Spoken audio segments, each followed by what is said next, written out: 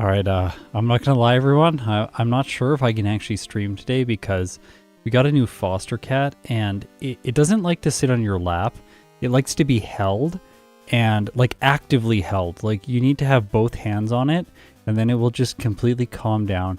And it rests its little head in like my elbow, and then it just kind of goes to sleep, and it purrs and sits here, and it's very cute. Yeah, so I don't have my hands right now. It's just hanging out with me. If I put it down, it's gonna start crying probably and run around the entire room and destroy all the foam panels on the walls. So if there's chaos later in the stream, that's why. But I'm hoping it's just gonna she's gonna just go to sleep on Churo's bed. Yeah, so very cute though. Very cute. If there has been a cat that I have that we've fostered recently, I'm like, I don't know, maybe we're gonna get 3 cats, so I don't know, it's hard. This one's so cute. Okay, so also Dennis in chat for a crystal video, very appropriate. Hey Dennis, it's good to have you here. Okay, let's talk about Stantler and Pokemon Crystal. Oh, the cat, she's going down. Okay, perfect. Perfect, let's talk about Stantler.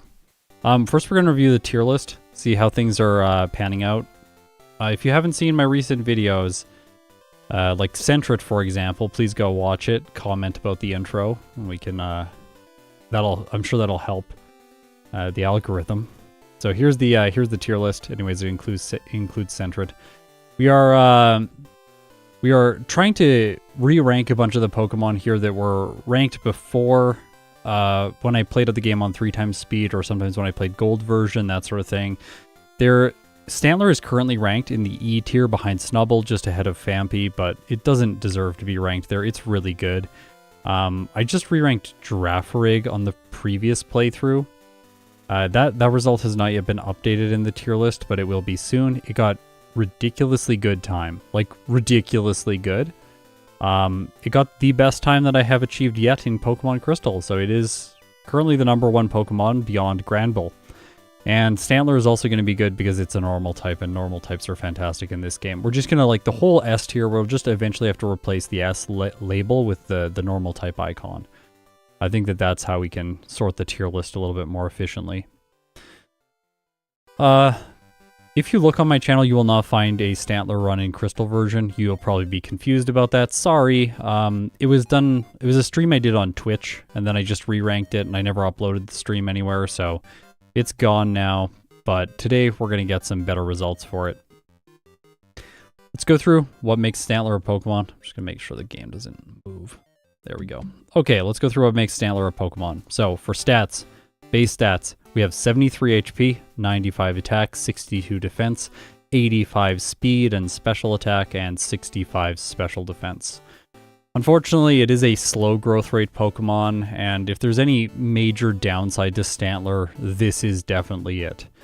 As I mentioned before, it is a mono-normal type, and it does feel like the counterpart to Girafarig. You encounter it in the same location in Pokemon Crystal, and it is a similar quadrupedal Pokemon. While Girafarig has another face on its tail, Stantler just has the biggest booty of all time. Okay, so let's talk about the move pool. It starts with Tackle. It gets the same type of attack bonus with this move, so it's pretty good for a starting move. Level 8, Leer Hypnosis, my favorite at level 15. Don't worry, this move is trash in Generation 2. At level 23, it gets Stomp, 65 base power, 30% chance to flinch. Sand Attack, irrelevant, it learns Mud Slap. It gets Takedown and Confuse Ray. All those moves are just not going to be useful today, but it does get Headbutt, as well as Swift and Return. Oh, and Churro is now starting to make noise. No! Yeah, there's some weird things about this Pokemon. Previously, I think I used Nightmare with it. We might have to use Nightmare again today, but we'll get through the first playthrough, then we'll talk about Nightmare. So, yeah. This is getting out of hand. Now there are 2 of them. No, there's 3 of them. Except Rosie is just quiet, so we never hear about Rosie on stream because she's really sweet and quiet, and she has not yet shown up for the cat camp. Also, there is no cat camp today, unfortunately. Due to the like foster paperwork that I sign, I am technically not allowed to talk about the foster. Like, I shouldn't talk about the foster's name or show pictures of the foster. So, yeah. It's not my cat. We don't know whose cat it's gonna be.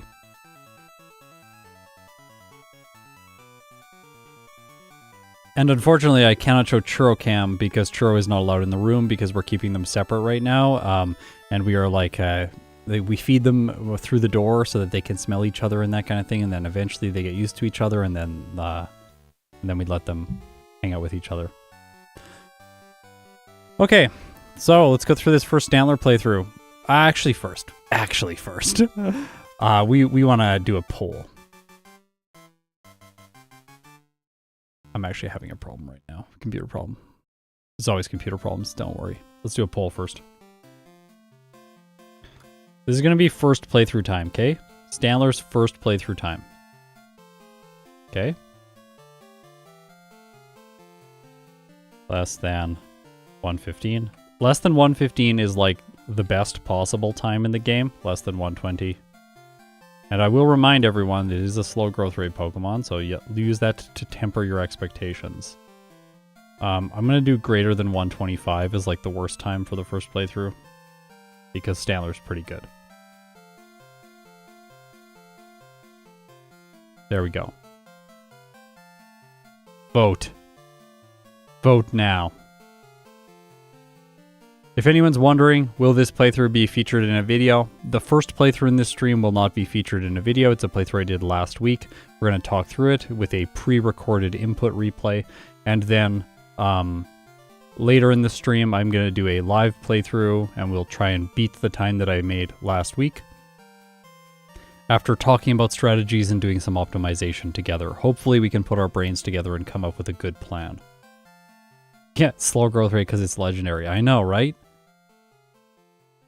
Its booty is legendary. Is that a tail? Is that its tail? Like, I don't know. Like, every time I look at it, I'm like, what is that? Is that supposed to be a tail? I'm not sure. 50% under 120. Okay. Scott Sus stream. I know, right? It's a bushy tail. Yeah, that's what I think. I think it's like a floofy tail.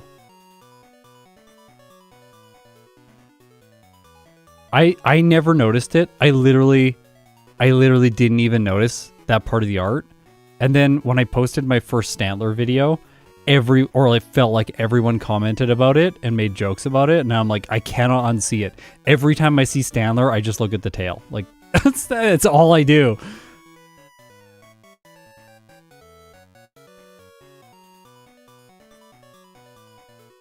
Okay. Alright, let's get going with this playthrough. Here we go. This is Stantler, Pokemon Crystal. For this run, I went with Hidden Power Ice. Let's do it. Okay. Remember, I'm not playing this as an input replay. I'm going to talk about things first, so if you have questions, I can go through stuff like damage ranges, etc. We can talk about all that now, and then I will play the second run after doing some optimization. I'm finding this format... it both like allows me to go into more detail with all of you on these playthroughs, and it also allows me to rest a little bit. When I do 2 playthroughs on stream back to back that are both live, and I try and talk through them, I end up so exhausted after the playthrough. Like, I genuinely just sit there for like an hour after the stream, and I literally just like watch YouTube videos that are about nothing and accomplish absolutely nothing. So it's like... It's much easier for me if, like, the day before the stream, I record a run, then the next day I just do the stream, we talk through the first run, I can be more engaged with chat, and then I do a final playthrough. And then the follow-up to this format that I'm really liking doing is I'm going to do a re-ranking video with somewhere between 6 to 10 Pokemon every time I do one of the re-ranking videos. I'll do a re-ranking video, and then we'll place all those Pokemon in the tier list.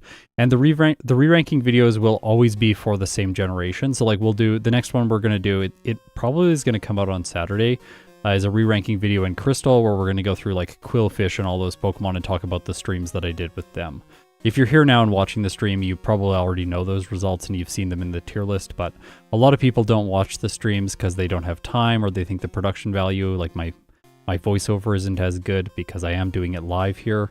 When it's pre-recorded, we cut out like breath sounds and we like really shuffle things in, and I do multiple takes on lines to make sure everything lines up and is correct. I also go back and do retakes when I notice that I said the wrong thing. Although sometimes we both don't notice, Sean and I, that I said something like non-volatile status condition when talking about curse, and it is in fact a volatile status condition, so oops. Sorry. Also, there was kind of an intro in this video. I talked about cat stuff, so for this one, there's an intro.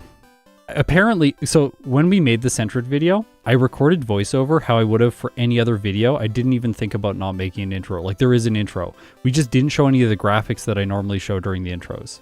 And I was like, my theory was, no one will notice. No one cares. We'll just take out these graphics. It literally doesn't matter because most people watch in the background anyways. We'll just take out the graphics at the beginning. I'll say the regular stuff. We'll just line up the footage so that the footage shows the things that I'm talking about when I talk about them, and it'll be a better way to get people into the video a little bit quicker. And for new viewers, they'll see the overlay right away, which I think is maybe one of the main draws of my content. And then everyone was like, there is no intro. It's like, oh, we didn't blur the background. Okay, so always blur the background for the first 10 seconds. Got it. How goes work on the new stat overlay? That's like quite a ways off. The new stat overlay. I made some posts about it. I've done 6 iterations on design concepts for it, and we have a working version of like the graphic in the center, like the graph. We have a working version of that we can adjust based on values. So we could patch in anything for that: stat experience, EVs, base stats, all that stuff into the little radial graph. So we have a working program for that, and then I'm going to continue iterating on design concepts, that sort of thing. And yeah, that's probably something that we'll see in 2025, just to be completely honest. Like, I think people underestimate the amount of iteration and time it takes to implement new features. I go through so much before I'm like, this is the correct way that I'm going to do it, and I'm going to implement this new design change. I really sit and I think about things for a long time, and I look at them, and then I like test them on mobile devices and see how it looks, that sort of thing, and weigh up different things. So if something seems unideal, like the fact that speed, the abbreviation is SPE, and the abbreviation for special defense is SPD, I've thought about it. Okay, here we go, Faulkner. So, Pidgey, I crit right away, but I 2-hit with tackle. Pretty good. And then the Pidgeotto, if you have a berry in this fight, you can pretty much go in on minimum battles. But I did a few more with Stantler just because it has a slow growth rate. I didn't want to get stopped here. I also didn't save in front of Faulkner because I was confident doing the extra battles and then not having to save. I would have saved if I didn't do the battles, but I don't think it would have been a good choice to do things that way. I'll go right now. I'll go back and delete the optional people that I fought. So there were 3 optional trainers that I fought up until this point: Youngster Joey, Bugcatcher Dawn, and Bugcatcher Wade. If I delete all of those, then I arrive at Faulkner at level 7.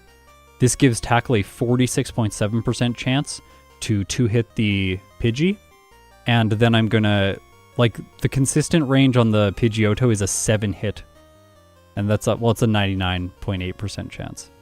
41% chance to 4-hit. Just so anyone, if you're curious, those are the damage ranges for the Faulkner fight with those trainers removed. Again, when I do with replay input replays like this, I can go back through the root file that I've already played and take trainers out, add trainers in. We could add moves, that sort of thing, to test things. So this is Stantler. Stantler on minimum battles would be level 7 fighting Faulkner, but I'll adjust things now, and then we will go back. This is it at level 8. So it has 87% chance to 3-hit and the Pidgey, and then 6-hit is the worst on Pidgeotto. So -1 turn there, which is pretty good. Overall, I think this is more consistent. Just so you know, damage rounding thresholds make more of a difference at a lower level. So like going from level 4 to 5 improves damage like by a massive amount. Whereas when you're like going from level like 95 to 98, it's not going to improve damage as much. Like the asymmetrical boost will be proportionally less. That's what I mean. Hopefully I explained that correctly.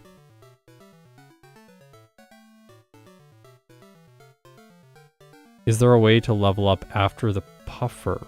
by losing 1 or 2 trainers. I don't know what that means. We don't want to lose if we don't have to lose. Does cutting out Wade give you 8? That's a good idea. Let's see. Let's experiment with that. Because like all this stuff's fairly self-explanatory now. I'm just going to teach Cut and fight some trainers as I go towards Bugsy.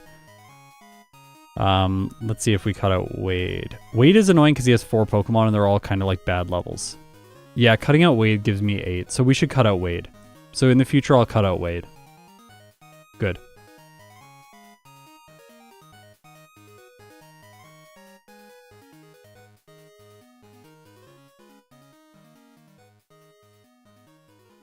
Yeah, a Weird Ear is one that I want to do. By the way, I'm not promising anything, but I have been working on a bunch of backport sprites. I recently completed all of the Alolan forms for Gen 1 and 2, so that's fun. But I'm not promising that. That's not going to come at some point in the near future. So with Swift, we have effective power of 90. I did not backtrack for the pink bow. I figured that Stantler was powerful enough that it didn't need it, and that would just be wasted time. When I did it with Grand Bull, I ended up regretting it. I don't think I should have done it. I think I should have just pushed forward and relied on either luck or leveling up. Like, if it takes you like 30 to 40 seconds to backtrack, grab the pink bow and walk back, it might be longer. I haven't timed it. But depending on how long it takes you, if you just fought trainers for that amount of time, like it would benefit the entire run. And then you get the pink bow later on, you're a slightly higher level. Like that seems like better like long-term investment than going back and getting the pink bow. The pink bow seems a little bit short-sighted unless you absolutely need it for a damage range. The fairy type and the steel type have been implemented in my ROM for like a really long time. They're extremely easy. It's 2 lines. They're like the easiest thing to add into the game. I don't think people like understand. They're like, types is going to be so hard. No, it's like so easy. You literally just add the type effectiveness chart and then you add the, like for each of the types, and then you just add the definitions for the types and you're done. So they've already been implemented in the backporting code that we have. I just haven't done any yet because I want to like take some time and talk about them when I do them. Like, do we add moves for them or not? And I'm gonna I won't talk about my plans for the future. I have to stop talking about my plans for the future. Okay, so we have the chance to learn Hypnosis. I'm going to put it in the place of Leer. Moves that lower the opponent's stats are typically not very good in Generation 2. Snowy uses Leer in the Kangaskhan run, and I'm going to talk about that on the channel soon with a video that's coming out. But in general, stat lowering moves are not very good in Generation 2. They're much better in Generation 1 in the early game because there's like some problems you can solve with them, like Brock, that sort of thing. So Stantler's not able to, or Bugsy is not able to get enough damage. I think that I could potentially go into that. I went into the fight at level 15. I think going in lower is going to be risky, but maybe I could go in and not have to level up to 16. Like I could be, I think it might be, I don't think I can cut 1 trainer, but if I cut Dawn, do I get there at, or Wade, sorry, Wade. If I cut Wade, I still get to Bugsy. No, I don't get to Bugsy. I get to Bugsy at 14. But I level up going into the Stantler, so I get the same damage ranges against it, and it doesn't affect the Metapod ranges, so that's fine. So we can go into Bugsy at 14 next time. Okay, Rival 2. This is generally one of the trickiest fights in the game. With a normal type that only has 1 move that damages the Ghastly, it might actually be safer to Hypnosis it so it can't spite Mud Slap. I'll probably do that in the second playthrough. Because if it hypnosises you after you use Mud Slap and then it spams Spite and you run out of PP, then you lose. So I think this fight, because of the difficulty here, it makes sense to... The Ghastly can't hit me with anything for damage, so we just spam Hypnosis back and forth until I put it to sleep, then I knock it out with Mud Slap. After that, knock the Zubat out, then put the Bayleaf to sleep so it doesn't hit with a bunch of Razor Leafs and get lucky, and then win. I think Ewan... I know that I can grab the pink bow after Radio Tower. There's 2. There's like, you can get it either en route, the first route of the game, or you can get it after the Radio Tower. In general, I think that the Radio Tower is the better place to get it because you don't waste any time to backtracking or just randomly running around to pick up an item. No, the foam. Oh no, I have to save it. Yes. Were you trying to get my attention? Come, it's an input replay, so you can sit in my lap. Come here. Oh, she's happy now. You might hear the purrs, the purr machine. Okay. Don't forget to like the stream, that's right. Help me with the YouTube algorithm so that I can make enough money to get myself a third cat. That's a joke, by the way. Okay, so one thing here, I learned this from Snowy. Use the repel. After you use the repel, then teach headbutt. Don't teach headbutt right when you receive the TM, because then you have to open the... that's my water bottle. Let's not chew on that. Then you have to open the menu twice. Opening the menu twice is a little bit less efficient than opening the menu once. Menuing takes a lot of time, so if you can cut like teaching a move or something like that, you want to do it if possible. Go down. Come here. Yeah. Okay. Can I request my YouTube membership money be specifically or spent specifically on more cats? Okay. She's liking me now. Alright, Mudslap. Mudslap's really great. When the Pokemon can learn Mudslap, it essentially means that you've solved Magnemites for the rest of the run. By the way, in general in this fight, you want to Mudslap all the Magnemites and then use whatever move you have that's better than Mudslap on the Voltorb. The Voltorb very rarely goes down to one hit from Mudslap because it takes 2 times damage. And Mudslap's very weak. So if you hit it with something like Swift or something like that, you'll do more damage. Gonna buy Abra. Abra is really good for navigating the overworld with teleport.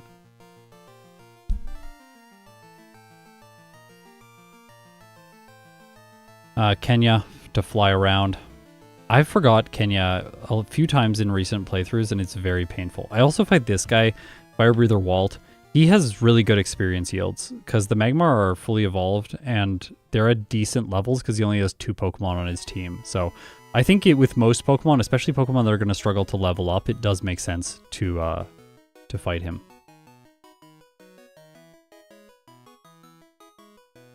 I'll just take this time because some people have complained about the fact that speed is now in the top right-hand corner of my stat overlay. Oh, also, I accidentally headbutt this tree and got a sleeping Hoot Hoot. They sleep during the day, by the way, which is cool.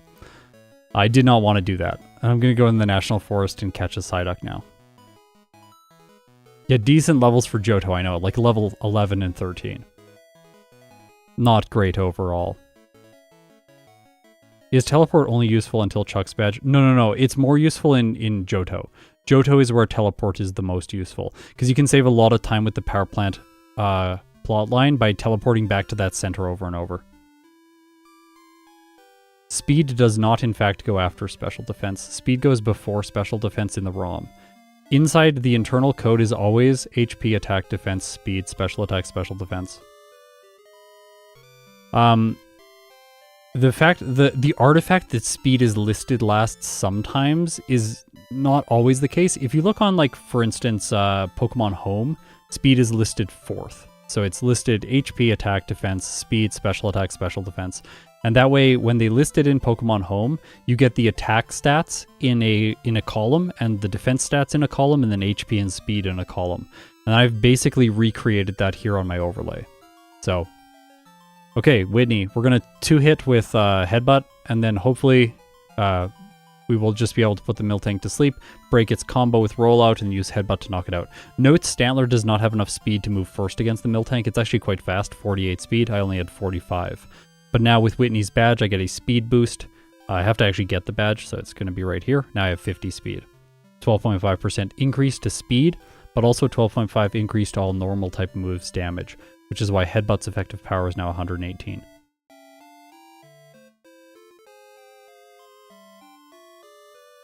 Why don't you guarantee the Psyduck encounter? It's a tech problem. We have to work on it. It's not like it's one thing to say like, hey, guarantee the encounter, but it's another thing to actually do it. I have to switch out all my ROMs, then I have to archive a bunch of stuff. I have to make a bunch of like version numbering notes. There's like a whole bunch of stuff that has to go into it. It honestly might not happen until next year. In Generation 1, it's a lot easier to force encounters. When you enter the area, it populates all the encounters into a table, which you can just edit in real time. it's in RAM. But in Generation 2, the encounters do not get populated into RAM. When you enter the area, the game just like references the ROM whenever it needs it and goes, hey, make an encounter. Okay, I'll look at the ROM, see what Pokemon are available here, then I'll populate with that Pokemon. So if I wanted to show Psyduck until I catch it, and then every other Pokemon after I catch the Psyduck, then I have to have the full encounter table present. Then I have to force the Psyduck encounter with a custom piece of code.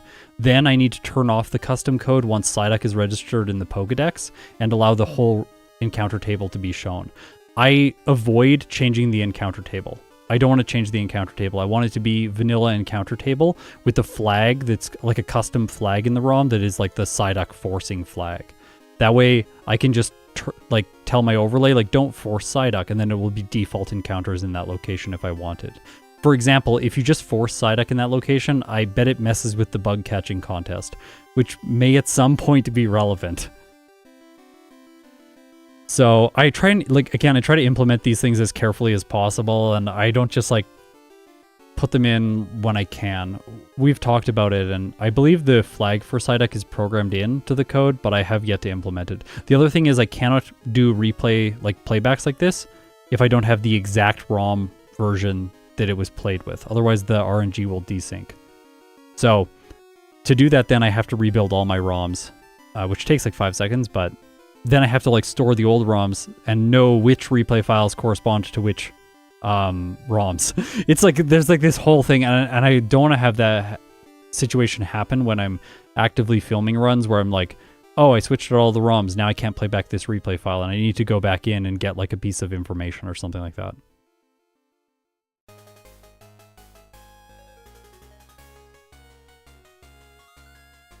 Okay, teach Hidden Power Ice. We did our standard stuff.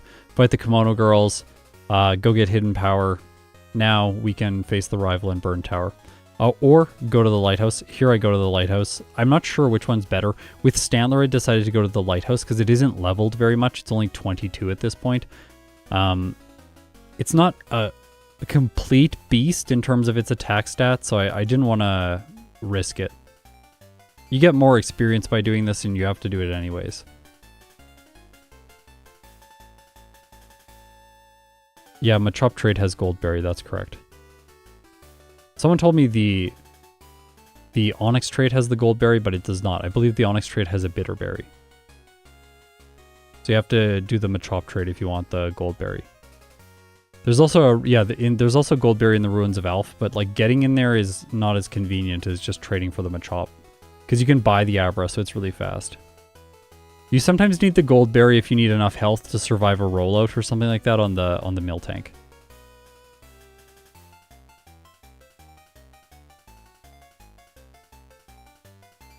Yeah, Hidden Power Psychic. It does feel like Stantler should have been a Psychic type. I feel like both Stantler and Girafarig should have been normal Psychic types. I think that would have been really cool.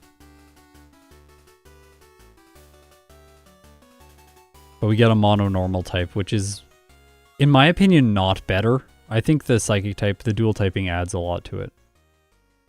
Okay, we can learn Stomp here, but again, Headbutt has the same secondary effect, so we don't want to give up Hypnosis for one fight. There's one fight that I'm keeping it for. Yeah, at least it turns into a Psychic type eventually. Yeah, I agree.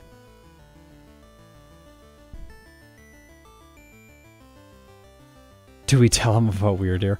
It's so funny. I said in my Stantler video, I was like, it's probably never going to get an evolution, right? Like, and then the number of people that watched my Stantler video after Weirdeer was announced and just like commented like, wow, that didn't age very well. I'm like, yes, it didn't. I'm really happy about it. Although, is there only like one game you can use Weirdeer in, or two? That's one thing about new Pokemon. It's sad that you can only use them in like a few games. That's why I really like the idea of backporting. But we'll talk more about backports when like we'll talk more about backports later. I'm trying to be more disciplined with myself and not promising things, because then I just end up late with everything. So, yeah. I don't want to be late and like get people's expectations up and then dash them. Oh, something you might have noticed. Okay, here's the rival. So Curse, really annoyingly, I do not get the 2-hit with Hidden Power Ice. And I do not one-hit the Magnemite, which is scary because it could have supersonicked. That said, from here, the Zubat and the Bayleaf are not that strong. You can go for Headbutt here if you outspeed, but you should go for Hidden Power Ice if you don't, and it gets me. Kind of annoying. The reason you go for Headbutt if you outspeed is because you can flinch and you have physical damage, which is better in this case. But the reason you don't go for it if you don't outspeed is because the Bayleaf can set up Reflect first, and then your physical damage does less, and you wish you just went for the special attack anyway.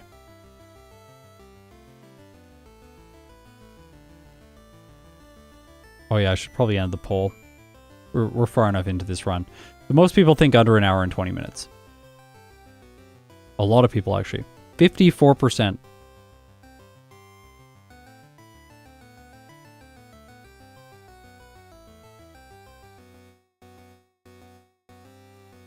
Yeah, it's pretty good. It's pretty good against ghost types. Normal Psychic is really good against ghosts. Hidden Power Ice is also like a way that we solve the ghosts here. Hidden Power for a lot of Pokemon needs to. Do you know how much time skipping Usin saves? I have not timed it. I think it's like maybe a second. Maybe. I honestly don't think that's an optimization. Like, Vanman once talked about fake optimizations, and I think they're a real thing, especially in 4x speed formats. Like, you can optimize something and like go like around the back of Professor Oak and Professor Oak's lab in Generation 1 so the rival walks less. And it's like, you can do that, but like, are you actually saving times? Like maybe a quarter of a second or something. If you execute it well, you might lose time. It's like, they're kind of fake optimizations. Yeah. Also, there was the question about why does it get Rain Dance? Well, a lot of Pokemon in Generation 2 get moves that don't really make sense. Sunny Day, Rain Dance, Dream Eater, and Nightmare. Pretty much every Pokemon gets those moves. They're sort of like generic TMs. A lot of the TMs in Generation 2 are actually generic. Like, pretty much everything can learn them. Okay, so Hypnosis here for Morty, because I can put his stuff to sleep and hopefully prevent it from using Curse. Essentially, Curse is how the first two of his Pokemon deal damage to Stantler, and then the Gengar deals damage to me with Hypnosis. So it has a 45% chance to use Hypnosis to hit with it because of the AI's debuff. So if I just use Mud Slap against it, it makes the chance so low anyways, I felt confident. Yeah, almost every Mon gets Nightmare. I'm pretty sure they did it so that Pokemon could counter sleep strategies like Rest and Sleep Talk and stuff like that. But like most Pokemon don't get sleep-inducing moves. With Stantler, it doesn't look weird. It's like, oh, it gets Nightmare and it gets Dream Eater. Cool. But like with other Pokemon, it's just like, oh, they get those moves. Why? I always get comments about it. Just like, hey, why does it get like Dream Eater? That's really weird. Yeah, it is weird. I don't know. Okay, the cat is deciding to play with her tunnel and it's making a lot of noise. Hopefully you can't hear that.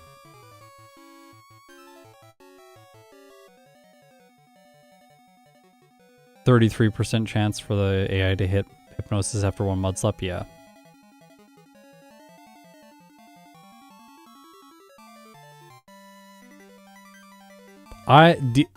DJ Cates, I learned Nightmare with Stantler last time, and I might use it again today. We're going to talk about it at some point. We'll get there. Okay, so Chuck's Gym.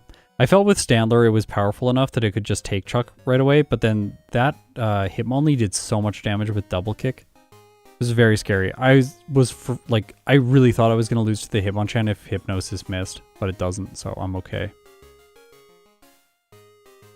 Kind of sketchy.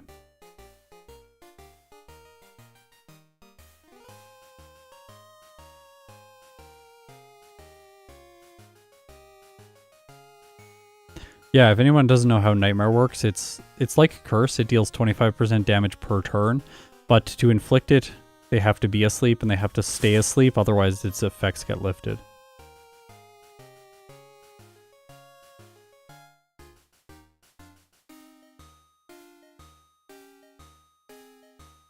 It's like, Nightmare is like the move. I don't think any AI Pokemon have Nightmare on their set. So, and it's a TM that you have to get from delivering Kenya back to the person, like the mail to the person. So it's kind of rare to get it. I don't know if any Pokemon learn it by level up. Maybe Gengar? I don't know. It's a really rare move in this game, so we don't see it very much. Okay, we crit the Primeape, so that's nice. Then we put the Poliwrath to the sleep just so it's not going to use Dynamic Punch. After one turn, I figured I could just attack and then I get another critical hit, so 2 crits on Chuck.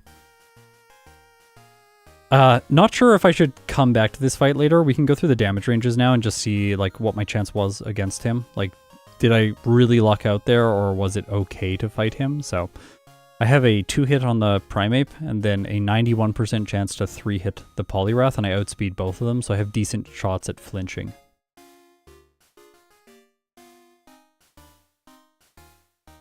Okay, Red Gyarados. This thing has actually been kind of scary lately. Sometimes with Thrash or Dragon Rage, it can do a lot of damage, so you have to be careful. By the way, people pointed out in Sentret that I could maybe use Thunder Punch to have a better time against the Gyarados. Interestingly enough, Thunder Punch does not one-shot the Red Gyarados. It does between 65 and 75% damage because Sentret has terrible special attack. I try to read comments and respond to that stuff, looking at like the root files that I have and stuff like that. I actually went back in and tested that one too in the game because I have the replay files. So as soon as it'll be even easier to do that as soon as Snowy finishes one development that's being made to the emulator. Stantler's base defense stats are way lower than I thought. Well, let's look at Stantler's base stats. There's its base stats in case you missed them at the beginning. Yeah, the stats are like, I feel like Stantler is actually quite well distributed. Like, it's fairly even. 85, 85, 95, like, that's pretty good. Its defensive stats are a bit lower, but they're not terrible. Like, I think it's okay. Snowy has a 4-day weekend. Oh, that makes me excited. Okay, back to the regular stats. We're level 30 now. We're in the rocket plot line. This is the most boring part of the game. I'm gonna get some water. Everyone else, hydrate. It's important.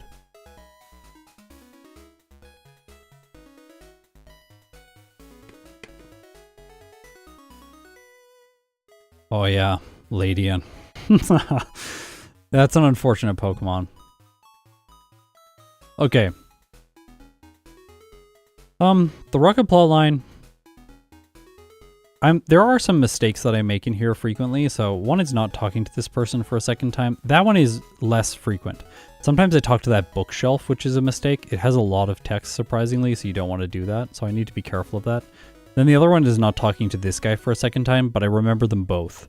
Now, I usually will also make the mistake of using the protein at that point, right when I pick it up. But instead, I should be saving it and then using it after I buy vitamins in the department store after the second part of the rocket plotline, so Radio Tower. Unless the vitamin is needed before a trainer like Jasmine or Price. But why would it be needed before Price, right? Again, this is operating under the principle of we only want to open the inventory once when we absolutely need it. Otherwise, we need to keep it closed just so that we're not wasting extra time. Okay, I rarely forget to talk to the Murkrow there, so that's luckily not a problem.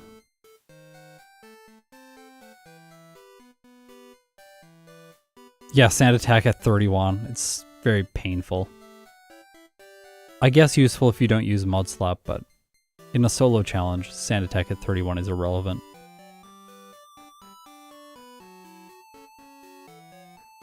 Flinch. Flinches are always nice. Okay. This part of the plot is basically done now. It almost never makes sense to do Jasmine before Price in this situation, so I'll just do Price next. Also, in the bottom left of the screen, you can see Return's base power is now 73. Typically, around this time is when Return is becoming more powerful than Headbutt. Although, you have to remember, Headbutt has the chance to flinch. So I don't really think Return is better than Headbutt until Return's base power gets to about like 80 or 85. Then it makes more sense to use it for the extra damage. But at this point, it doesn't make sense to teach Return, which is why I didn't go back in Goldenrod City after beating Whitney to try and obtain it. You need, I think you need like, I don't know what the friendship threshold is. It's like 170 or something. I probably wouldn't have even been able to get it back then. With some Pokemon you can if you've done a lot of training in the early game. Like with first stage Pokemon, you can typically obtain return when you're in Goldenrod City. But with fully evolved Pokemon, when you're cutting training, typically makes sense to get return after the radio tower. I was really scared here, by the way. It hit a blizzard, and I was like terrified it was going to go for another one and freeze me. So Stantler did not actually do as well against Price as I was expecting.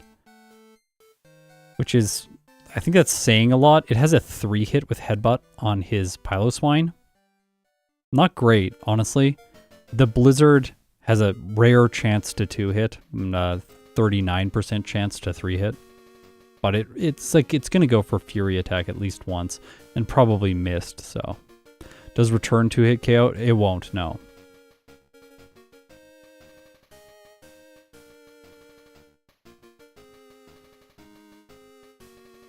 Again, we would also have to bleed time going back to get return. So it's like, does it make sense to get a little bit more consistency against Price to do the backtrack to get return later on? Probably not. It's probably just going to be worse for the time overall. Okay, let's talk about Jasmine. So, I was hoping here Mudslap's going to one-hit the Magnemites, but it's not. So what I'm relying on is the accuracy drops to prevent Thunder Wave.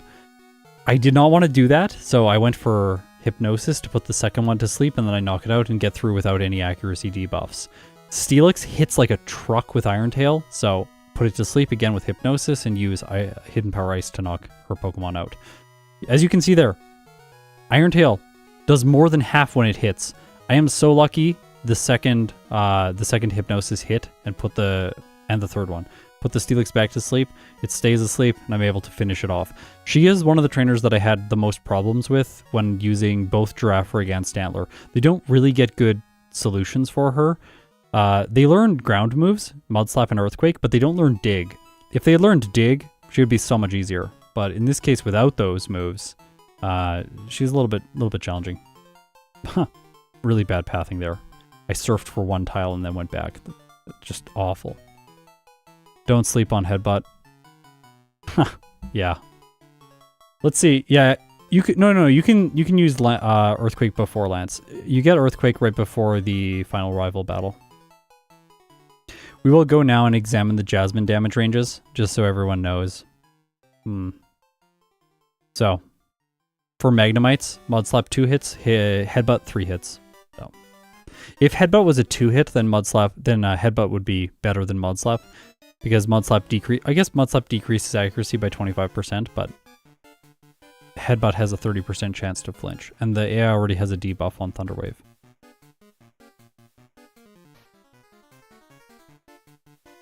So yeah, Mudslap's better here against the Magnemites, and then Hidden Power Ice for the Steelix, of course.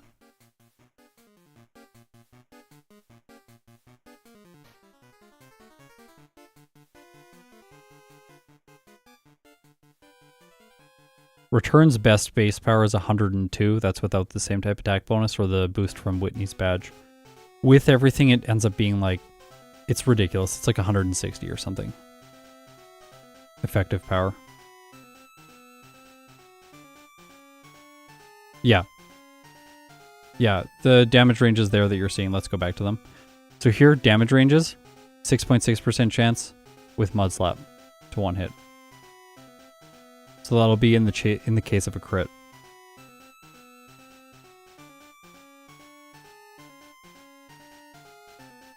I believe you're probably thinking, why isn't the crit rate 6.25% chance?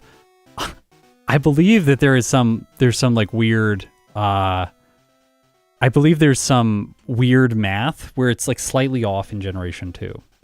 But Snowy or Smash Math could probably tell you more about that. Yeah, it's 17 out of 256 instead of 1 in 16. Exactly. It's like, it's slightly off. So it's not exactly what you would expect. What's this UI? It's a program that I developed for my streams and my videos.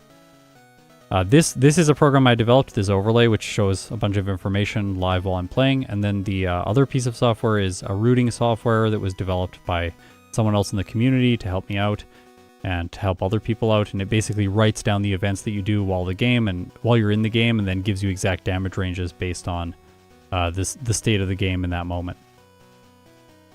So we're looking at a root file and a Stantler run that I played last week. It's being played back live right now, so we can pause it and that kind of thing. Also, yeah, if you're a new viewer somehow and you made it this far in a stream, which is really rare, thanks for checking out my stuff. It's good to have you here. Hope you like nerdy things, because we're going to be real nerdy. Also, I'm going to go get Return now. I forget why I was doing this. One thing is that Snowy always goes through Ice Path first before going back to Goldenrod City, and Snowy, I think this is the better approach. If you do that, then you can use the protein in Ice Path in combination with the vitamins here all at the same time.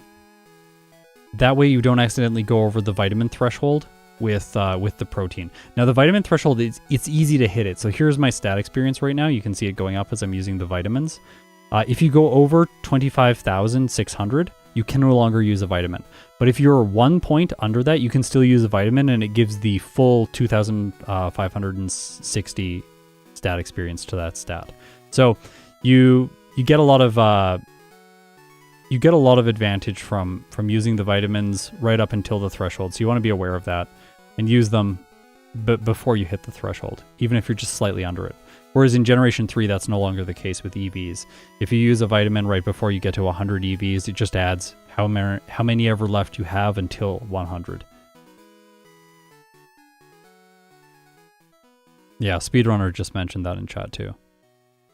Okay, so I wanted to get Return because I started to get scared about this guy, Petrol. He's very problematic because he likes to use Smokescreen, poison you with Sludge, and then use things like Self-Destruct and Explosion. It's generally one of the hardest battles in this section of the game. This section of the game is generally not hard. So the damage range on Return is 49.7%. So I have roughly a 50% chance to knock the Coughing out. If we went up to like 38, so I'm going to increase my levels here. You'll see the damage range is changing as I'm increasing. So one level higher, 36, 64% chance to knock out, then 71% at 37% chance, and a guarantee at level 38. That is because of the damage rounding threshold. That's why the chance to knock out jumped by 30% in one level. Okay, let's go back. Rival 4. This one's generally not a problem, but I was surprised again when Hidden Power Ice is not one-hitting the Golbat. And also Mudslap, which I don't have anymore. I deleted it for Return because I wanted to keep Headbutt just because it's so good. Mudslap, I'm not going to be able to two-hit the Magnemite, but I can two-hit it with Return. I think Mudslap might have two-hit. I'm not sure, but in the end, I get paralyzed here and the stuff's not looking very good.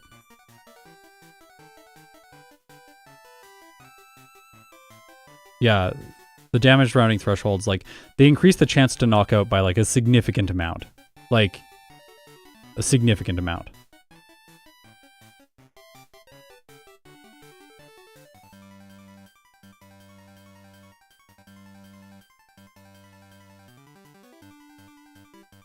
Candies also increase friendship, that's correct, yes. I think candies increase it by, it's either 5 or 10.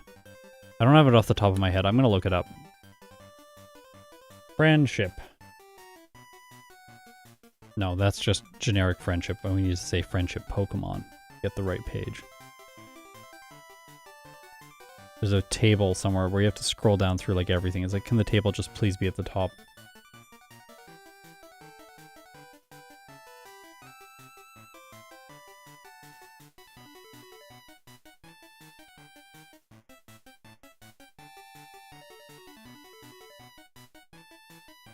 Using a vitamin. +5. Oh, it's level up. It's just level up. 5. +5, +10 if you're at the location where you met the Pokemon in Generation 2. That is a Generation 2 exclusive, by the way.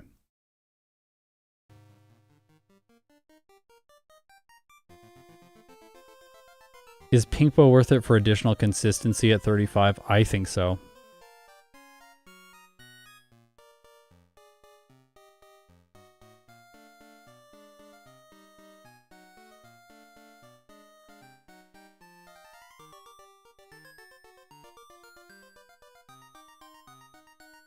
Okay.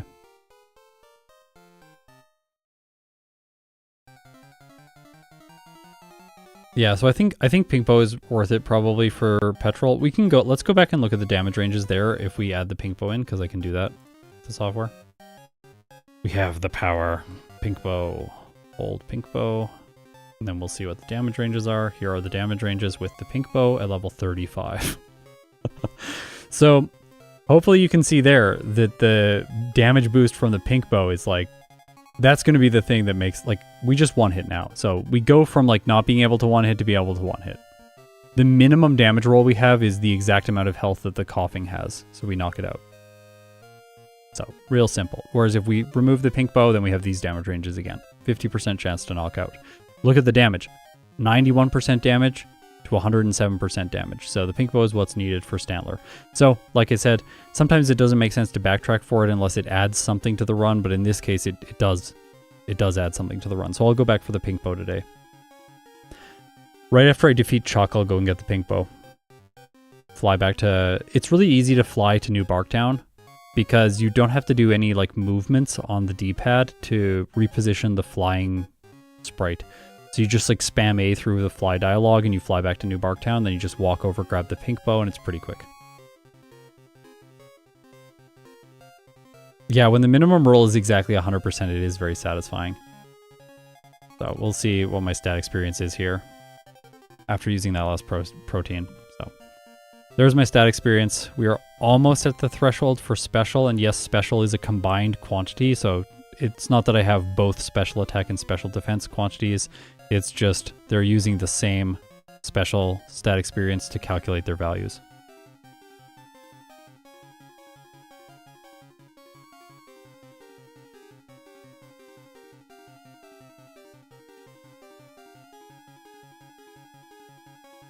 Oh, that's funny.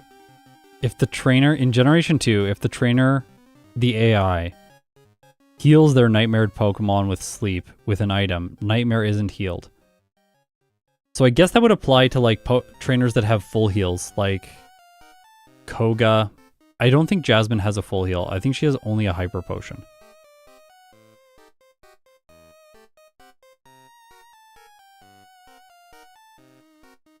Yeah, special is still, like, the internals of special are still the same as they were in Generation 1. They just add on, like, the special defense base stat, essentially, and then they just calculate using the same DV and the same stat experience quantities, so that you can transfer Pokemon back and forth between the two generations.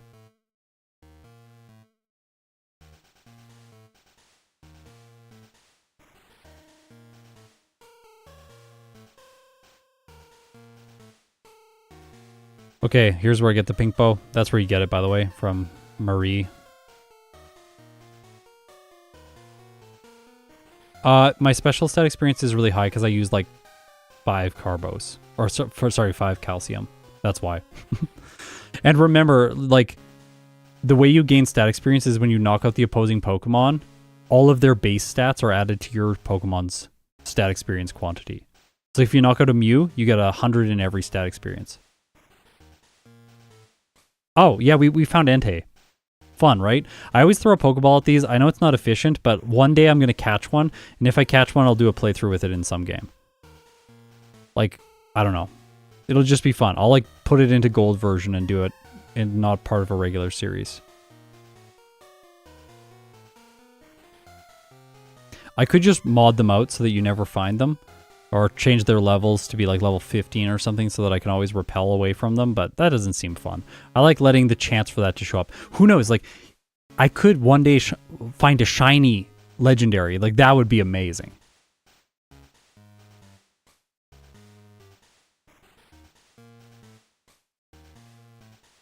I'm like, so all the games I play so far, there are no mandatory legendary fights except for Platinum. So I'm starting to think that the most likely shiny legendary that I will ever find in my life is shiny Giratina. Because I have to fight it every run I do. And if I'm going to beat the game, I'm going to beat the game 490... Oh, wait, yeah. I think 493 times. So if I beat the game 493 times, and I'm not doing double playthroughs, if I do double playthroughs, then I beat the game 1,000 times. That's decent odds for one shiny showing up. And that shiny could be Giratina. We already found a shiny in Platinum, Machop. I recorded that video this week, by the way, so shiny Machamp coming soon. Rendered it last night.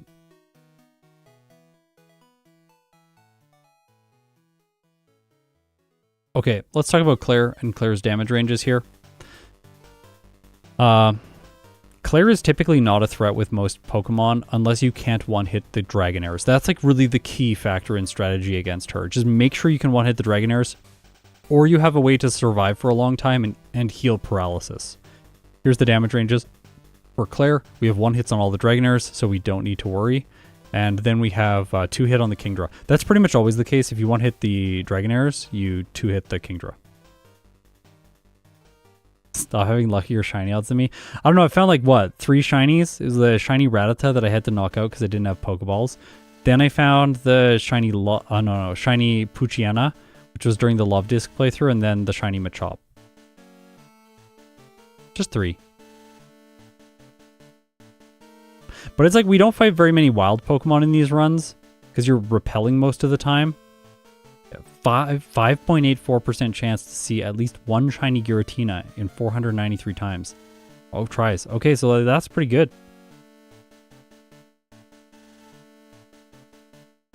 Yeah, Kingdra has Smokescreen, but like you have to get very unlucky. And see, I knew the return was gonna 2-hit.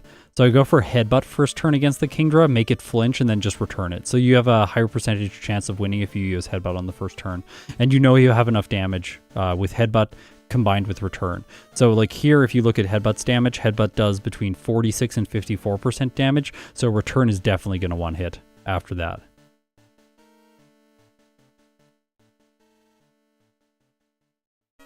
Right now, up until this point in the run, I think that the challenges that I need to solve are Jasmine and Morty.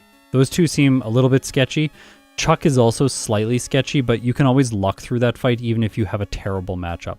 He can literally spam Mind Reader and then like miss with Hypnosis and then Mind Reader and then miss with Hypnosis and you just win. Because yes, that is a thing in Generation 2. I love when I discover new things about this game by playing solo challenges.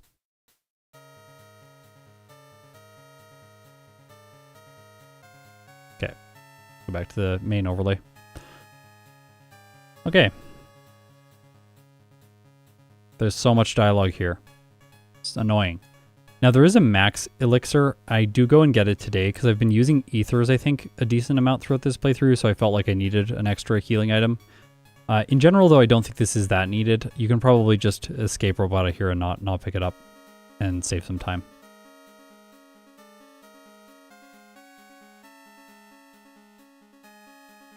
Gonna go get rare candies. This was a mistake. I pick up way too many ethers in my runs. Yeah, like that's something I'm trying to dial in right now is just like making sure. I also get the max elixir by the 2 twins. Yeah, I usually get both of them. And then in second playthroughs, oh, what am I doing? Oh, I bet that was a cat incident right there. So you saw me, I sat on one tile for a little bit of time. I bet what happened is a cat like jumped up and was like about to walk on my keyboard and I was like, no, we can't do this. So I just like set down the controller. After all, I know Stantler's hopefully not going to be ranked based on this run. I got a little lost here. You have to be 1 tile below that and then move, turn and then move 5 tiles. So it's 6 inputs. Yeah, I'm struggling here. Sorry. You want to be in line with that item and then walk to the right. Thought I'd get it in the end. We're okay. Hey, Scott. What is on your mind for Cast Form's run? I've thought about I was going to do Cast Form last year. It was on the plans for last year, and then there's always too much to do, and I can't do everything that I want to, at least at this point. I'm really hoping that I can speed up and make 2 videos or 3 videos a week at some point. Because if I can make 2 or 3 videos a week, then I can actually do all the things that I want to do. Right now I feel a little bit like I have to go slowly because we're just not good enough at making stuff quickly. And like, I'm not just going to go faster to make stuff. Like, I'm not going to just be like, well, we'll make worse videos, like, or we'll make shorter videos. Like, no. We're going to make the same videos. But if we can make videos, if we can just do that faster, then I will. But yeah, Cast Form was supposed to be planned last year. It's not on the plan for this year. Sorry. But I'll do it eventually. Maybe next year. Yeah, no guard in general. No guard. I am excited to show you No Guard. No Guard is sweet. Another max elixir here. There's 3 of them right at the end of the game. Oh, you're saying Wonder Guard, not No Guard. Oh, no, someone said No Guard. Yeah, No Guard is great. Okay, this is where we can now have access to Earthquake. With a Pokemon that has Headbutt, like, it just makes sense to teach Earthquake. Headbutt's not that good at this point in the game. I know Snowy likes it. I still don't think it's that useful. Like, you can sometimes get some flinches, but I think the type coverage is just a little bit better. Maybe I'm wrong. Doublade solo in 2037, yeah. Hey Scott, last 12-hour shift for me of the week. Glad I have these streams to get me through these long days. You're the best, man. Aw, thanks, Kyle. Glad it's your last 12-hour shift for the week. You can get some rest after this. Sigilif in 2069. That was a Pokemon. I saw that thing. My ex was using it. And I just looked over. I'm like, why are you using that? Like that seems like a terrible Pokemon. She's like, no, it's really good. Then I started fighting them. I'm like, actually, these things are really good. Like, it's terrifying. It's like Flying Psychic or something. It's like what Xatu wishes it could be. Here, look at my experience. I'm almost leveled up to 44, and I want to use 7 rare candies before the league. So I'm going to fight like 1 wild encounter, knock it out with Earthquake or Hidden Power Ice. And then level up with rare candies before the league. I think with most powerful Pokemon, using 7 rare candies right before Will is the best thing to do. There's no chance then of like accidentally having a loss somewhere in the next couple trainers. Whereas like if you do go in at a lower level, like maybe you like accidentally get messed up by like a toxic double team combo from Koga, or like a stray like critical hit from Will, or the Jinx like somehow lovely kisses you if you accidentally make a misclick. If you just level up more, you're more insulated against your own mistakes as well as the AI getting lucky. So that's why I do that sort of thing now. Yeah, Headbutt is kind of like Body Slam if you're outspeeding. Yeah, kind of. It's like the Gen... It's very equivalent to Gen 1's Body Slam. It feels very much like Body Slam. I only keep Headbutt if I don't have a status move at this point. Okay, that makes sense. Yeah.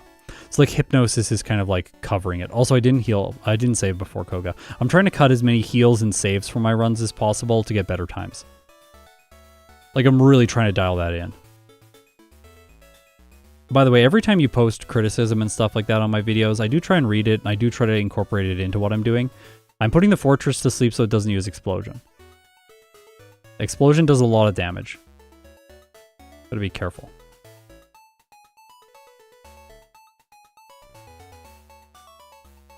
How's your morning going? It's good. It's going really well so far. I got, hopefully today I'm going to pick up my car. We got rear-ended. So it's getting fixed. It still drives. I just drove it around for a bit, but hopefully today I pick it up. Do you think you'll ever run the 3DS games? Right now I'm going to say like, by the way, Hypnosis the Machamp, I know I'm not talking at all. Yeah, the other person's insurance covered it because I wasn't at fault. It was my first accident though, so I like had no idea what to do. It's just like, oh no, like I haven't gone through any of this before. Everyone's safe. It's all good. It's just like some paint scratch, not a problem.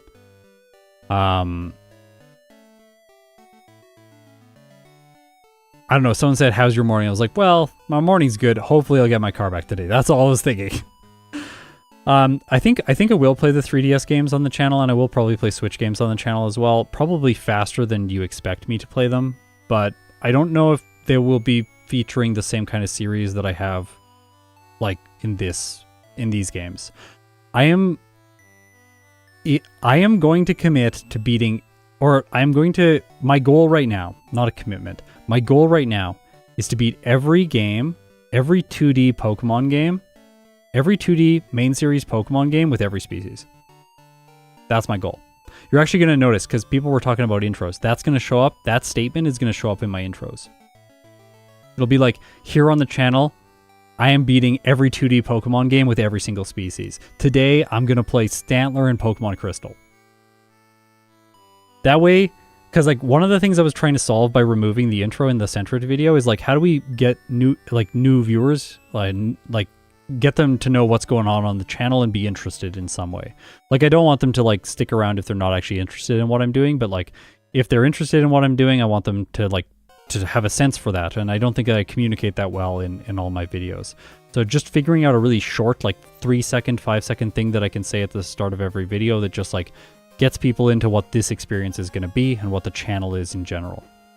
The intros never technically went away, I just changed the graphics. I talked about it earlier. Like I recorded the intro like I would normally do it, and then we just took out the regular graphics. So the graphics will be back, yeah. Like Sean saw the comments actually before I did. And Sean edited the intro back into the Machamp video that we were editing at the time while working on, while like the Sentret video was just going up. And then I noticed them later. He's like, don't worry, I put it back in. I was like, okay, thanks, Sean, you got this. We'll just quickly look at the Lance damage ranges in case you're curious. Hidden Power Ice just solves this fight, but just barely. We 101% damage on the final Dragonite, worst damage range, so yeah. But Hidden Power Ice also helps out against the Aerodactyl, giving me a 2-hit. I would have had it with Return anyways, but sometimes you don't.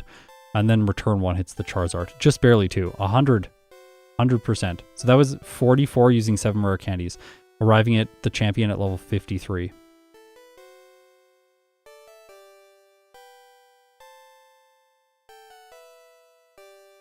I don't know if people were too harsh. I think it's interesting that like that's the emotional response that people had.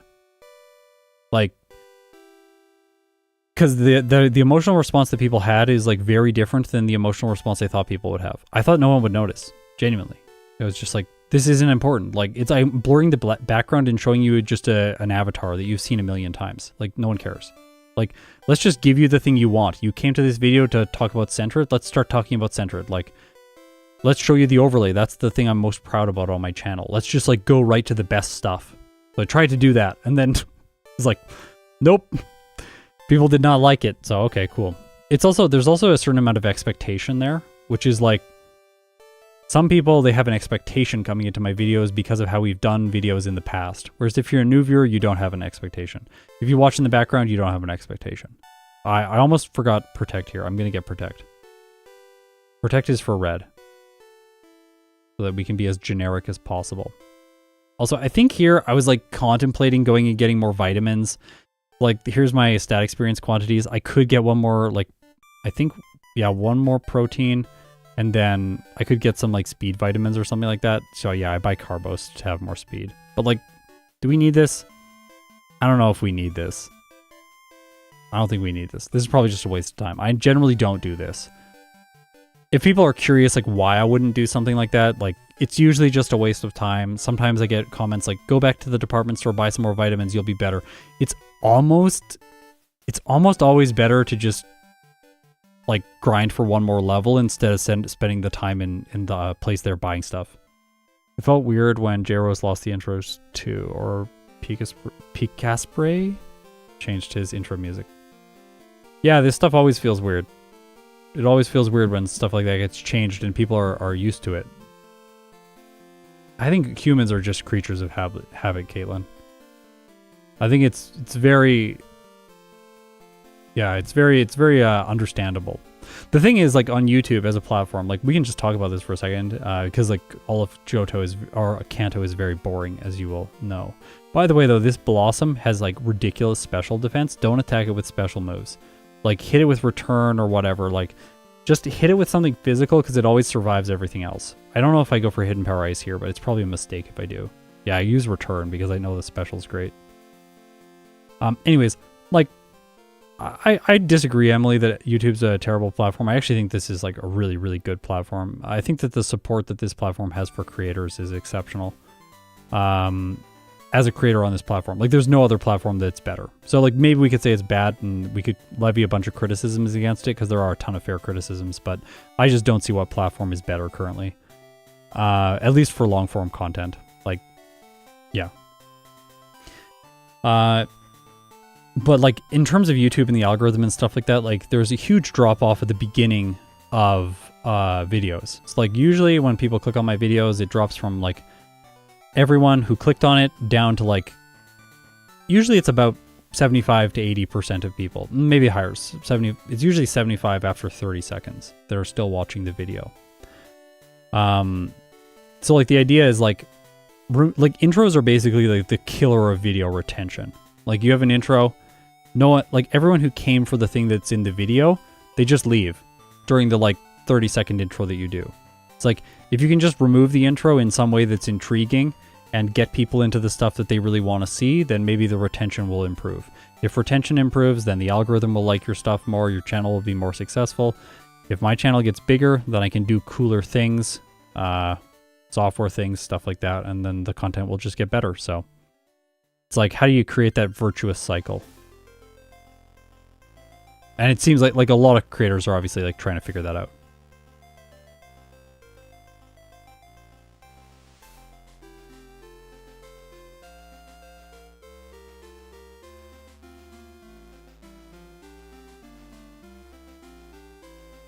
Yeah, Kevin makes a really good point here.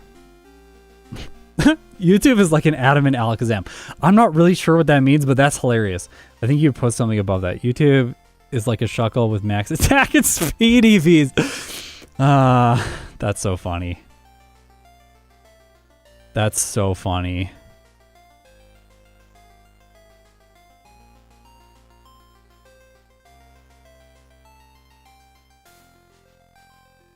My brain just turned off for a second. Sorry about that. Kevin said something that I wanted to talk about. Oh yeah, I also agree. Like sometimes the viewers do not actually know what's best. Like people will comment a lot about like certain little things that I do. Like, hey, wouldn't you change this? Change this. And it's like, I understand where you're coming from because I've usually had the thought that you're having and that you're posting about, but I'm like playing chess, like, and like I'm like 13 moves ahead of you. Like, I have gone through the process of trying that thing and then not realizing it doesn't work and then trying like 30 other things. Or thinking about 30 other things and then choosing the 31st thing to implement. So it's like, it ends up being the case that a lot of times, like, I feel like I have a better sense for where things should go than like a random comment that says, hey, implement this thing, and that sort of stuff. But sometimes I have no idea what I'm doing. And in the case of the intro, that's the case. Like, I was like, oh, it's a good idea to remove it. It's like, well, like my logic about like how to make the intros more engaging or make the intros more unique or make the intros more about like my whole channel in general, like I can definitely make the intros better, but I shouldn't make the intros better in the way I thought I should make them better, which is just remove the like avatar graphics and the box art and remove the little statement saying which Pokemon I'm playing in the game. Just say something like, hey, normal types are really good in Generation 2. Let's try and find a bad one. I'm going to play with Sentret. It starts with Tackle and Defense Curl. Like, that's like a really concise intro, but maybe too concise. Maybe I can, like, expand on that a little bit more and just make it, like, serve the function of both what I want and what you want. Yeah, I need to come to, like, a way of doing that, so there's some problem solving to be done there. I'll be working on it. You'll probably notice, like, because we're really ahead in terms of production, you'll probably notice some, like, misses in the near future. Like, wait, there's no intro in this video. It's like, yeah, we finished that video before I got the feedback, because it was done before Sentret ever released. So, yeah. And, like my intros, like, in general, like, the highest density of editing goes into the intro. Like, the first 30 to 60 seconds of the video gets the most time. You like edit so much in the beginning to make sure it looks really good. Taking inspiration from other creators could help. Yeah, of course.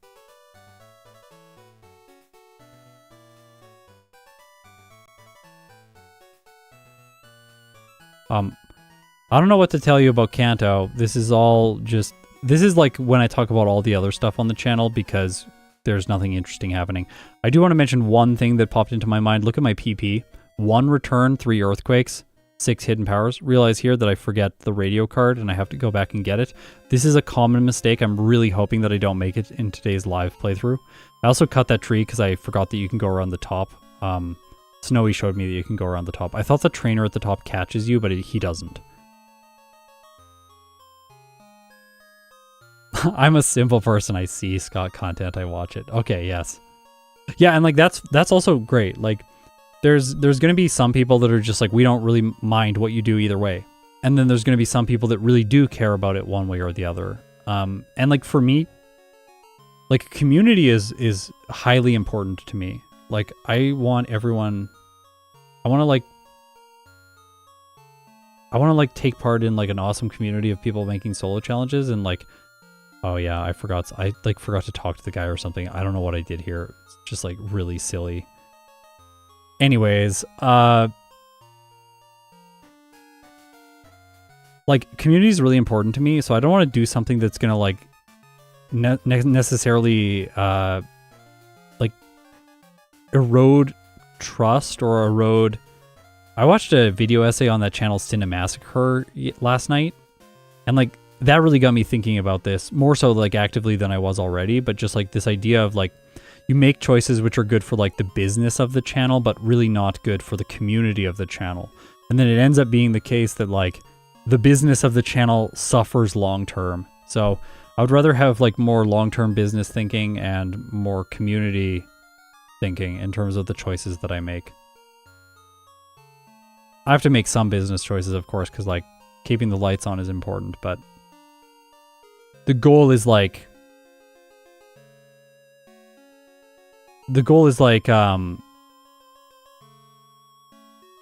if you're like already hanging out on this channel and watching my stuff, like let's just like keep that being a good time. Like I'm having a good time with it, so if that changes, if I'm not enjoying this anymore, then at some point like I'll have to pivot and do something else, but that'll be because I need to do something else for myself, for my mental health, that sort of thing. And hopefully people will follow me, and if they don't, that's also cool because I'll be doing something different. That said, while I'm enjoying this, it doesn't make sense to... Let's just like keep making it better. There's so many ways that I can make what I'm doing right now better.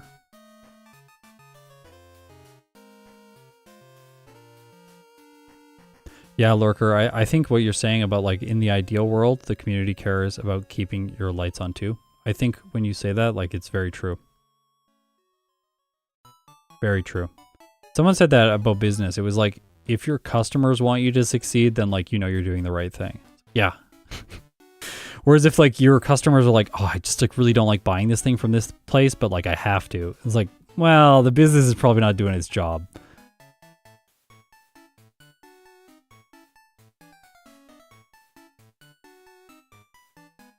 Okay, Blaine.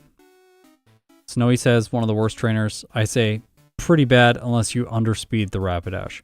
If you underspeed the Rapidash, sometimes it can fire blast you and get lucky. But other than that, this fight is usually free. Yeah, there's a repel counter. It's been there for a while, maybe like a month or two, but I turn it off when I refilm like the videos for the fully produced videos. I don't find that the repel counter is like particularly aesthetically pleasing in a produced video because we're not seeing the entire context, so we just get some random numbers for a bit and then it goes away. Like that doesn't add to your experience. But here in a live stream where you can see where I am in the overworld when I'm using repels, that kind of thing, I think the repel counter is cool.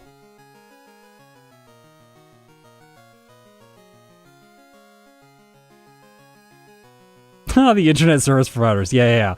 I remember once where I live, the internet service provider. Oh my gosh, Playmaker, thank you so much for the 20 memberships. That is really generous. And everyone who gets them, there's some analysis videos that are exclusives. Go check them out. There's like 7 or 8 hours of content. And then there's some behind the scenes stuff if you want to see that too. Okay, let's talk about blue. We should get focused now. We're nearing the end of the run. So we're under an hour and 20 minutes, significantly so. Still on track for that, which was the majority of the poll. I think 54% of people said that I was going to get that. Hidden Power Ice on the Pidgeot. It does not one hit, and Wing Attack does a surprising amount of damage. Now, I'm not running Curse for this fight, so I'm going to have to rely on just raw damage and Hypnosis. I'm able to one-hit the Alakazam. Hidden Power Ice is special, so the Rhydon is going to take tons of damage, and it does go down to one hit. Next, though, is Gyarados. This thing likes to go for Rain Dance on the first turn, which usually gives you the free knockout, unless you put it into full restore range, which I didn't. Executor it loves to use either Leech Seed or Solar Beam, so it's generally free, and then the Arcanine is really the only last Pokemon that can stop you. If it uses Extreme Speed, does a lot of damage, or burns you maybe with Flamethrower. In this case, it looks like it's going for Extreme Speed. I actually go for Return here, so I do less damage to it, so he doesn't use a second full restore and waste my time. I felt like that would be... It speeds up the fight just a little bit.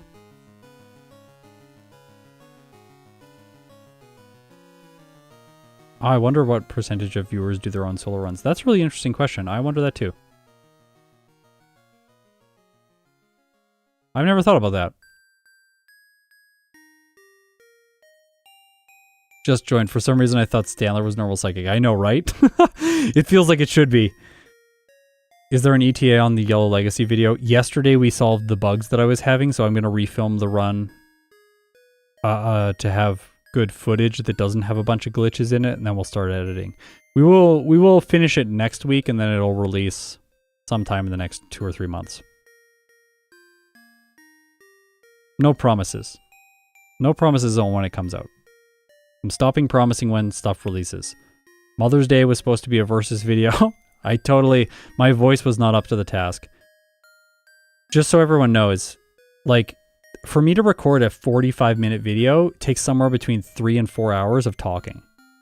Like, just sitting and talking constantly, the whole time. Like, it takes a lot of time. So, like, to do a versus video that's like 2 hours, it takes like, what, 12 hours of talking, 10 hours of talking? Like, it's a lot. So, and my voice has not been doing well recently again.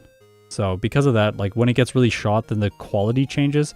When the quality changes, I don't like pushing because then I could damage my voice. And it also sounds worse for all of you.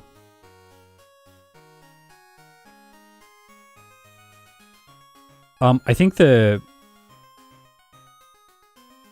you can promise if you have stuff produced. That is true, and I do have stuff produced. I just don't like to give away all the secrets either, though. Sometimes nice to have a surprise where you're like, I don't know what the video is going to be this week. I was really sad when that didn't give me enough experience to level up. 99%. So close. There we go.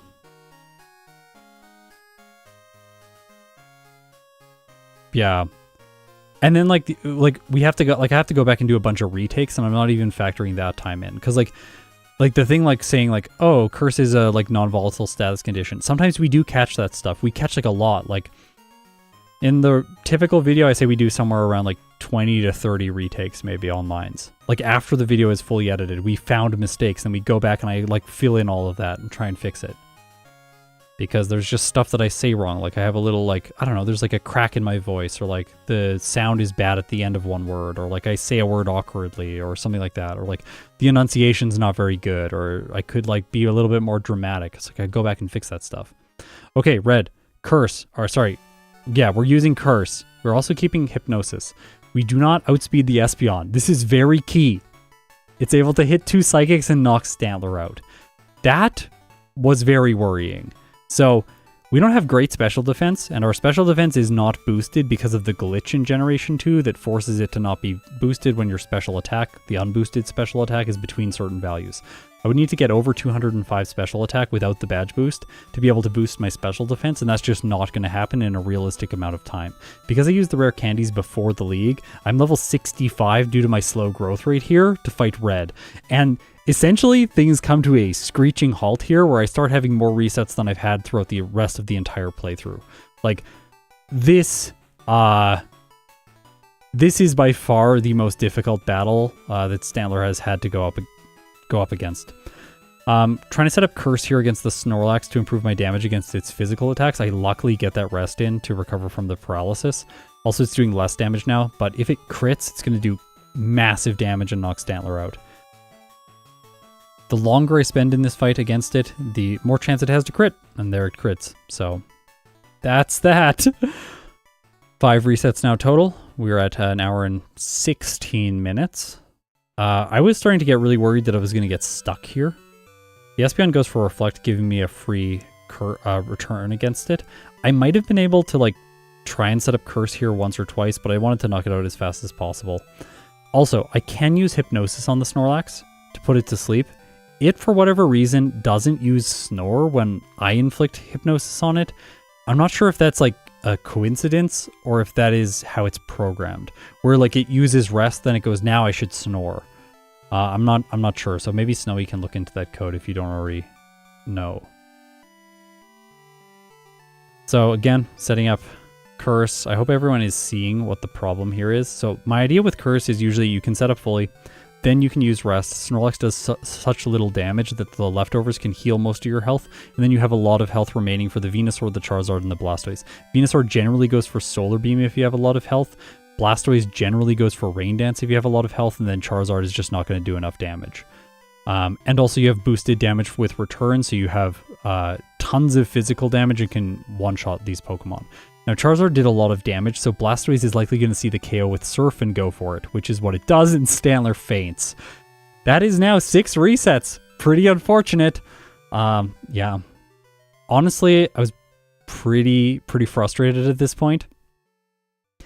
The feeling here is like, okay, if I leveled up to 66 or 67, I would have 184 speed or 185 speed, and then the Espeon would be outsped and I could knock it out over 2 turns and take less damage. That would make everything about this fight so much easier, or I can just put it to sleep, take no damage, and then knock it out. Like, the consistency that is added by leveling up just once or twice here is huge. So remember when I was talking about those Carbos in the department store of Kanto? They might actually be really useful in this case, because using them gives me the speed to outspeed the Espeon, whereas without them, I'm just not going to be able to do that. I figured by this point, though, what if I'm playing this fight completely wrong? What if Curse is just the mistake? Instead, I can rely on Hypnosis and the leftovers in combination to just spam Return and knock all of his Pokemon out, because then I keep my speed stat. I'm able to move first, have the chance of putting them to sleep, and then deal damage. Even if they deal damage to me, I can still just put them to sleep and buy time, leftovers stack up, that sort of thing. So it's okay. Plus things like that, like the Blastoise uses Rain Dance, I put it to sleep. Even if it wakes up and attacks me, I get another chance to put it back to sleep, and we're probably going to be okay. I'm stalling the Rain counter out. If it wakes up, I probably will have gained back enough health for it to just establish Rain again. So Stantler clocks in with the final playthrough in this attempt of 1 hour, 18 minutes and 47 seconds, 7 resets, 0 blackouts at level 66. Not sure what the game time is. It's listed somewhere else, so I have to go and look at that. Let me grab it. I do need to make a thing that just displays the game time at the end of runs in Crystal, because it doesn't get shown to you like in other generations. Both Crystal and Emerald do not show you the game time when you finish, because you're finishing after technically the post-game battle. Uh-oh, Scott is thinking of Hypnosis. I am, yes. So yeah, Hypnosis ends up coming through and saving me in this case. Game time, 4 hours, 51 minutes. That's it. That's the run. So yeah, whoa, Curse isn't the answer. Yeah, Snowy made a post about this on Twitter a while ago, and I thought it was quite wise. Curse is not always the answer. Curse is just a lot of the time the answer. I would say like 50 to 70% of runs, Curse is probably going to be the correct choice. But it's not always going to be the right choice. There are sometimes better things to do. Especially if Pokemon have moves like Hypnosis, Sleep Powder, something like that. Like, you can leverage that more than you can leverage Curse. Also, a reason Curse is not very good is if your special defense is low, or if you're weak to Pikachu or Espeon. Sometimes it's also bad if you're weak to both Pikachu and then whichever Pokemon he chooses to send in second. Like, maybe he chooses Blastoise or Charizard because you're weak to them. Although, yeah, we can't Shadow Ball. It doesn't learn Shadow Ball, which is like so weird, right? Like, it feels like it should. Anyways. Okay, so Curse is also not very good if you have, if you're a Pokemon that's just going to take enough damage to get knocked out, taking 1 turn of damage every time from like Venusaur, Charizard, Blastoise, that sort of thing. Although, if Venusaur gets sent in second, then Curse can be very good, because you can alternate Protect and Curse and just set up for free and then usually sweep from there. Curse is really the best if you're a ground type, because Pikachu is irrelevant, so you set up for free and then sweep. And Venusaur is not very scary, so it's also good if you're It's also pretty good if you resist like the Charizard or the Blastoise, because then they're kind of irrelevant. It's also really good if you have low physical defense, so you need something to solve the Snorlax. And usually that's why Curse is used, because you need enough damage to knock the Snorlax out. But with Stantler, you don't.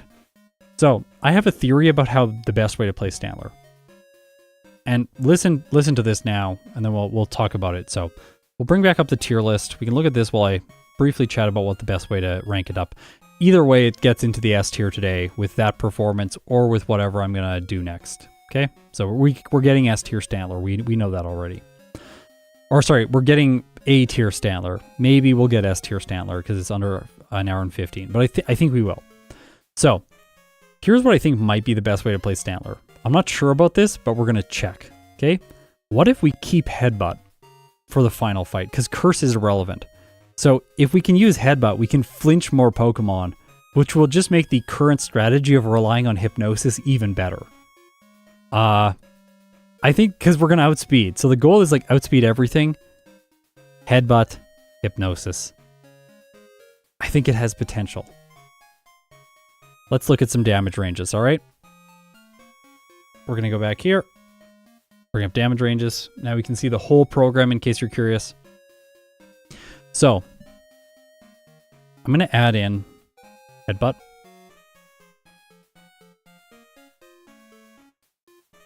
We are working on the responsiveness of this program, by the way. Auto is working hard on it. We have to refactor the entire code to use a whole bunch of different things. It's a complicated thing. It takes longer than you'd expect. Sorry.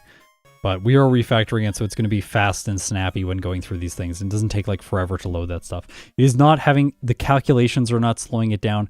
The fact that this UI is good on Linux, but not good on Windows is why it's slow. Frustrating. No, Hyper Beam is not really good in Generation 2, because when you knock out, you have to recharge, which is just frustrating. Okay, Headbutt cannot be used as a replacement for Return because it doesn't one-shot the Pikachu, but for instances like the Espeon, Headbutt's better. It's going to 2-hit, right? So we're going to 2-hit. That said, we want to see when Stantler outspeeds. Okay, one level higher. 66, it outspeeds the Espeon. That's so frustrating. So if I had just like gone one level higher, we have exactly 185.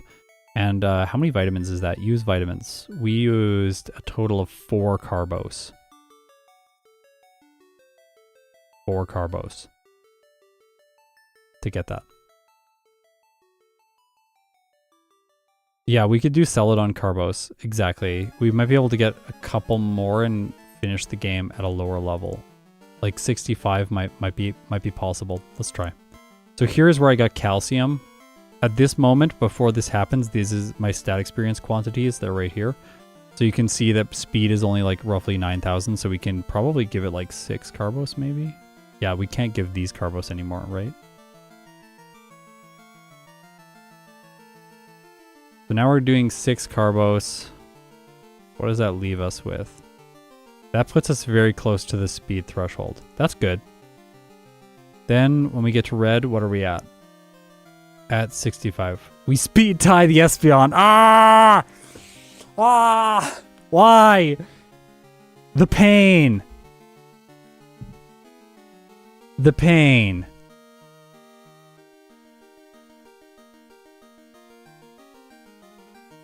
Yeah, I think we could probably go protect on the set.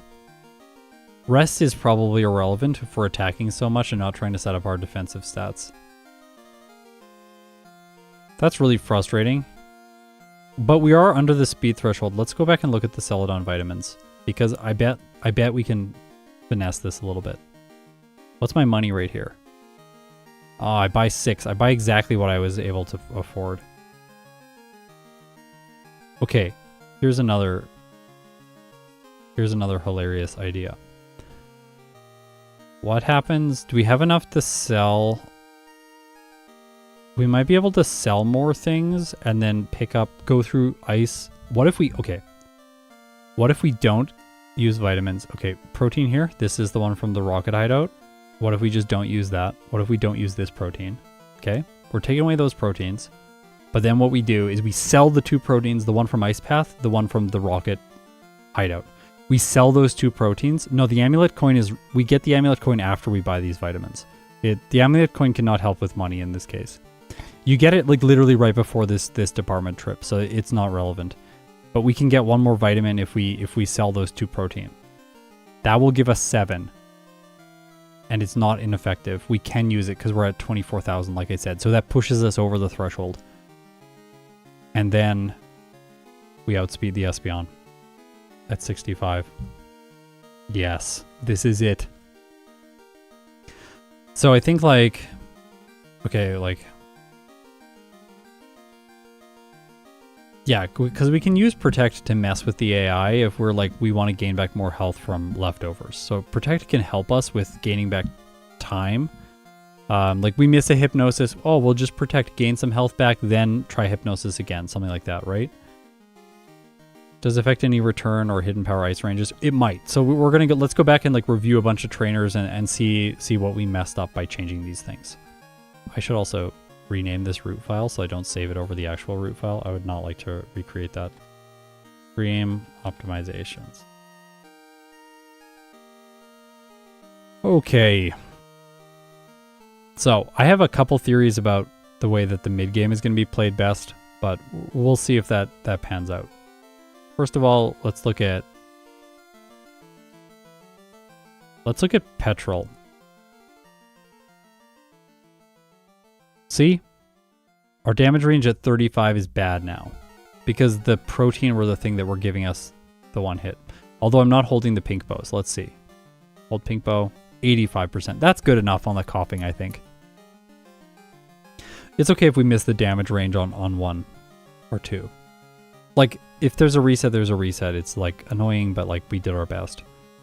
I don't know if it makes sense to go up to 36 for this fight. Like, we could fight an extra trainer, but, like, really? Like, should we? Probably not. Okay, let's talk about mid-game battles. Because I think these need to be solved.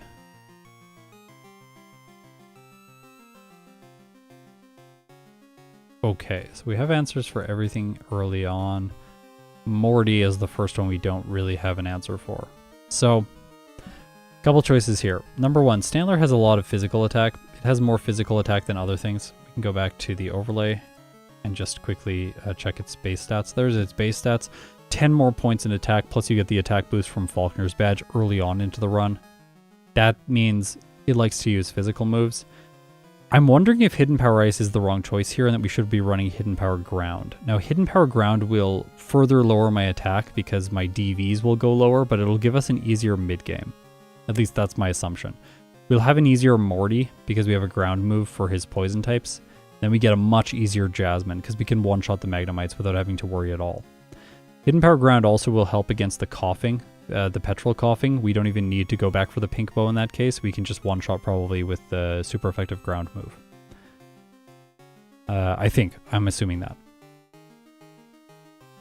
Because Return's power won't be maxed, remember that. Once Return's power is maxed and you have the pink bow, Return will just be better than Hidden Power, but that's fine. The reason I would be worried about this strategy is that we lower our attack too much, or we're going to make Lance too difficult. So we have to check damage ranges on people like Claire. So I'm going to customize my DVs right now. You will notice that some of the damage ranges will update here. So see, we lose some damage. We went down about 4% damage. But in this case, we still have the 1 hits and then the 2 hit on Claire, so she's not going to be a problem. And then for Lance, see, now we have Hidden Power Ground, but we have much worse ranges. So we're going to 2 hit the Dragonites.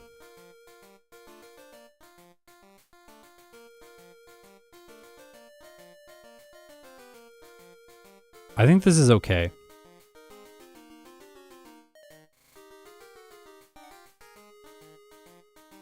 Yeah, I agree, Zealous. Like, I think that there would be multiple resets to Jasmine if the luck got slightly worse. And no, I don't really promote my streams or my content anywhere. I just like put it out there, and if people want to watch, then like that's it's great that people would come and watch. It's awesome to have you here. I don't like to, I don't know. I'm not very good at marketing. I believe like the best marketing is make a really good product and then just keep trying to make good stuff. instead of like trying to push stuff really hard. That's been my philosophy. Okay, I think with Stantler, for Lance, there are 2 potential ways to win this. Number 1, Hypnosis. Hypnosis can be the go-to, just to put the Dragonites to sleep and knock them out. I could also run Paralyzed Cure Berry. So right now, I don't know what I'm running for this fight. We should make it so that the held items displays on that page. Pink Bow. So I'm running the Pink Bow, but I'll put the Paralyzed Cure Berry. Paralyzed Cure Berry here will reduce my damage, but hopefully I'll still have 2 hits on everything. 2 hit, 2 hit, 2 hit, 2 hit, 2 hit, 2 hit. Everything's a 2 hit. So here's the thing. With Paralyzed Cure Berry, 2 hit the Gyarados is going to set up Rain Dance, do nothing. Then Dragonite 1 is going to paralyze me. Then I'm going to use the Paralyzed Cure Berry. Then I need to Hypnosis the second Dragonite. Okay? That's it. Then we knock out the second Dragonite, not getting paralyzed. And from there, we're pretty much good. We're going to take some damage every turn. That's okay. We can run Rest in the place of Hidden Power Ground. So then, if we're taking too much damage and we feel like we need to recover, we can just Hypnosis once, use Rest, heal up, keep going. There's play at least. So, and like there's no reason not to pick up Rest. You walk right by it in your route. It takes a little bit of time to teach it, but like if it solves a problem and we prevent a reset, it's worth it.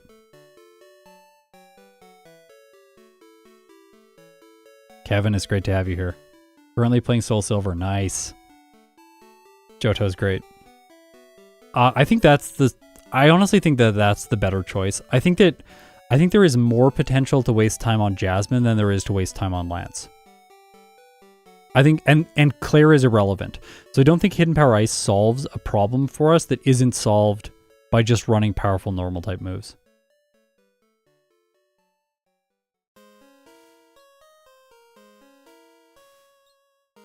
We're not going to do enough damage to make him use the healing items, unless he'll use one on the Charizard. He might. We're 88% to 104%. His AI might also force him to use them only on the first Pokemon, like Reds. I'm not sure. Red only uses his full restore on Pikachu. He has 4, I think, too, but it's only on the Pikachu.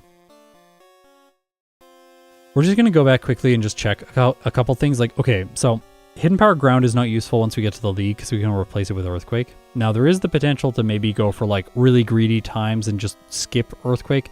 But I think with the level we're going at, it makes more sense to run Earthquake because it is getting better damage ranges against like Karen's Gengar and Houndoom. You can see that right here. Or we don't have guarantees with Hidden Power Ground. Bruno, I do want to check the damage ranges here to see how scared I should be of Cross Chop. Cross Chop KOs if it crits, but it does not KO, but it does 77 to 91% damage, and Mach Punch does 22 to 26% damage. So what's going to happen here is the Hitmonchan is going to hit with Mach Punch, and then Cross Chop will KO. So we have to Hypnosis the Machamp. But that's the only Pokemon on his team we have to Hypnosis. That's annoying. It's annoying that we have to do that. If we miss and it knocks us out, it's like, wastes a bunch of time. We have to knock out 3 Pokemon. So that's frustrating, but like overall Bruno's not going to be difficult. I think Hypnosis the Fortress for maximum safety.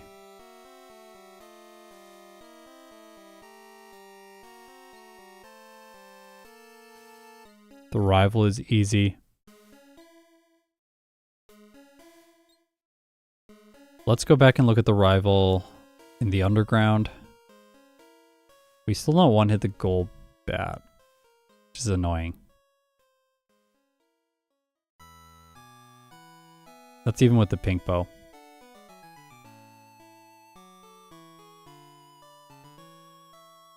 Ground one hits. But we one-hit the Magnemite and the Haunter, so there's less problems. Last time there were more problems because of these.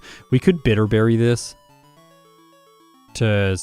just in case he uses Confuse Ray, because that's really what's annoying from the Golbat, is Confuse Ray, then you miss, then Magnemite paralyzes you, then Haunter curses, and you're like, oh, like everything is awful. That's how Lugia loses, by the way. Go check out that stream. If you haven't seen it already, go check out the Lugia stream. I have one of the most ridiculous resets to this rival. I think I get flinched like 4 times in a row by the Feraligator's Bite. It's like, oh, brutal. That one stays with me. I also did a recap of that stream, so there's a shorter video if you want to watch that instead. Hidden Power Ground obviously one-shots the Magnemites, and then we have a 24% chance to 4-hit the Steelix. So Steelix is still a Hypnosis. I think the Hidden Power Ice is probably better here. We'll change it and we'll just check.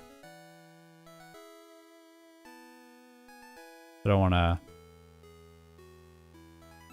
Yeah, Hidden Power Ice is better, 4-hit. But like, we lose the synergy against the Magnemites, and we have Hypnosis for the Steelix anyways. I think probably what makes most sense against the Steelix is Hypnosis, then Mudslap once or twice, then Hidden Power Ground. Because like, we want to just make it miss. If it, like, Iron Tail has terrible accuracy. If we just make it miss once or twice, we'll be fine. And we can get another Hypnosis in, and then we'll be great. I have not played Quagsire. I've not played Quagsire or Mega Cargo or yeah. I'm getting close to have finished all of the Gen 2 Pokemon. This is my goal right now, is to beat the game with all the Gen 2 Pokemon before other Pokemon. I'm mixing in a few Cantonian Pokemon here in the occasional Backport stream that I did in October. But in general, I'm just trying to beat the game with Johto, Pokemon that were introduced in Generation 2. That's the goal right now. And we're getting close. We're getting close. So we're re-ranking some of them like Stantler today. All right. I think, is anyone like feeling like Hidden Power Ice is the correct choice and I'm making like all kinds of mistakes here with my logic?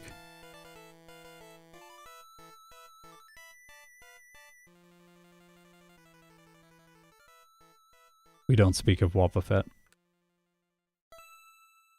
I was going to do it actually a long time ago, but J-Rose released his video and then I was like, well, I'll just like let his video do its thing for a while. I don't need to make Wobbuffet right away, so then I just delayed it.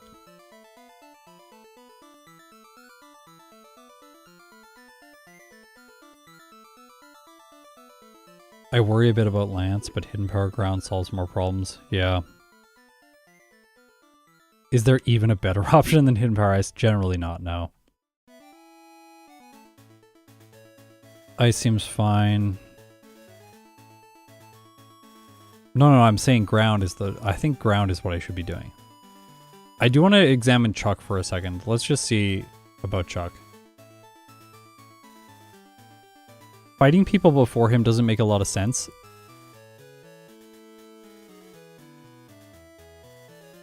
But like, I don't have great ranges against him. Maybe just Hypnosis here. See, this is the thing with Hypnosis. Hypnosis, it gets you, it seduces you. It's like, you could train, or you could just click one button and it might work. And it's like, well, like the fastest thing that I can do here, objectively, is just click the button and then hope. Like, that is the fastest thing that I can do. So like, we can't, I don't think we have Pink Bow before Chuck unless we backtrack after Faulkner. And like, backtracking after Faulkner is not my favorite thing. No, it doesn't really improve things. Still gonna 3-hit. It makes it a guaranteed 3-hit instead of a 91% chance on the Poliwrath, but I outspeed and I'm probably gonna flinch. I'm probably just gonna use Hypnosis anyways.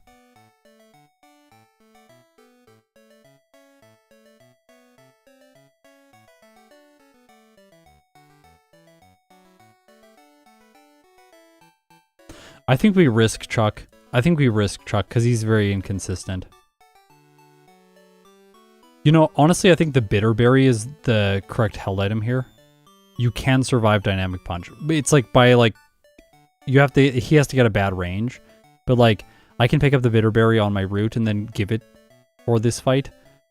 In case he gets a Dynamic Punch, then I heal the confusion and I can Hypnosis again.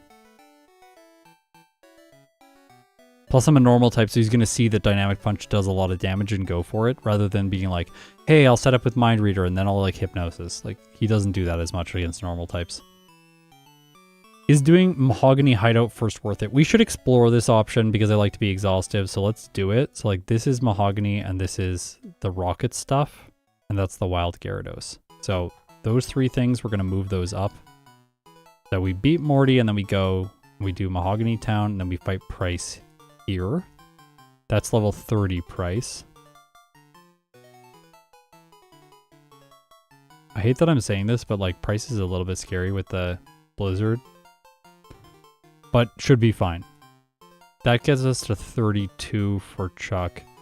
And it does not improve things very much. We survived the dynamic punch now. So the difference is like if you go to price first, you're going to save overworld time, but it's a little bit less likely that you defeat price right away. Whereas if you do hideout first, you have to fight price first. That fight could be a little bit sketchier, but he's generally quite bad. But Chuck is not going to be able to KO you with dynamic punch. So running a bitter berry is going to make things more consistent.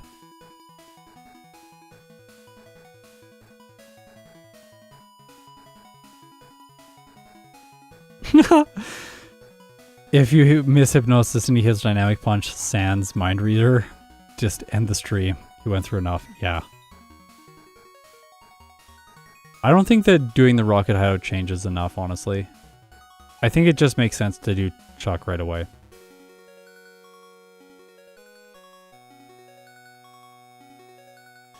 You know, like, the thing is, like, we're probably going to have some resets. We're relying on an inconsistent move.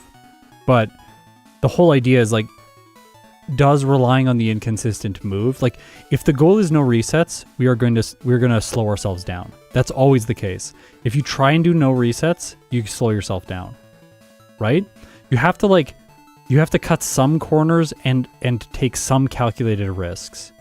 In my case, since I don't do like 35 playthroughs, there is not going to be a no resets run. There's going to be runs that have resets, and that's okay. That's just the format and the logistics that I'm working with. But if you played like multiple runs, you would get one that would have no resets, and it would be very fast. Salnax. Stantler's doing really well. It's a good Pokemon. It's just the mid game's a little bit sketchy, and then the late game at Red was sketchy, but we have plans for all of it. I think we're good. So we're gonna move these events back down under price. I think we will get the pink bow after Chuck. I think that just makes more sense.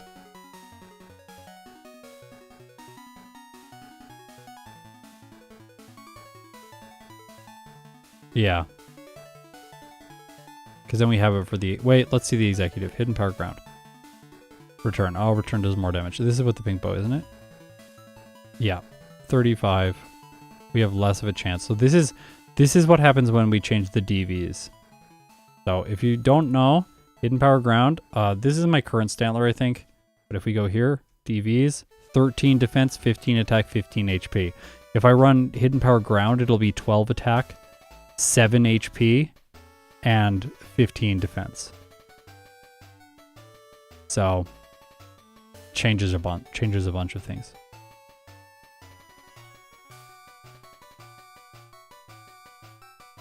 All right. But that's not like the worst. The executive he is like annoying, but like whatever. We could get Soft Sand. Maybe Soft Sand helps with Jasmine.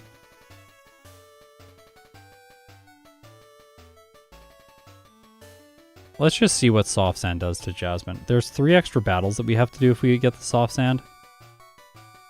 But... oh, it really helps against the Steelix. And then the Soft Sand, if we remove the pink bow for the executive, what do we get? Soft Sand... it's not better than the pink bow. Okay. Pink bow is better than Soft Sand. I don't think Soft Sand makes sense just for Jasmine. We have to do 3 extra battles. Slow us down. You play through the entire game with 1 Pokemon each time? Yes, I do. I do it twice with every Pokemon. Does it get old? No. I love this. I'm having so much fun. It's really fun because I'm speedrunning the game with every Pokemon. So like, if you think speedrunning is fun, you probably think this format's fun. If you don't like speedrunning, you're not going to like this.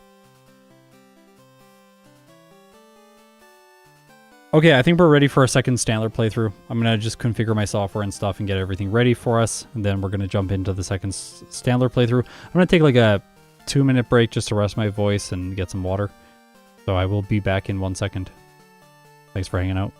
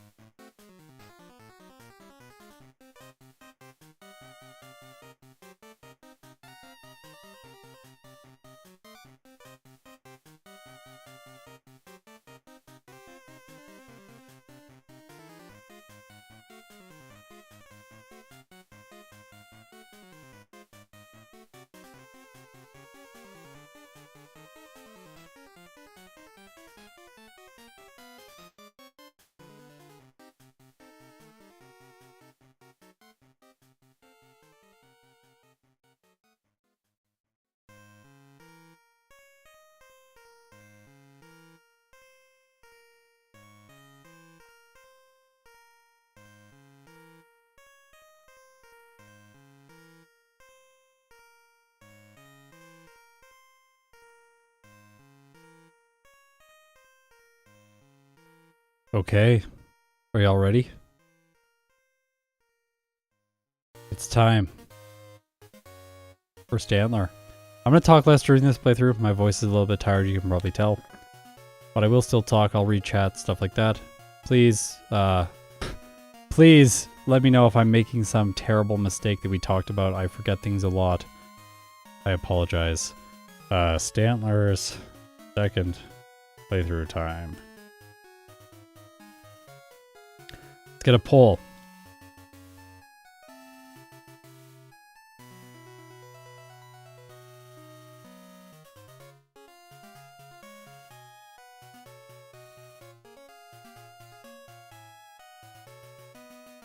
Start the poll. 1 second, I'll be right back.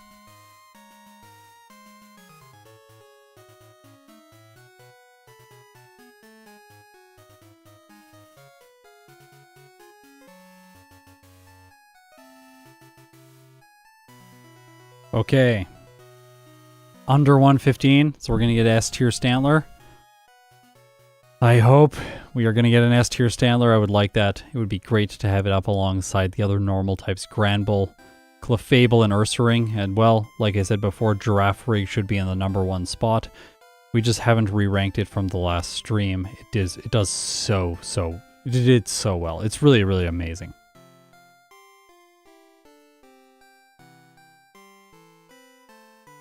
Okay. Sick. Oh, 57. Numbers are dropping a little bit. All right, I'm going to get into this, so I'm going to end the poll. 57% said under an hour and 15. 26 though, optimistic, under an hour and 10. I hope so. I hope so. Let's see if we can do it. That would be amazing. Here we go, Stantler and Pokemon Crystal. Let's go. I am playing this live. Apologies for mistakes. Apologies for incomplete sentences.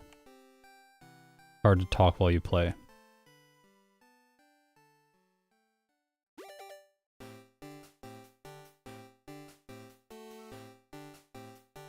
Get ourselves a Stantler. Apologies for commenting. No. No apologies. No, none needed. Always just 1A. People sometimes think that I nickname my Pokemon a single character and that it's slower than just canceling that dialogue, but that is not what I am trying to speed up. I'm trying to speed up the amount of text scroll that there is in the game. So if you have just a single character in your name, it takes less time for the text to scroll across the screen. Ah! Sloppy there, I wanted that potion. Probably should have just skipped the potion. Apologies for liking and subscribing, that's right. Did you say 1A?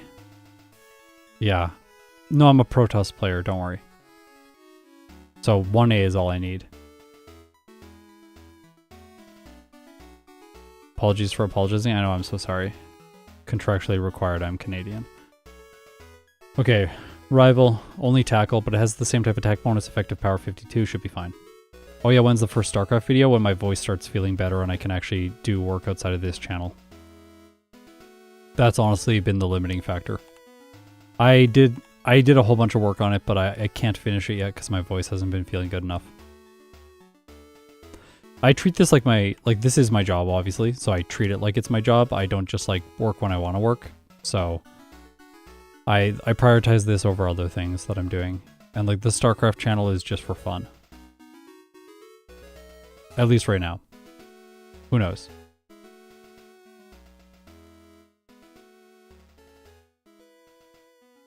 As you can tell, encounters are turned off on the first first couple areas, just so that we have consistent comparisons between the Pokemon at the end. I'm gonna do my own solo run with Quagsire under protest. Do it. I have to fight Joey as well. I forgot. I fight Joey. I'm the only trainer I'm cutting on this route is Wade.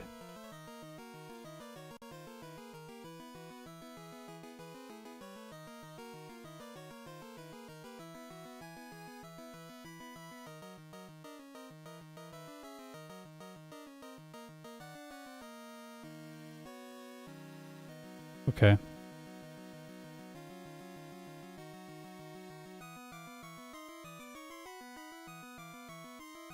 Here's the Bitterberry, and then we're going to skip Wade.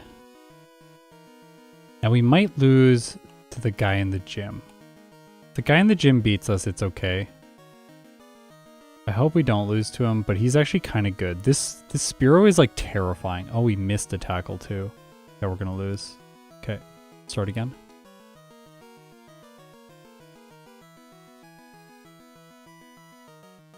Oops, sorry.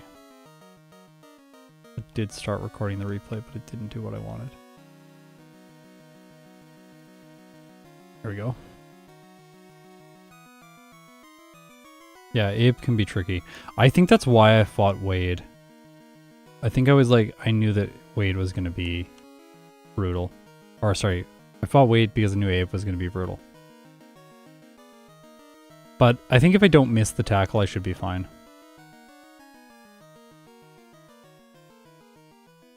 We'll try that.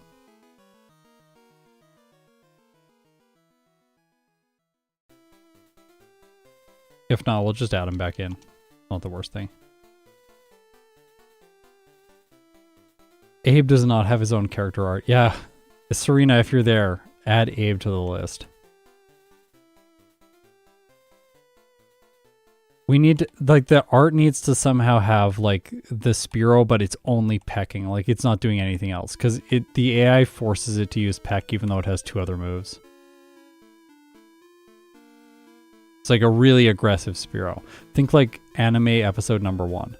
Spearow.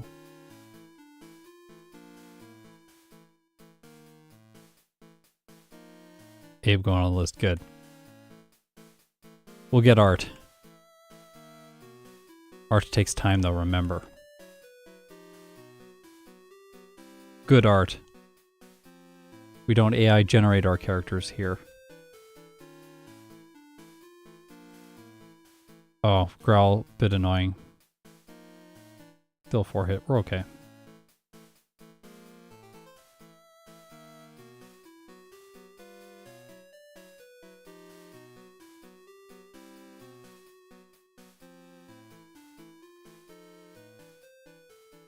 Okay. Doing... Yeah, like, I've estimated before how much time you lose from having like a full nickname versus like having a 1 character name. And I think it saves somewhere between like 12 to 20 seconds every playthrough, depending on the length of the playthrough. It's not a lot. Like, you don't save a lot of time. I'm not saying this is like some amazing fix, but like that is an optimization that matters. Because there's a lot of text boxes. It could be less than that. It could be like 6 seconds though. Even if it's like 6 seconds, it still matters.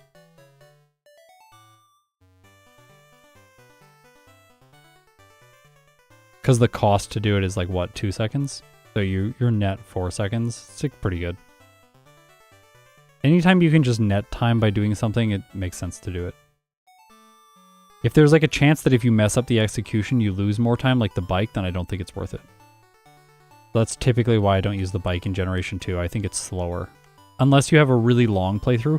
I'm starting to think if your playthroughs are like extremely long, like you're playing Sunkern or something, the bike is better.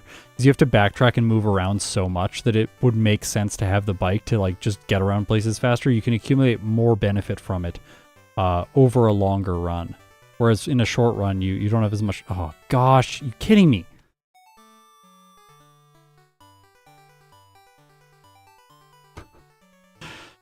You got me again. We're just going to do this until we don't miss against him, because we do win if we don't miss. And I can definitely heal in the center, but I don't want to heal in the center. That costs 4 seconds.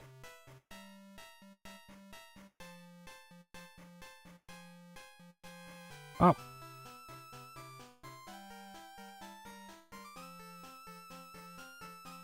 Imagine if Stantler started with Stomp. Like Girafarig. That would be so good. No, we want a 1 character name. We get R today. That was the fastest letter that I could input.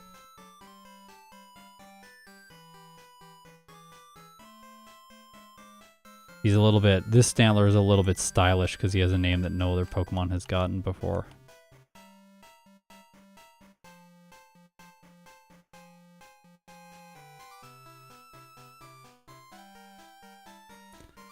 Daring today, aren't we? I don't know about daring. Maybe a little bit, yeah. I'm not caught up yet, but will you ever choose Chris instead of... Yeah, I chose Chris in my Nuzlocke. I dressed up as a girl for Halloween. It was a Halloween release like 2 years ago, 3 years ago.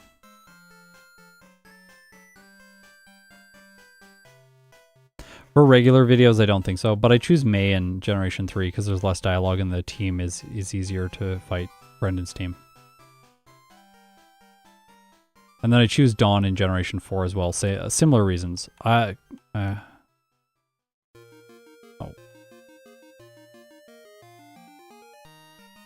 I have to talk about that at some point. I said I was going to talk about that.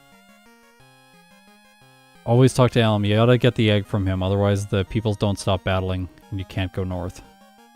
I forget this so many times when I do these runs when I was first starting. Waste so much time doing that. That's why my runs used to be like 6 hours. And that, yes, that is on 4 times speed.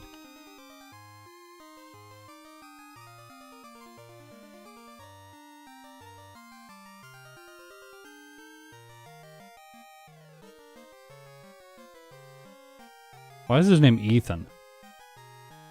Ethan. Why isn't it a name that starts with a G for gold?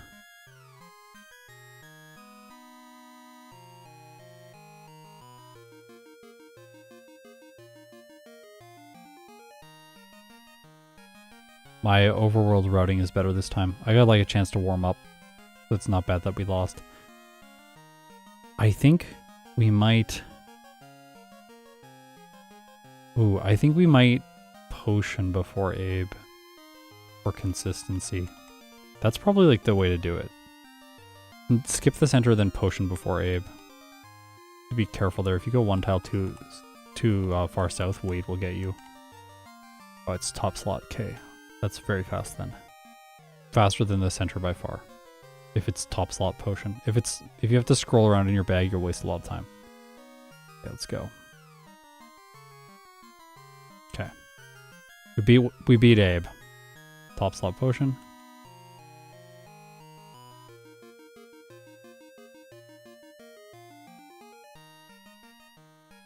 Yeah, we got PP for days. We can last forever. Falconer's not going to stop us. And then the berry. Wait, Falconer. Let's go. Level 8, over damage running threshold. We should be good. He's not going to use Mud Slap because it doesn't do enough damage. Oh, he crits first turn. Lovely. Kind of annoying. I'm going to Leer the Pidgeotto because I'm attacking it like multiple times. So do more damage every hit. Okay, we win. So we get Mud Slap now. We're going to use that the next time we open our bag, not right away. We do have to go back to the Pokemon Center to get the egg. It is mandatory in these games. Some people ask if I should skip it. I've tried skipping it multiple times, like going like, oh, maybe that's an optimization I can make. No, you can't. You have to get the egg. And I'm going to deposit it right away so it never hatches and wastes time. And I'm going to need to deposit it if I want to get my HM users. So might as well just do it now. Paralyzed Cure Berry.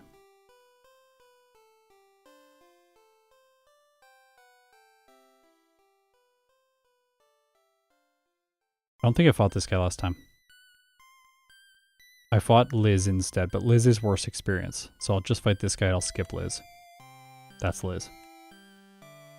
For whatever reason, when I was a kid, I would always get Liz's number. I don't know why. I was just like, she seems like she's lonely. She's looking in the corner, not doing anything. Oh, this guy's terrifying, by the way. Fisher Ralph already has art. He's getting art. I mean, we don't have it done yet, but like... this art has been commissioned because he's the most terrifying trainer in the world. Like, oh gosh, nightmares about him. I did fight this guy last time. I fought 3 trainers on this route. I checked that during the break because I was like, I need to remember. Well, Ralph will appear eventually. Yeah. When I'm doing versus videos, he really likes to get me. He just supersonics and then like ruins my day. I have like 5 resets there and it's just like I have to waste more time. I just want to get a good playthrough, but Ralph is being the thing that stops me. Okay, I should leer this, I think. Could you stop binding? Fail super potion after this? Yeah, I think so.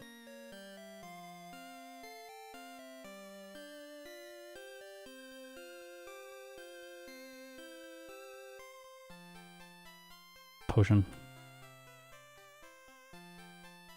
Swift, of course. I'm gonna teach that right away. I do have to open the bag again. Probably should have waited for the super potion. Oh, I don't have more repels. Encounters are not turned off in here. This is intentional. If you go to get Swift, you have to pay the price of having encounters. Whereas you'll get through the cave with the repel. Yeah. If you don't go to get Swift. And in some cases you can skip Swift because you have a good enough normal move at the beginning of the game. Okay, rockets. Hidden Power Bug? I think Hidden Power Bug is one of the worst ones. I don't know if it solves any problems. Maybe I'm like missing the context, but like... Chad's art I think is being worked on. I don't know if it's done. I haven't checked. Ugh. It's really annoying. Hopefully we don't hit ourselves. I might need... Come on. There we go. Yeah, I can see Hidden Power Bug being good and competitive, but not in this format. Hidden Power Bug in Gen 3, like just to counter the Ludicolo, because I hate the thing. Least favorite Pokemon. I never want to have to go up against that thing. By the way, Kurt heals you at the end of all of this. Swift is like doing a lot of damage to this thing, so it would just knock it out with. Ta-da! Level 13. And then Kurt's gonna heal me. I've been trying to go this way. It's stressful, but I do it. No, I just like Seal more than Ludicolo. The hate I feel for Ludicolo is like a deep respect, but the hate that I feel for Seal is just complete disrespect.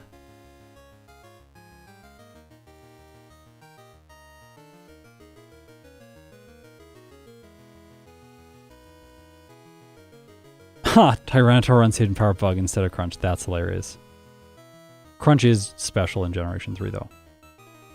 But it's worth like remembering that. Okay.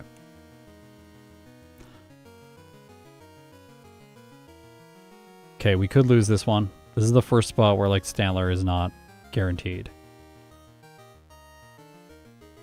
But for a stream, we're far enough in that we should just keep going if we lose. Hypnosis in the place of Leer. Of course we are... No, that was a mistake. Oh, the poison with the Poison Sting is one of the most frustrating things to have happen. Granted, I can just break the Fury Cutter combo with Hypnosis, so we should be fine. Status moves like Thunder Wave and Hypnosis, as well as defense boosting moves like Defense Curl and Harden, are very good in early game Generation 2. Because they counter both Bugsy and Whitney. We'll heal now. Yeah, there were 2 runs that ended very quickly today.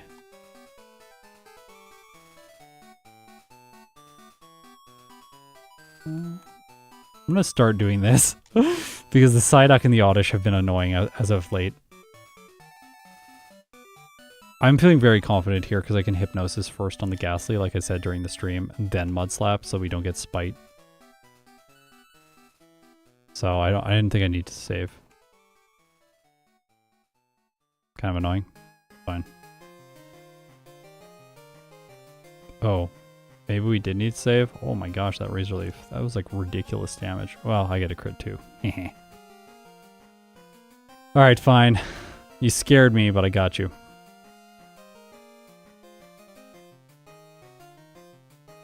No repel in here until you get the Oddish.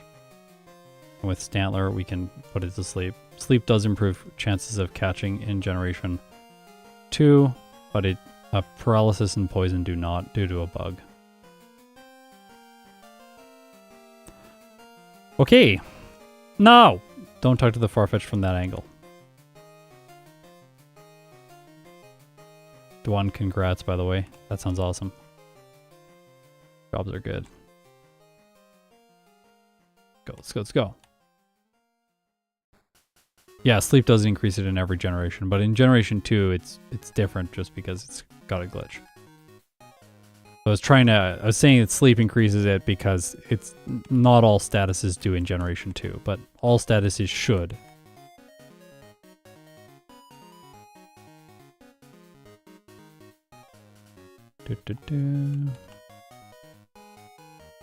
My repel is lining up a little bit weird here. It's probably going to run out before I get through all the grass outside of Goldenrod. Get the 2 repels there. There is our repel. That is when we get headbutt.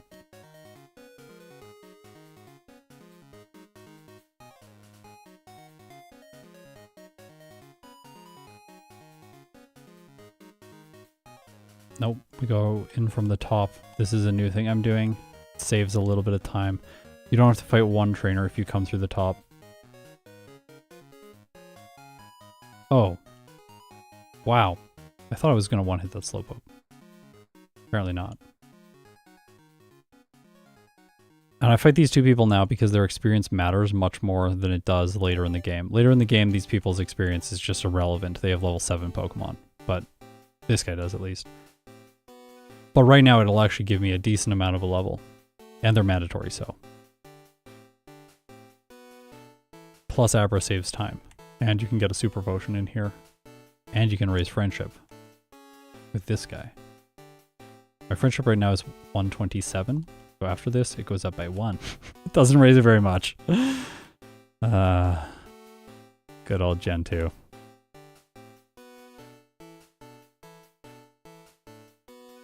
Get myself an Abra. Gonna head north. Get myself Kenya. I'm gonna heal before I fight this guy.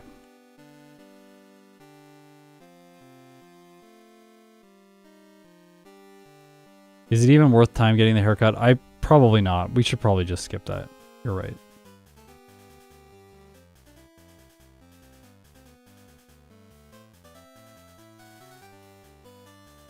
I should have repelled when I opened the bag too. Like just a little while ago, I should have repelled there, but that's okay. Small mistake. Not consequential.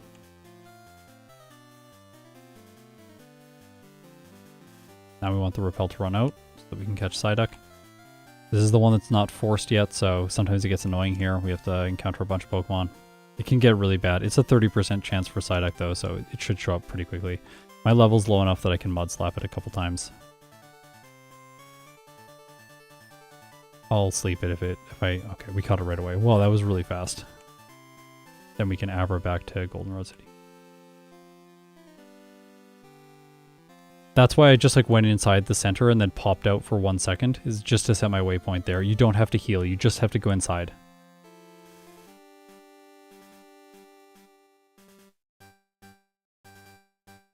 Named Psyduck is a mono water type. I know! It's one of the most frustrating things about the games. Ah. Okay, I was a higher level last time. I'm just gonna fight this person. They have decent experience because they have 3 Jigglypuff. The more Pokemon on a trainer's team, the better the experience yields per second. Oops. Save for Whitney, just in case Hypnosis does not come through for me. Or she gets some ridiculous luck with Clefairy. Icy Wind. Lower my speed.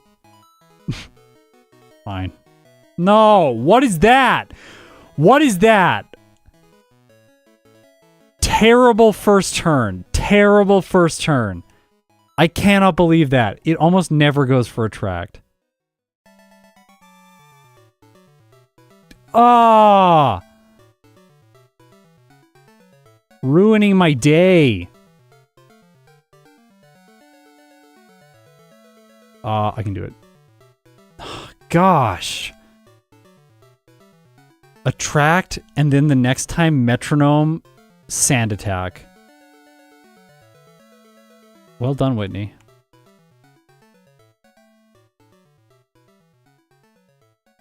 Oh, someone was asking, why do you go north and talk to this person before coming and getting the squirt bottle? It is mandatory to do things in that order in Crystal version, but it is not that way in Gold and Silver. So if you're playing Gold and Silver, you can just talk to the squirt bottle lady right after you, yeah, you can just do it right after, but in this case you can't, so. Oh, Route 37. Sweet. Thanks for telling me that.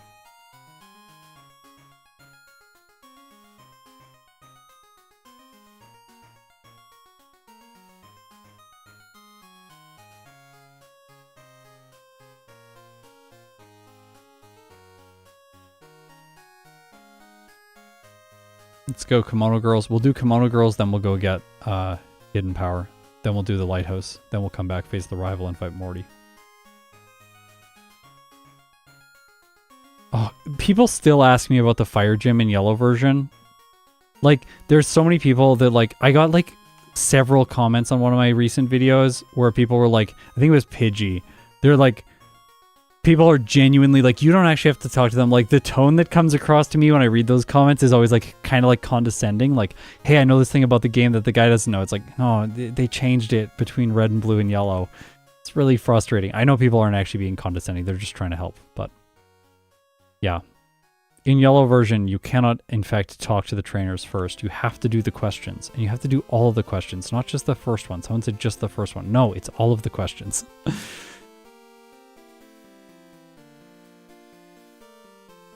Oh, the bedroom in the SS hand, that's another one. That's another one.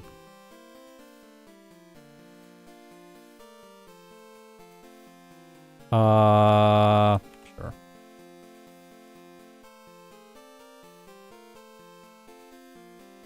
This is really good experience for this portion of the game. If I end the game like one level higher or something, I'm not gonna be too worried.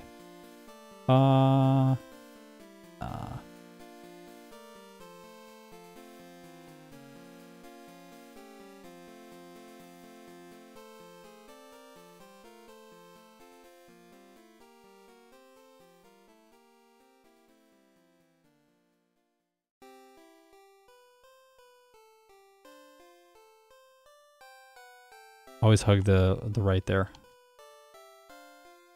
Always.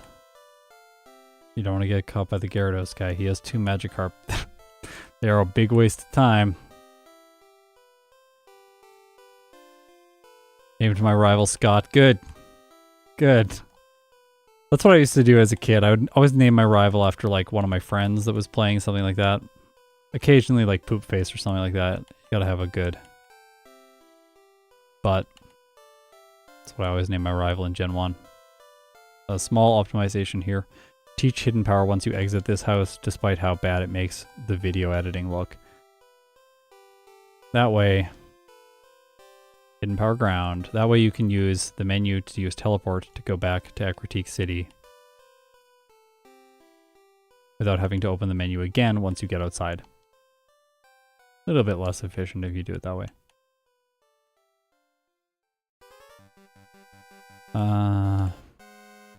This nugget is useful if you want to buy repels and you don't have enough. Like, sometimes when you make it to Olivine City, you don't have enough to buy the super repels, but you can just sell the nugget if you pick that nugget up.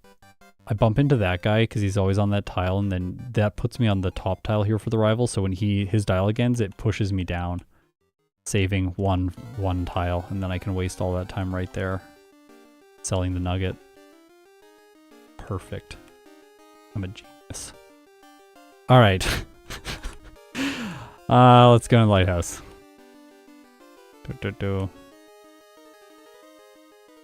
What's your next run going to be with? Next week, we are going to stop doing Crystal and streams, and we're going to go to Emerald version. I think in Emerald, we are doing Absol next week. Absol is one of the runs in Emerald. The first playthrough that I did of it, I think I did a very bad job. It has Swords Dance, and Absol is very powerful. So I think that we'll be doing Absol next week and getting a better time with it. Also, hopefully having Austin on soon on the channel to talk about Gardevoir in Gen 3. It's going to be really fun. Alright. Now, I know this trainer is not mandatory, but it is Dennis, and Dennis was here at the beginning of the stream, so we do have to fight him. This is Birdkeeper Dennis. Yeah, Wayne, I did play Pokemon Yellow Legacy. There's a stream of me beating it with only Pikachu. There's a whole bunch of bugs and stuff in it, but I'm going to turn it into a video. So at some point, there'll be a video on the channel with Yellow Legacy. Then we're going to put the escape ropes in the second spot, put the super repels in the first spot. Oops, escape ropes go up, escape rope out, and then teleport back to Critique City. Running low on headbutt. I just want enough headbutts for the rival.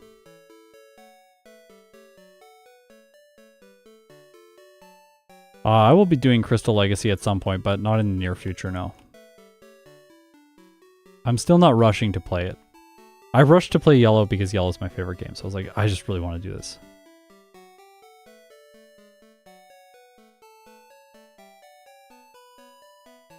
I don't know if ROM hacks come from a place of cynicism. I think they come from a place of like, this one seems like it came from a place of love. Like they're just like, we really love this game. We want to like make it better and like upgrade it for like, give you a lot of like quality of life features and stuff, and also revitalize the game so that it has a longer life. That's something I like about this format too. It's like by playing the games this way, the games continue to have life, and we can all talk about them and enjoy them and that sort of thing. I think that's valuable. This is gonna be a lot of one-hits.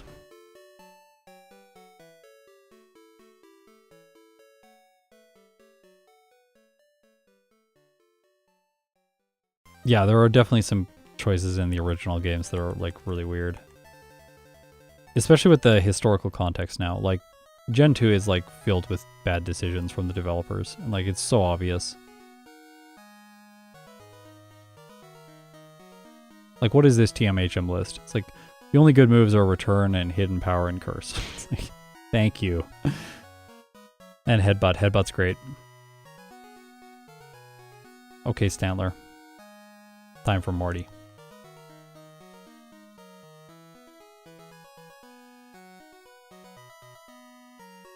I'm trying to always remember to use, like, to give my held item and stuff like that when I open the inventory, because I so often forget it's saved and have to open the inventory again, then have to use the held item, then, like, close the inventory. It's just like a nightmare. By the way, with Hidden Power Ground, I'm going to one-hit both of the first two Pokemon, then two-hit the Gengar, so it can't do anything to me because it has to use Hypnosis. Mint Berry covers that, as you just saw, and then I one-hit the final Haunter. So easy.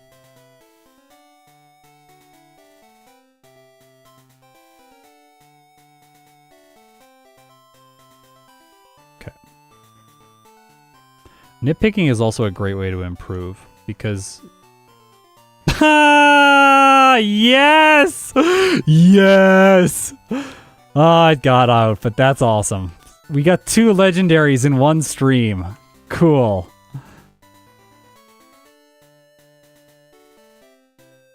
So fun.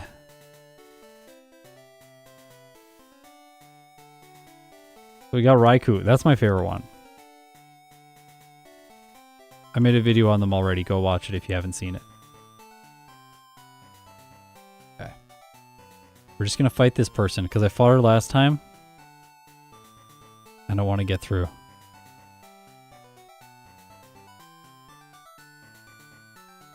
Oh. I should remember my repels.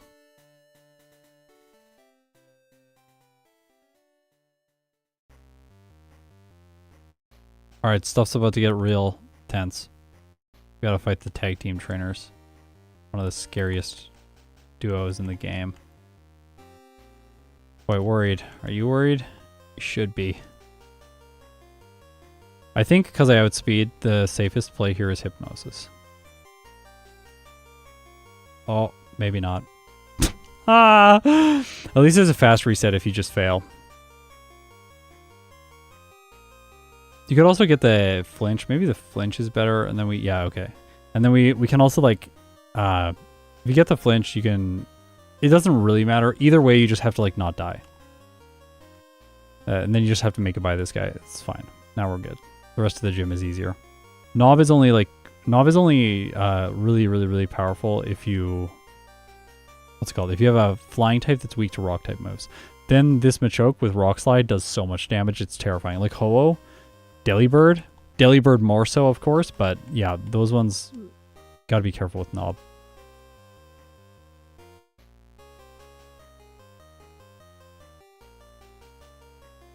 Okay. Good.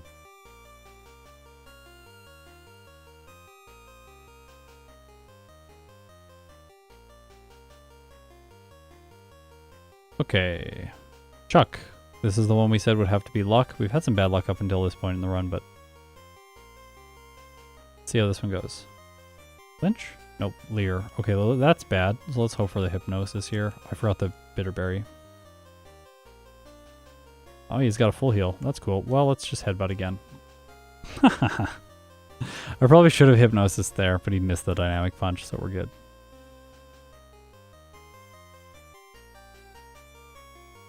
Regret she doesn't come and talk to you. That would be nice. They just automated that for you.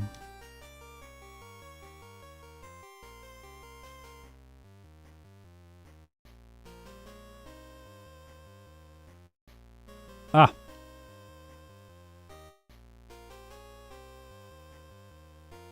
Pink Bow. We will give it... Well, I can give it now, actually, because I have to open the inventory to fly. Go to Violet City. We'll pick up the rare candy here. Oh, and then we gotta go here. Face the Gyarados. We are gonna save in front of... I checked my health, that's why I opened the Pokemon menu. I did not want to go into this with low health, just because it's been known to cause problems recently. Okay, well, it doesn't cause any problems today. That's a quite odd-looking Flareon, I know. But this is a Flareon playthrough, so thanks for watching. Always like it when people come out and enjoy the streams. Even if I just stream Flareon.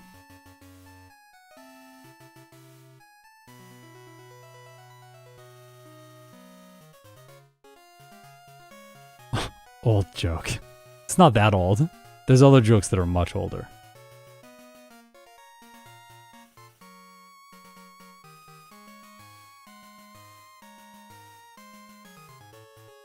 Lance heals you after the 3 trainers on this floor.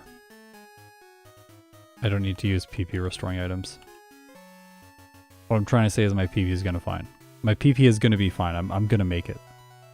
Oh, don't do that. Don't use items in battle. That's against the rules. Gotta be careful.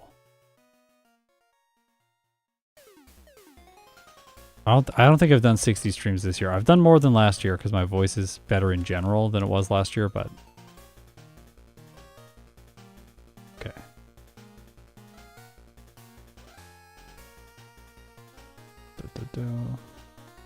One hit.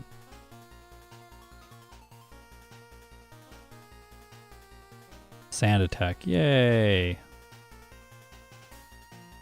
Just what you need. Actually a better level up learn set though than level 31 Sand Attack's much better than Rhydon's like level 50 Leer in Gen 1. That's hilarious. Why does it learn this? It also gets Tail Whip too, so it gets both of the defense lowering moves. See, I talked to the bookcase. I said I talked to the bookcase sometimes. I've played Legends Arceus. Yeah, I haven't finished it, but I've played it. My wife loved it. She played so much of that game.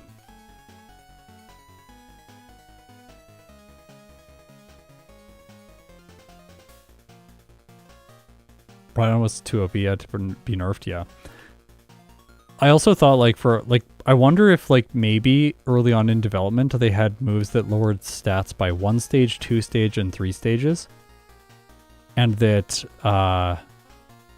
one of them, I think it's Lear, was like the one that's 3 stages. And then like later on in development, or Lear was 2 stages and Screech was 3 stages. And then later on they were like, actually we need to nerf one of these because it's like too bad. And they didn't like, they couldn't go in and manipulate the code and remove a move. So they were just like, well, we'll just like nerf like this move and we'll have 2 different names for like the same effect. It probably wasn't that, but like I like to think that that was how it happened.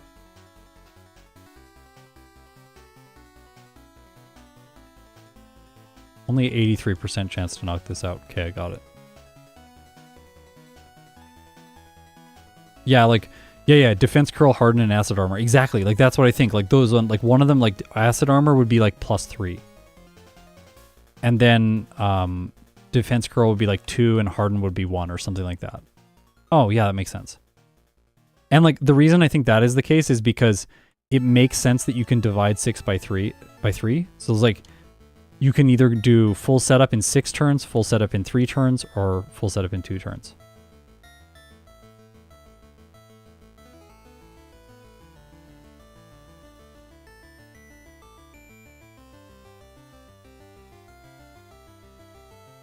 Yeah, hidden power is just until we get Earthquake, but it solves a lot of the like early game stuff. Or mid game stuff, sorry. I'm like wandering around here being bad. And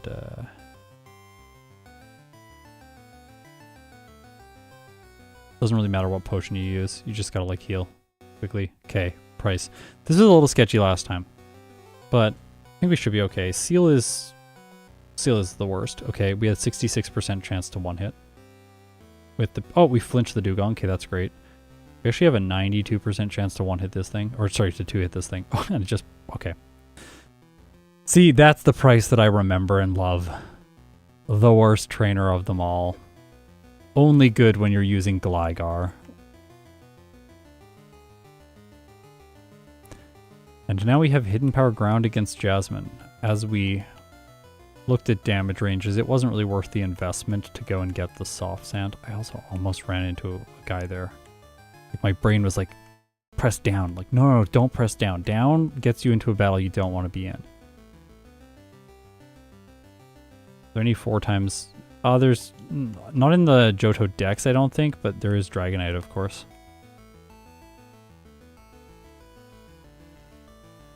We do want all the health we can get for this fight.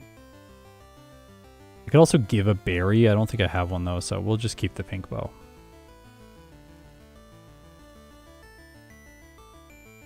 What's Price's yellow equivalent? Chuck's yellow equivalent is Surge. I don't know about Price's. All the gym leaders in yellow are pretty good. Like, Blaine is good. People think Blaine is bad. Blaine is one of the best gym leaders in yellow. Don't sleep on Blaine. He's incredible. Okay, she's going to Hyper Potion now. Yeah. So the Steelix will wake up, and then we have to put it back to sleep. Because it does so much damage. I don't think I'm going to KO here. Yeah. But we're good now. Whew. Okay. That was good.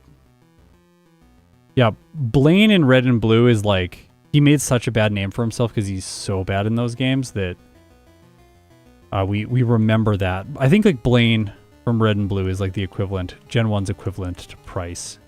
And he's also the 7th gym leader, so it makes sense. He's the 7th gym leader that you want to fight before Sabrina. Did I don't remember if I went into the Pokemon Center. I'm not going to do it. I'll heal before fighting everyone. BB's low. BB's up now. Let's go.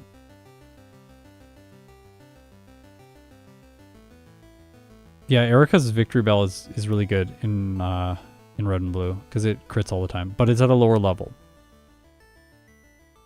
In yellow, it does about the same amount of damage, but it doesn't get crits as much, so it does less damage.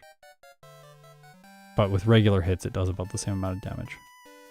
Just because level factors into the calculation. So if you're at a higher level, but you have lower base stats, you can still do the same amount of damage. Which is, I think, why they balanced things like that, as well as to get the anime flavor. Okay. I'm going to exit this place right after this trainer, because I forgot to go and get Return, and I'm going to use Return with the pink bow to defeat the Petrel for damage ranges.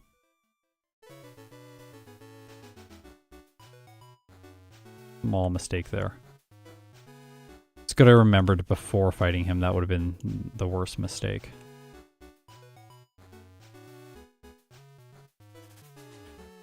Vulcaner is really bad, yeah. That's another really bad gym leader.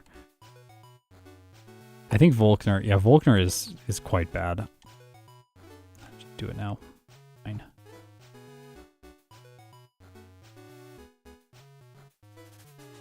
The problem with Vulcaner in Platinum is that you just get there at a way too high level. Like, by the time you're fighting him, you're like level 80. He's just like got like level 50s. He's so bad. Like, obviously, this is a solo challenge format. With like an actual team, I don't know, maybe Vulcaner's okay. Wouldn't HP Ground. No, HP Ground has worse damage ranges than Return with the pink bow.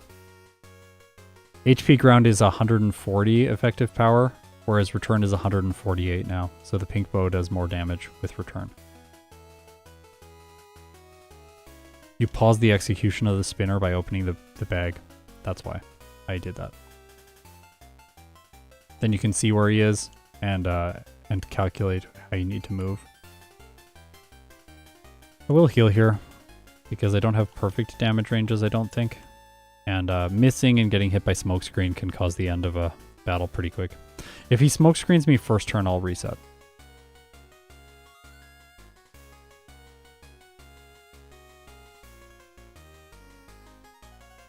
My damage range is much worse than I calculated it as last time.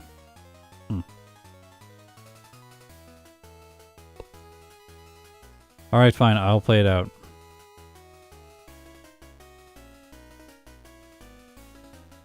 Interesting. I think the protein that I use was key last time. Last time I used protein before this fight. Oh! Alright, note to self. This is not as easy as I thought it was going to be. And yes, hidden power does less damage. I'm looking at the damage ranges right now. 84 to 100% damage with one hit from hidden power. 87 to 103% damage with return. You're hypnosising this guy.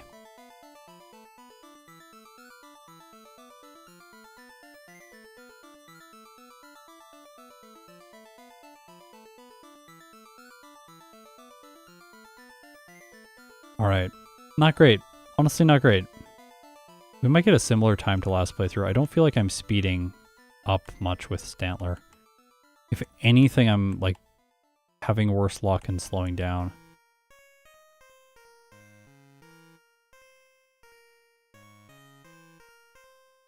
Like a few things are just a little wonky.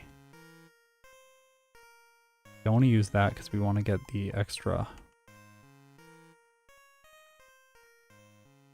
Our splits coming in, Crystal. These, oh, the splits, it works already. I should just be showing it to you. Sorry. That's just an oversight from me because I'm not used to it.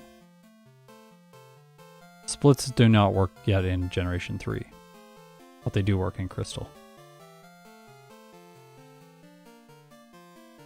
Am I recording them? Yeah, I am.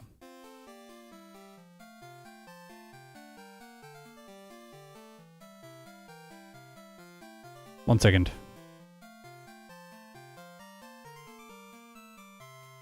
I think I can just still show them to you. I think they're just like, they're happening in the background, but I haven't been showing them.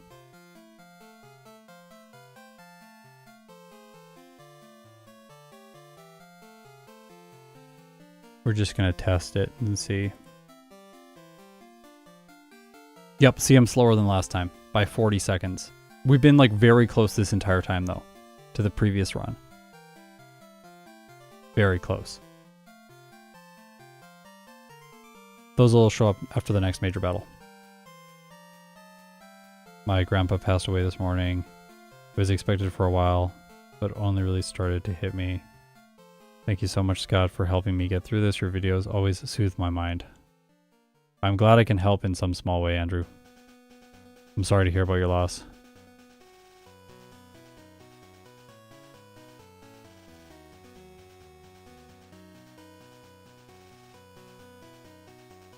Okay.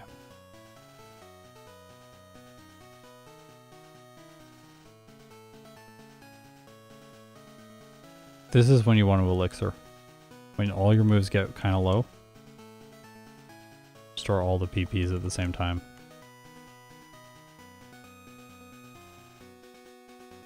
I like the elixir just for this spot in the game. I find it really helpful to not have to go back to the center or spam multiple items to get through the rest of the plot line. Also, I probably should have gone and got the gone through Ice Path. I can go through Ice Path after this before doing the final part of Radio Tower.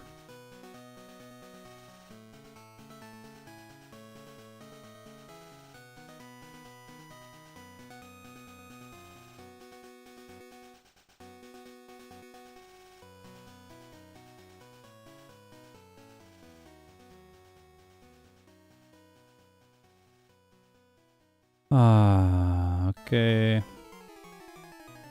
This is boring, this part of the game. If everything in solo playthroughs was like this section of the game, I would not do this. It's like, solo playthroughs are really fun, but this section of the game is genuinely not. Sometimes when I'm like sitting down to hype myself up to do a Johto Versus video, I literally am like, my brain is like, don't do it. You have to do the rocket plotline like 6 times. I'm like, yeah, I know, I don't want to. It's like all of their Pokemon are just one-hits. There's no trainers that occasionally get you other than Petrol. And like when he does get you, you're just like, yeah, okay, fine. You got like a smoke screen or an explosion or something. That's why I lost. Let's see how much money I have. Okay. Hey, I can afford it now. Cool. I'll show that. 7 of these. 1, 2. Oh, see? I did things in the wrong order and I could not use them all. We went over the cap. We might need level 66. Sorry about that.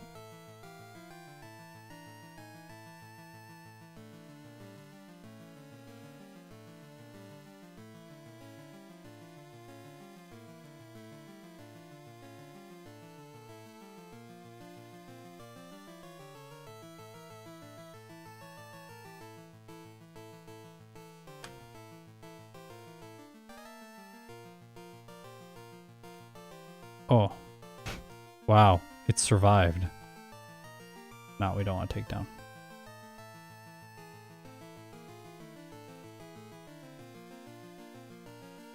Yeah, seriously, so many people today have like tuned in and been like, why isn't this thing a psychic type? Like, we know, this is weird, like, what are you doing? And then they fixed it with Weird Ear, so they're like, they figured it out too. They know that they did the wrong thing and then they fixed it. Like, all of the bad stuff they did in Johto, you can tell that Game Freak realizes that they made mistakes because, like, over the years they have slowly fixed things. Like, well, we'll add like Gliscor to Gligar, and like we'll make Togepi better and give it Togekiss. They added all this stuff to make these Pokemon better.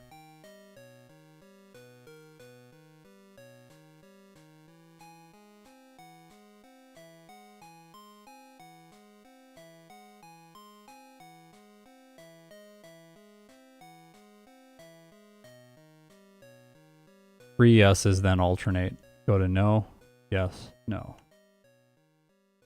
Then fly to Mahogany Town if you did things in this order.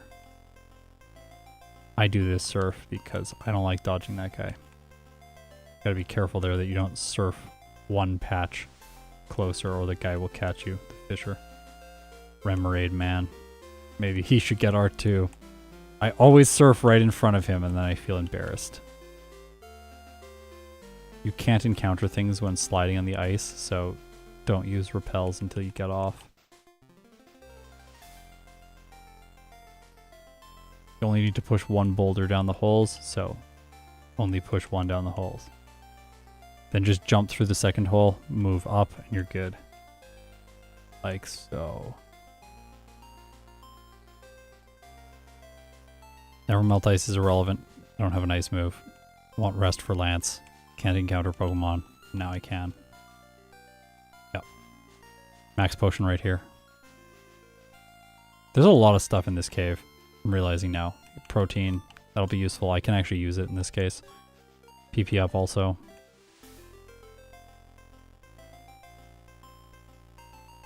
There we go. I did all that inventory stuff right there because then I can just skip the center entirely here. Go right into the gym.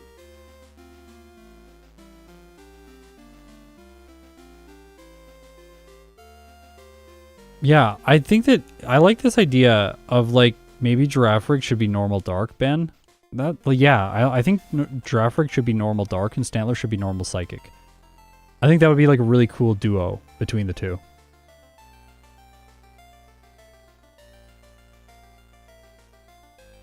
But then Girafarig just gets wrecked by fighting types. Kind of sad. Normal dark is not the best typing to have in Generation 2. Should do a Alolan Raticate playthrough and get just steamrolled by the game.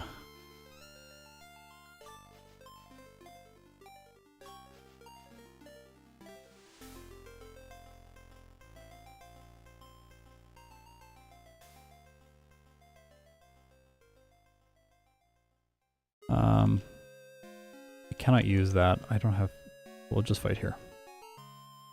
Let's see what the split's like after this.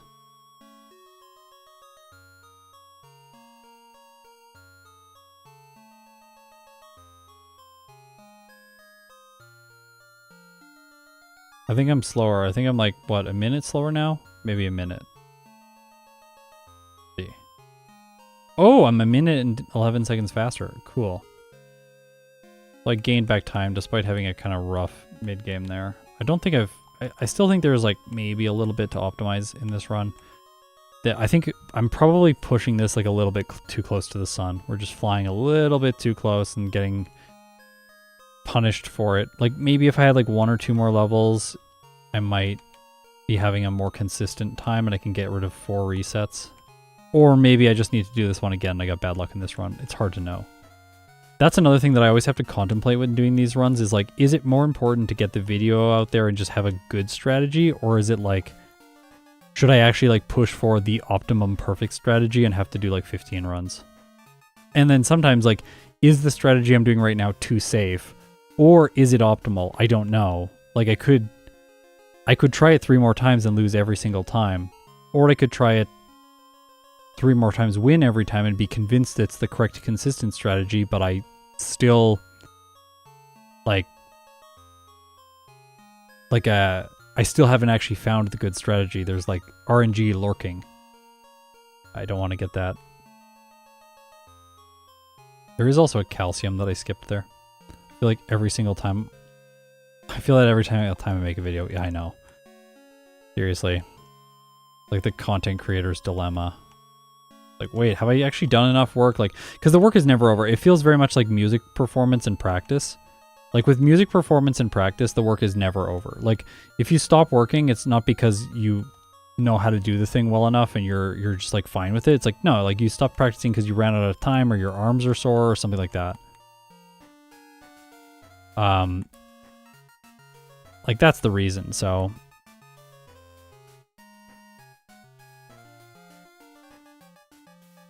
did I mess up? I messed up.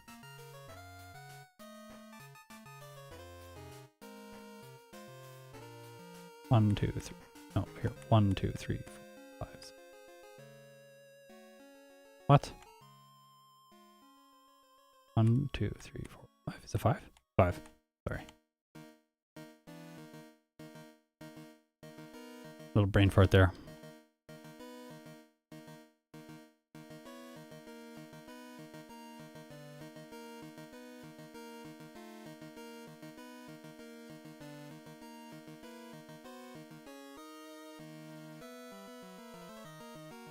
Ah!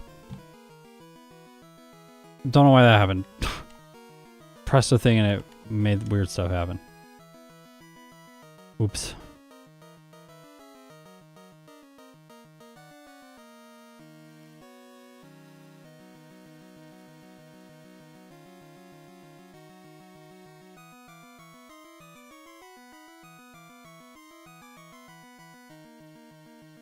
Ah! Apologies. Like switching to the wrong scene or something when I press a certain hotkey. Very weird. If that happens again, I'm gonna like go in and remove hotkeys.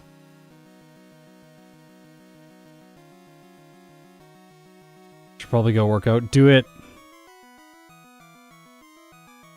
Thanks for hanging out. It was fun.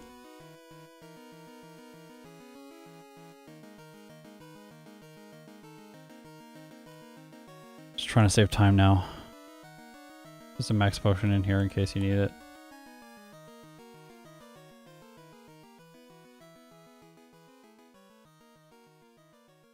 Max potion on that rock right behind Earthquake.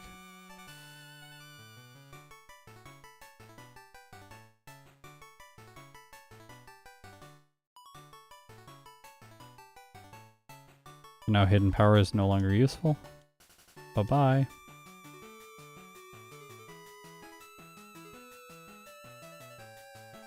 Hey Akhtar, how's it going?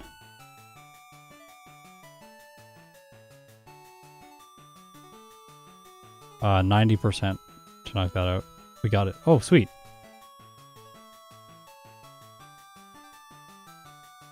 Seeking buff. Oh my gosh, I want a Seeking buff. Yeah, I want like Seeking to get some love. Seeking and Golduck. Can we talk about Seeking and Golduck? Poor Seeking and Golduck. They got nothing. Like over the years, they're just so forgotten. That shows the splits, but there's no split for that. Not because we're not recording it, but because I'm not showing it. It's a glitch why it's showing. It shouldn't be showing.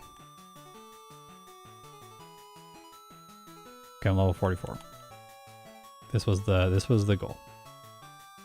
We're on track. 1, 2, 3, 4, 5. Look, I can count. 6, 7. Let's go. Let's go.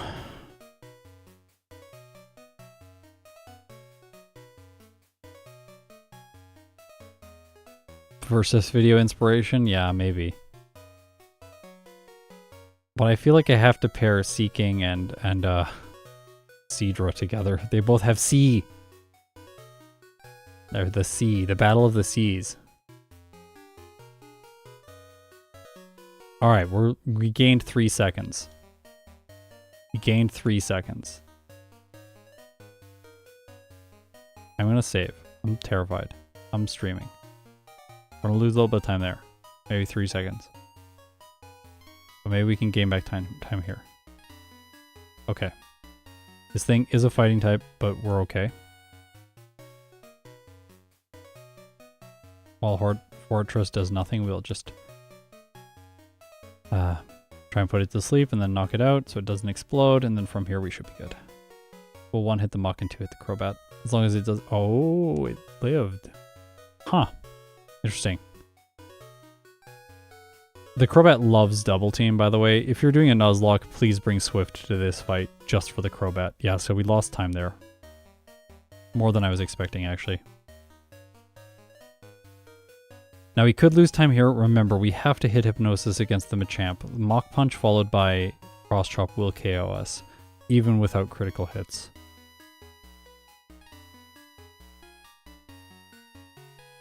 And the Hitmonchan is going to go for Mach Punch. Okay, Hypnosis, please. Please! No! Okay.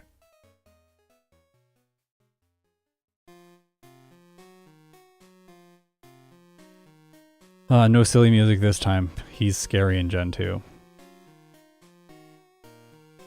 He's not that good, but, like... He's a lot better than he is in Gen 1 in this game. Like... Okay, we're good. That should be enough.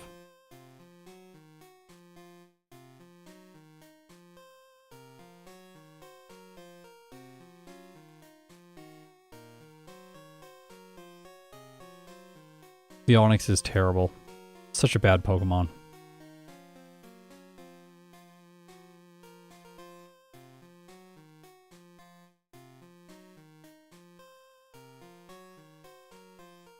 Okay, so I'm doing something intentionally here, which is not healing. The Umbreon has a lower chance of using Confuse Ray and Sand Attack if you're at lower health. So of course it uses Confuse Ray right away and then Sand Attack. And then crits me with Feint Attack? Alright, fine. We still gonna win? I think we win. Unless the Murkrow quick attacks. It's gonna quick attack, isn't it? Yeah.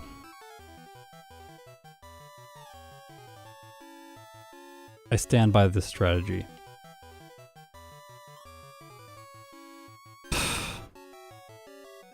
Wow.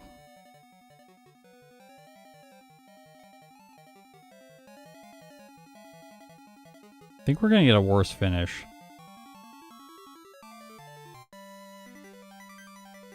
Yeah, Karen is like, I don't know if twice as hard, but like, she's more random. Like, she's more random than the rest of the league.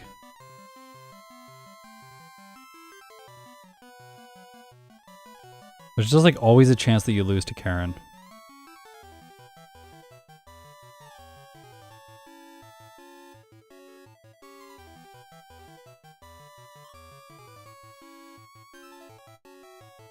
Go. Oh, forgot Paralyzed Gearberry. It's fine.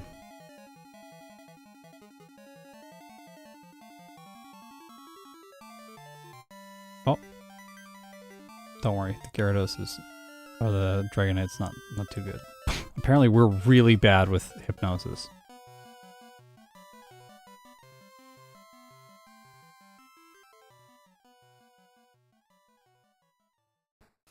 Koga is worse than Will. In some cases, yeah. They're both kind of bad. That's what I was expecting last time.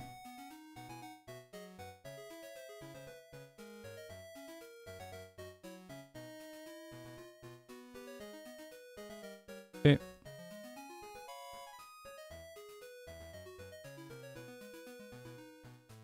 Alright, now we just watch our health and make sure we don't get too low. That's fine. We have a chance to one-hit this. We don't get it. Oh. That did a lot.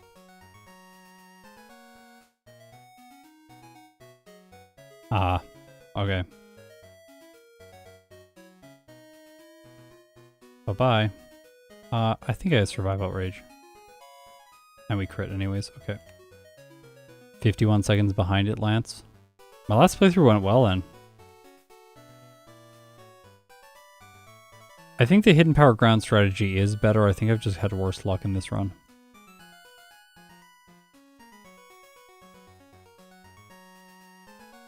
Like, I don't feel like this I feel like this playthrough is better thought out, and I do feel like the strategy is more refined, but I don't think we're getting the luck that it needs.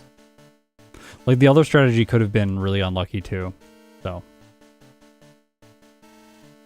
I realized that I didn't buy another... I should have, during the Rocket plotline, bought another Headbutt TM. Okay. Get it now.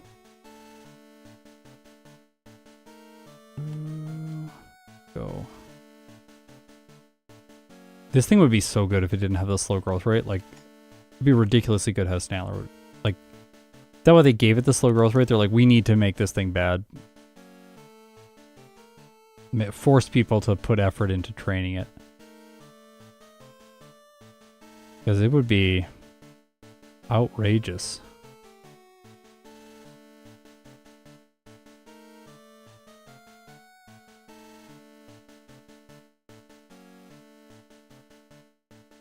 I am thinking about using less rare candies. Like, it might be possible to fight a few less trainers and then less rare candies before Will. Then still arrive at the end of the game at the same level. Might be possible. We're not using Curse. And we're not using Protect. So instead we get to fast track this area of the game. That'll save a little bit of time.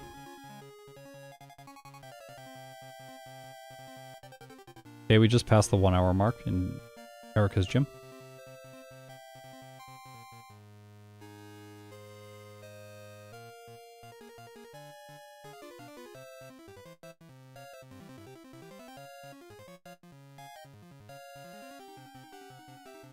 But they remade it in Gen 4. It was great. Oh, I thought you were referring to the Gen 4 remix. I was like, it was great? Wait, what? Are we in the same reality?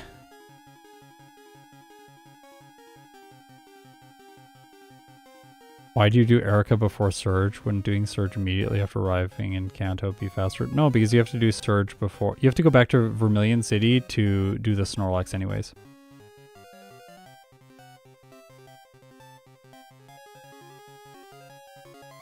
I don't think it really matters, honestly. Like, you can go back if you want, but you don't have to. Okay, we gained back some time there. The center is closer to going north, and then I go into Saffron City and I set my waypoint here. Then I can teleport back there after Erica, then go north to fight Sabrina. Then I go back to Vermilion City after getting the power plant fixed. So then when I come out of the gym, I just like go over to the side, cut the tree, and then wake up Snorlax. And I'm not going to forget the radio card. I'm thinking about that right now, so I'm going to forget it because I have ADHD. And in like 5 seconds, my brain is going to get hyperfixated on something else, and then this current thought is going to get let go. But if I keep talking about this thought, which is I'm not going to forget the radio card, then I might not forget it. I might actually remember the radio card. How long? This is, we're answering the question right now, how long a YouTuber can monologue about a radio card. Gotta dodge this guy. Gotta be careful about that. Okay, this is where Abra saves time in Kanto, because you can go in there, set the waypoint, then you can dodge the encounters in here. I'm not doing this. This is bad. And then you go over here, and then you can teleport back. It's really quick. Oh. My execution has been pretty good this time. That was a little bit of a frustrating door. Doors are hard. Then we go in here. Okay. We just like activate this event. Then we go back up north so that we can get Misty to return back to the gym. We do not need the machine part at this point. The machine part is only required after defeating Misty, and we're already going to be into the gym, so we take less steps by doing it this way. Thanks, Snowy, for letting me know about that.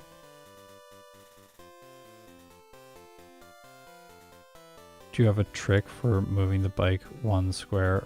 Well, I don't use the bike in Gen 2. I just avoid it.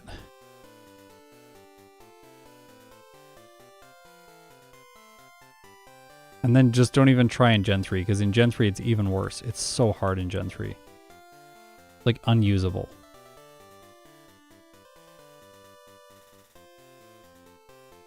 Sorry, I just thought about it because of doors. No, don't be sorry. Yeah, it's hard. Doors are challenging.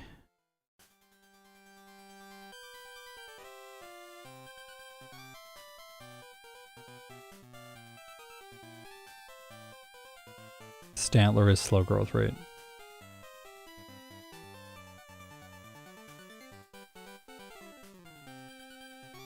I think I'm going to put this one to sleep.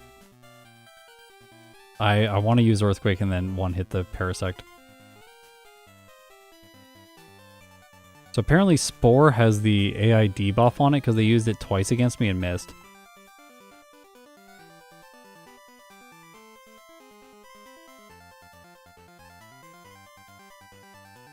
More like Stantler, yeah.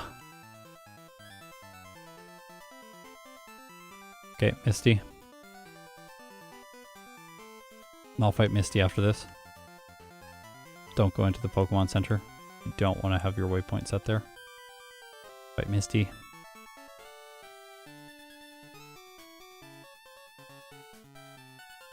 Is it faster to teleport back to Route 10 from here? Yeah, it is. So like I'll beat Misty, teleport back to Route 10, then fly to Saffron City. And Saffron City is the fastest fly point in the game because it only takes 1 action.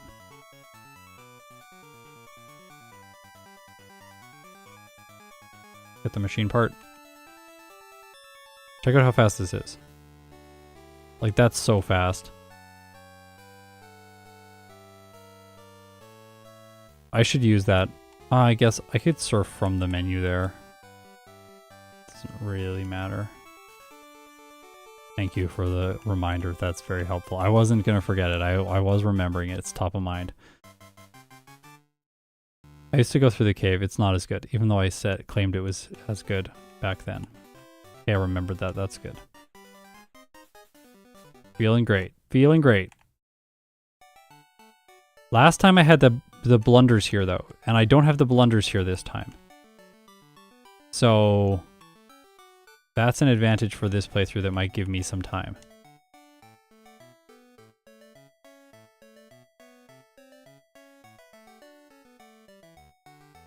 No, you don't want to talk to that bush.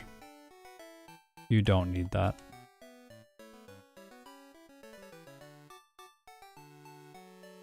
Okay. So I have to go down there. Like, I want to get the rare candy. I want to do this gem. Then I want to Snorlax. So I'm like trying to do everything in Vermilion essentially at the same time. I think you can just like teleport to the Pokemon Center, get the rare candy, fight Surge, then go north. But like, I think it's a little bit less efficient in terms of like walking.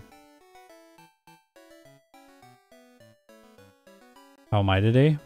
I'm pretty good.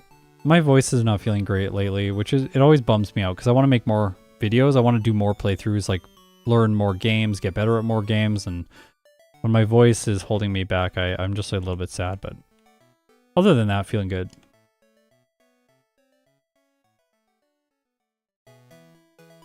Nope. I always overshoot that one. Snorlax.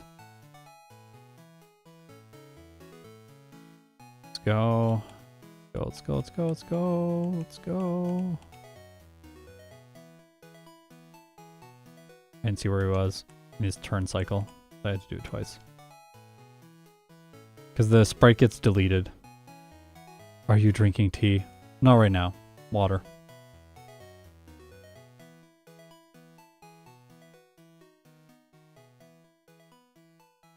How come you're forced to kill? You can't run away from the Gyarados, but you can run away from the Snorlax.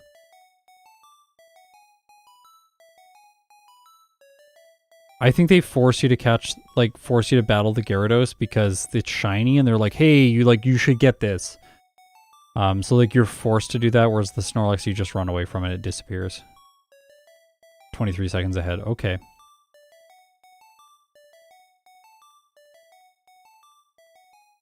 Okay, my repel is going to run out. I don't want that to happen before this guy.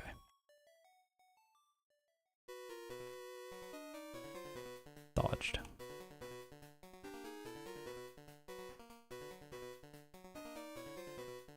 I normally don't like picking that up, but it was there and I needed to get through it.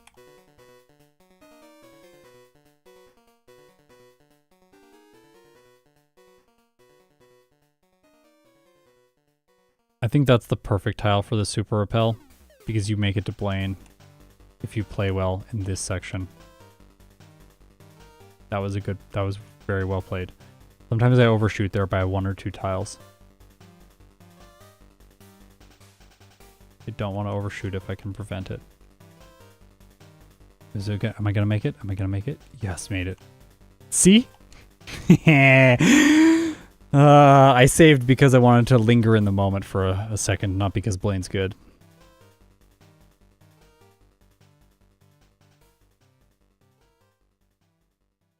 Yeah, with the max repel. Yeah, but I don't buy max repels. Dude, where do you buy max repels? I don't even know where to buy max repels.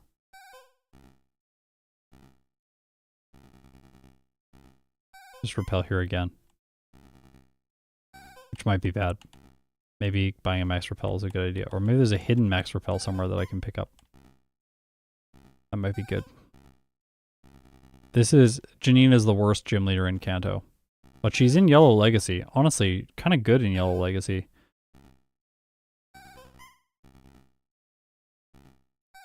I might do another stream this weekend, by the way. So, it will not be any... If I do another stream this weekend, it will not be anything like my regular content. but I'm thinking about it.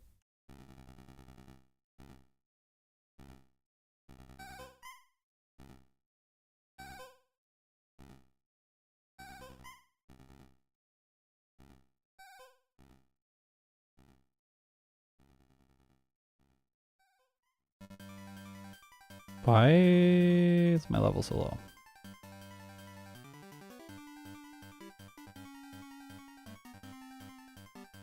Oh, this is fine. This is fine. I'm gonna go to 61 here, then I have to fight trainers.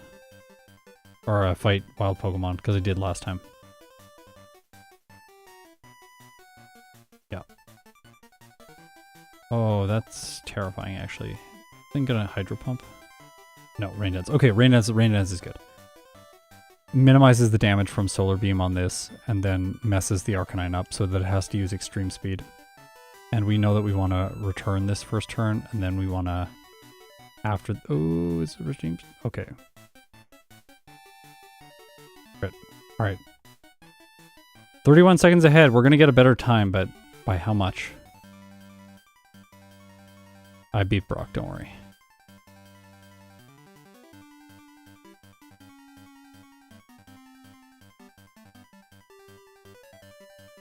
Why does Gyarados have Rain Dance? Because they wanted it to be bad, apparently.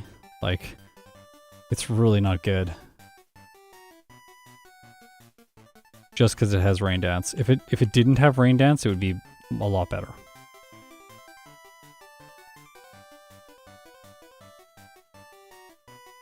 Let's go in here and heal.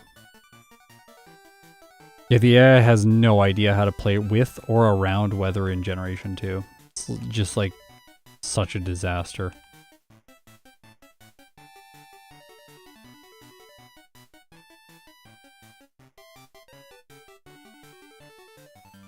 Give me those Rapidash.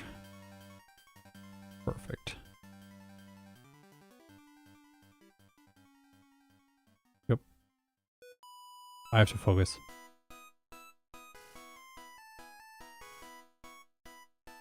Oh, it's annoying when these show up. They give like no experience.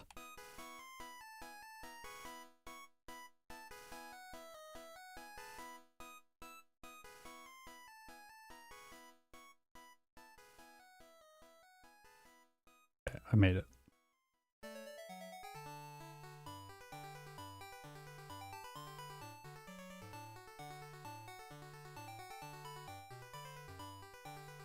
It's hard to do that when you're getting encounters, because it throws you off on like counting everything between each encounter.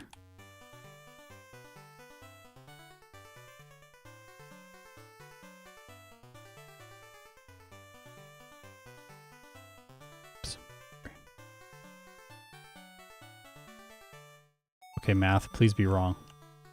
Please, math. Okay, well, we speed through the Espeon. It's better than before.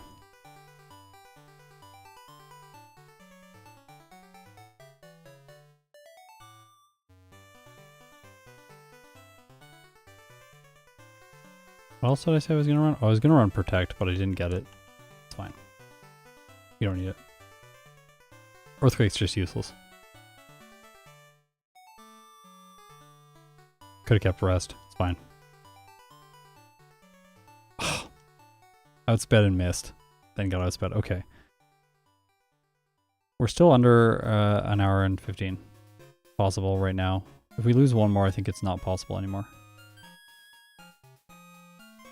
Again. Again. Such bad luck. Got the Reflect up too. Okay, crit. Take that. Gosh. Doesn't make sense to play that out.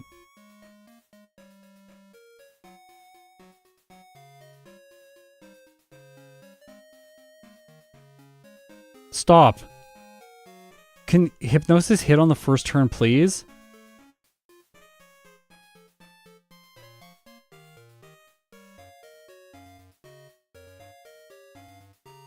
Live by Hypnosis, die by Hypnosis. This is definitely the right choice for this fight, though. We're just getting unlucky. Okay. My Special Defense Lord doesn't make sense to play out. the real mistake here is the speed mistake that I made earlier. So like the main mistake that I made in this run is, I don't know why I used to have noticed there. The main mistake I made in this run is I did not go through Ice Path first. Going through Ice Path first and then coming back and getting return before fighting Petrol, that's the mistake that I made. If I had done that, then I would have 185 speed now. But I have 184 speed. And 184 speed is not enough. Also, this is ridiculous.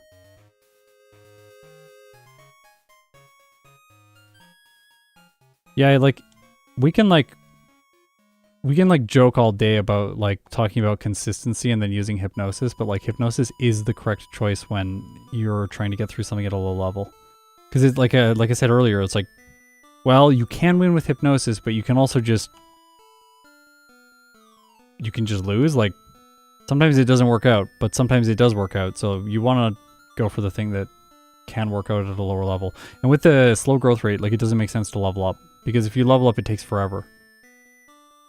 There's like, you're like trapped in this like awfulness. It's like the design of the Pokemon traps you here. Oh, the sunny day before the Charizard is a bit annoying. I'm faster than it though, so. Well, if that doesn't work, then we lose.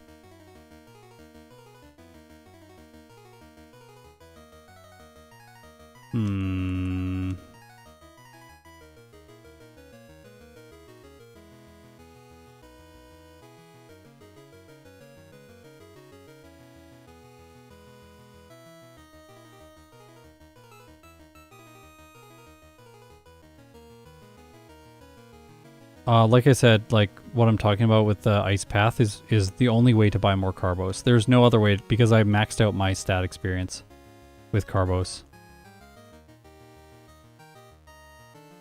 I might be losing the speed tie for the Espeon because of RNG, but like I might be on the same RNG block every time.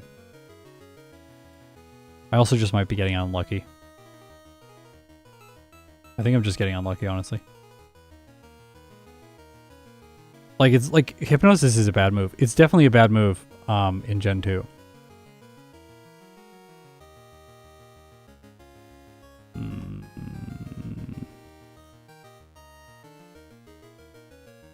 really want... Yeah, at least it's not Sing. Sing is so bad. What, is it 50% or 55? I think it's 50. It's so bad. Okay, at least we put it to sleep. No Reflect. No. If I return the Espeon, then it attacks me. I don't want it to attack me. I want to save the health. I want the health for the rest of the fight. That's why. The Hypnosis on the Espeon is to avoid it attacking. Oh my gosh, that does a lot. See how much damage it does with Snore? Like, you need health to survive the Snorlax, so you don't want the Espeon to deal damage.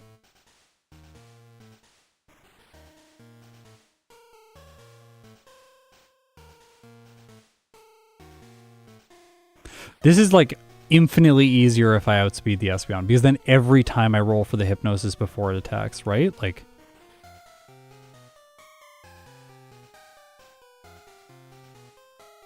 yeah, I'm gonna try and flinch the other Pokemon with Headbutt, not the Espeon, because it's asleep. Stop. So annoying. Oh my gosh.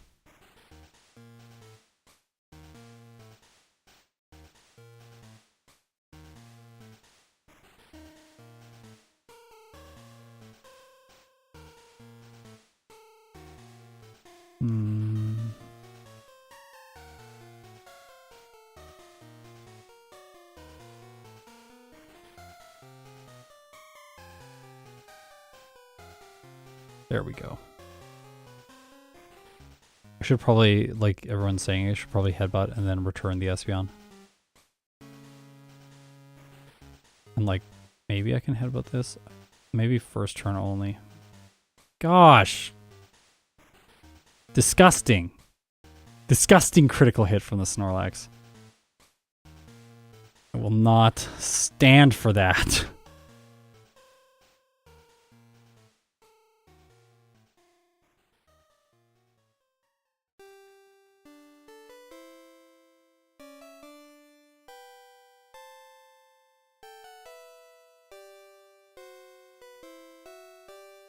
We're gonna win.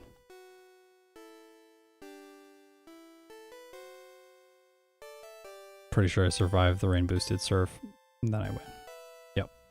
Okay. So we are a minute and 34 seconds slower than the first run with a time of 1 hour, 20 minutes and 21 seconds, 21 resets, 0 blackouts at level 66. Not sure what the game time is. Let's find out. Game time. Game time is 4 hours and 43 minutes. Slightly slower than previously, 2 minutes slower.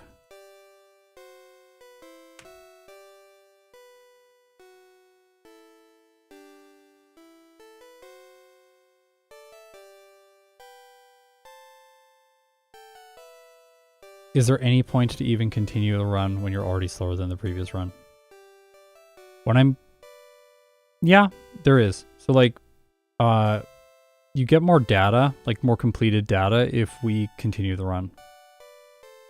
So like, if I like finish the run, then I have all the splits, I have all the data, we can see like, okay, we had 21 resets with this strategy, so it's like very inconsistent. Maybe we should like look back on that and like reconsider. But if we like just cut it short, then usually like, I don't really like look through a bunch of that data, a bunch of the ones that I just like discontinue. Usually once I get to about the Elite 4, or before that even, like it's usually like gym 5 or 6, like I'm not going to just restart, I'm just going to keep going and see what happens. You can get it to 115. Yeah, I think so. I think so. Yeah, failures are valid data points too. That's exactly correct. And that's also like why, like, because like another thing I could have done is I could have just like, I could have just like ran around and fought some Pokemon and like trained up to level 66 and then fought with the outspeed on the Espeon. Like could have done that, but then like that doesn't really matter. Like it's like, that was not the strategy. So like, I just messed up earlier. It doesn't matter. We're not going to like try that.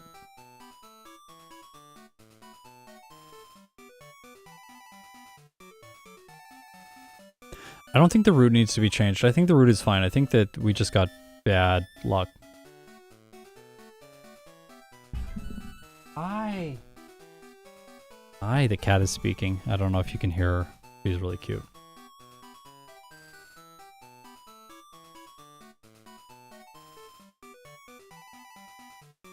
Okay.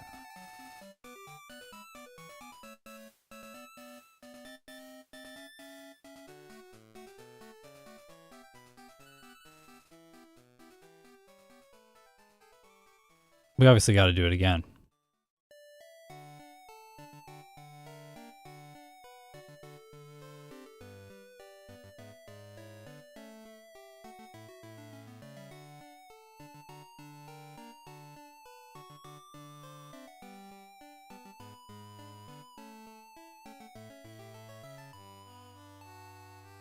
I'm not changing anything. We're going with this strat again. I think it has a lot of potential. How many more runs will die to Abe? I don't think any. I think the potion is the solution. I'm optimistic about Abe.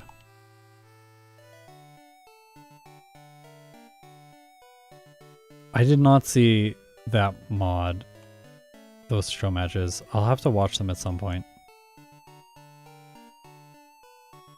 No, battling wild encounters is not the right choice. We're going to gain more stat experience by using the vitamin. We just have to use the vitamin. I bought 7 Carbos and I couldn't use one of them. That was the mistake last time. That's like the only thing that went wrong. Our RNG, like our chances against red, get so much better if we move first against the Espeon. All the times it does damage or gets annoying or I miss with hypnosis and then it does 2 turns, like all of that just goes away.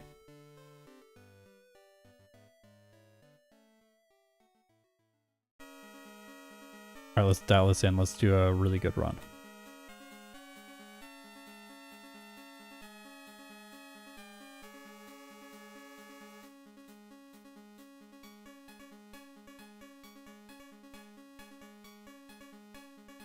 Hey Scott, just played my final recital last night. Oh nice! Final recitals. Stressful, but congrats. I guess it is that time of year. I'm so disconnected from like music stuff right now because I haven't been teaching for so long. Been It's been a year, I guess, of absolutely no music stuff. Only Pokemon. Oh, I'm just gonna get a little bit relaxed, like lean back and stuff. Normally I'm like sitting right on the edge of my seat, like trying to be keen. But I'm gonna just relax a little bit. This game takes a while to ramp up and we might like lose to Abe like 6 times.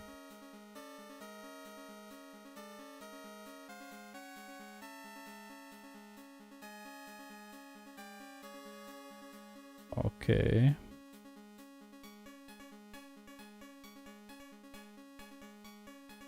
Kind of rooting for Abe to be a problem. Don't. I cannot stream forever. I have to pick up my wife from work at some point, so if Abe is too bad, then the stream just ends.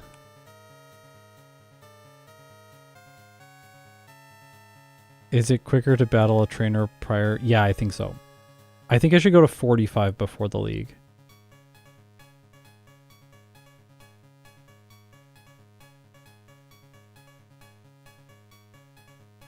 Or maybe one more trainer, yeah, I'm not sure.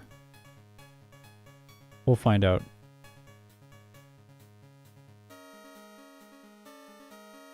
Scott Bro, much love from Dubai. Thank you. Love coming back at you from Canada.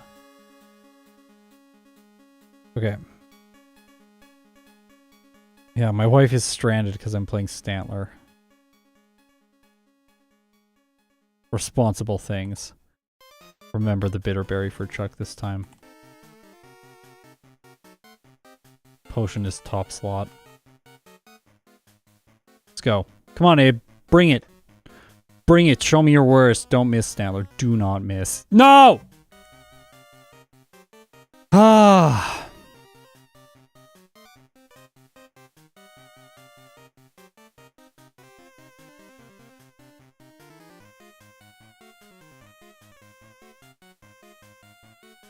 Tackle is awful. Tackle is one of the worst moves at the beginning of the game. It's so painful. 3 hours and 37 minutes into this stream. Or at least that's how long we've been recording. Like a little bit longer for me than it is for you. Ah.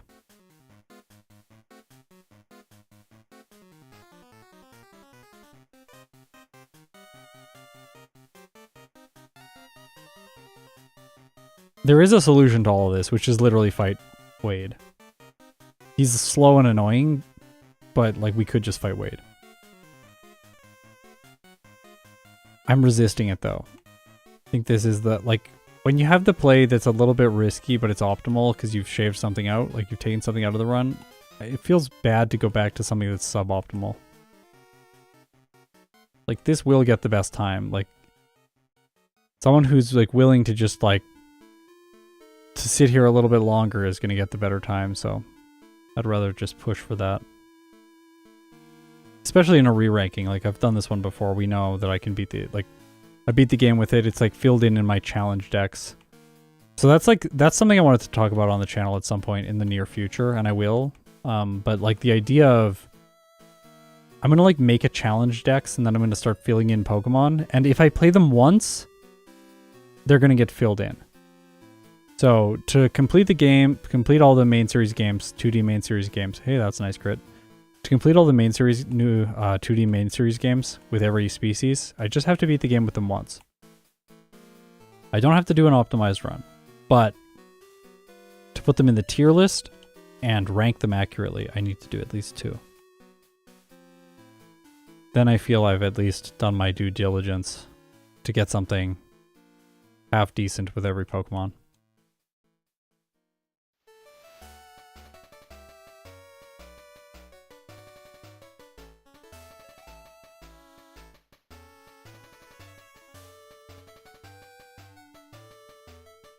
Pretty good overworld there.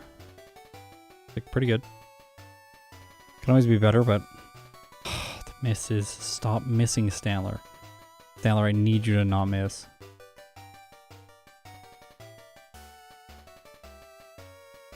Like, maybe we fight one of the Bellsprout guys in the tower to get the level. Instead of Wade. I don't know. We used the berry so early this time. This is really bad. Run's terrible. We're gonna lose to Faulkner in this run. Because we don't have a berry. The only other berry I have is... I have to backtrack to it now, so... I think we're dead. Oh, I don't think we're gonna get a second Stantler playthrough.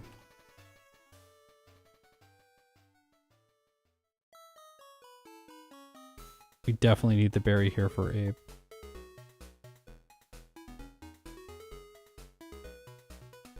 Okay. Come on. Abe is really good. Look at this. Oh my gosh, the crit. Okay.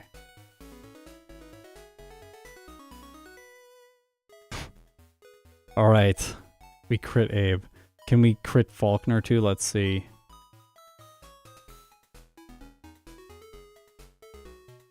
Come on. Yeah, tackle miss into tackle crit. Oh, I'm scared. I think we lose. I think we lose.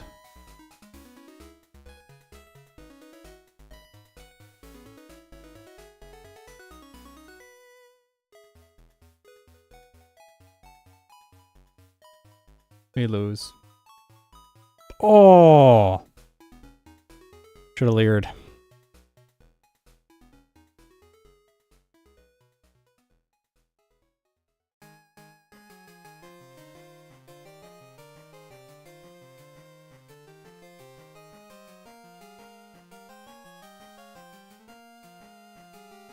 Again.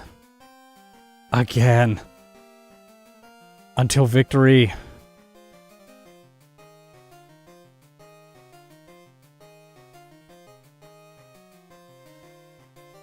I feel like I'm pretty good at RNG already. Like, I'm very stubborn. And I just, like, do things over and over and over again, so... Eventually it's gonna work out for me.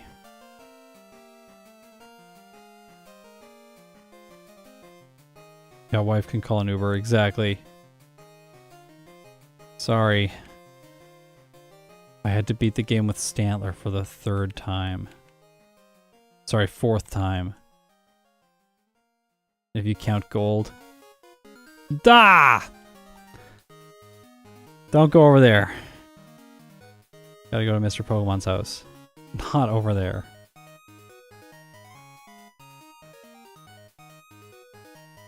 Okay, my menuing at the beginning has not been very precise. Like that.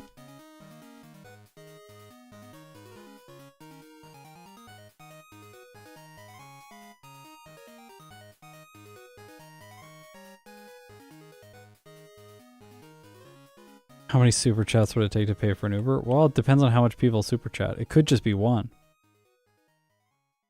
No, I'll pick up my wife still, of course. But hopefully we get one more run. If I fail like Abe like 3 more times, I think we are out of time. But I think I can beat Abe. I'll make one small change. For safety. One safety change.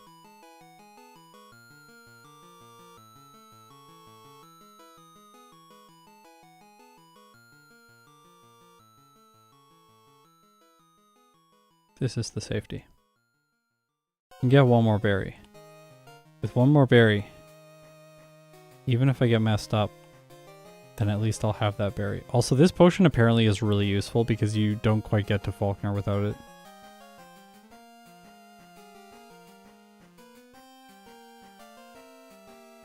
We've like sunk into the very chill part of the stream now where I'm just trying to say things.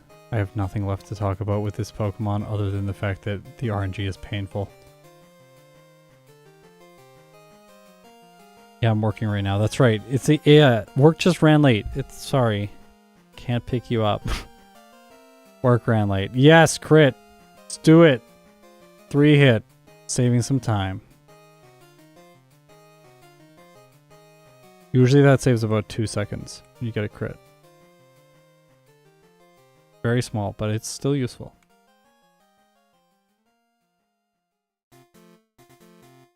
This is the run. Yeah, that's right, 7th ace. We can do it. This is it. We can do it. Let's go, let's go, let's go.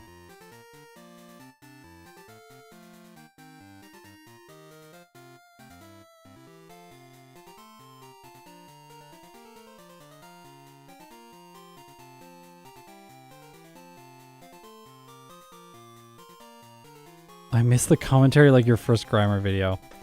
I feel like you're the only person. There are some people though that always comment when I bring up the Grimer video and they're like, you know, I really liked the Grimer video. I'm like, oh, that's sweet. Thank you.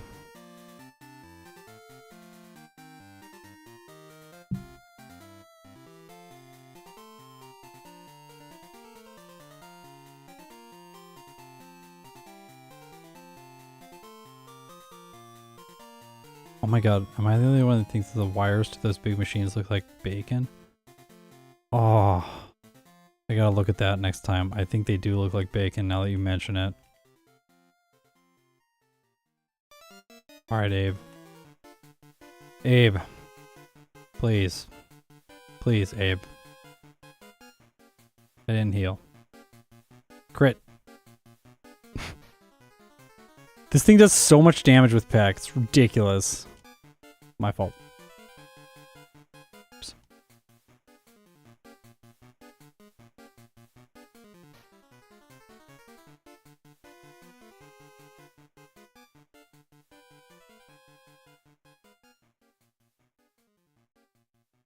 Okay. Why didn't you heal? Because I forgot. That's why. It's like, when people ask that question, like, why didn't you do X when I said I was going to do X? It's like, it's very obviously that I forgot. I don't know how else to explain it.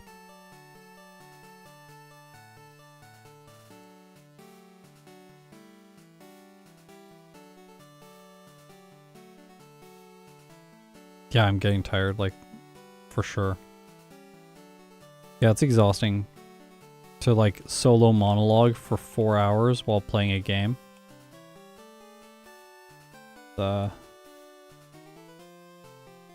Genuinely, like, when people, like, don't... Like, this is interesting, actually. When you're, like, making stuff, you're so in the making of it that you don't realize that, like, other people outside of the process of making things... Yeah, it does look like bacon. People outside of the process of making stuff just, like, don't understand what goes into making things. It's like I've been involved in creative activities, like, my entire life. I've always been building stuff and composing music and being in bands and being in orchestra, and like when you're involved constantly in the act of creating things, it becomes like second nature, and then I forget that other people don't have the same experience. So it's just like some people are yeah, crit again, then a miss. Okay, well, 4 turns and with a crit, not great.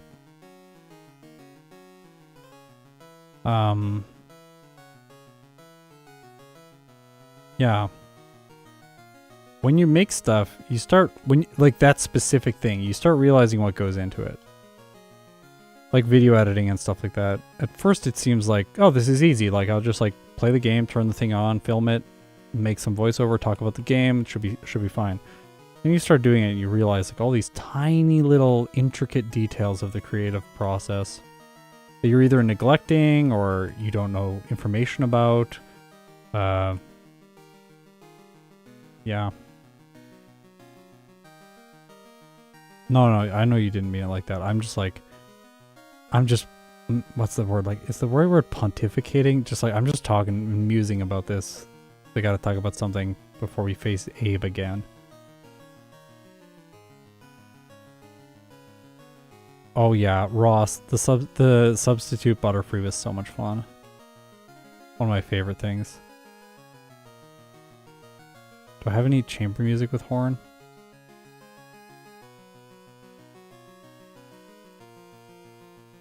I have one piece with horn, but one of the movements got lost. A hard drive problem. Very sad. Oh. Oh, I have a wind quintet. Yeah, wind quintet. Okay. Here we go. Abe. The fearsome Spearow man. Gotcha. Gotcha. Abe is defeated and we have a berry for Faulkner. We did it. Oh, we did it. RNG check 1 passed. All right, let's go. apparently Rod is RNG check number 2. Little sketchy. But we should be good against Faulkner.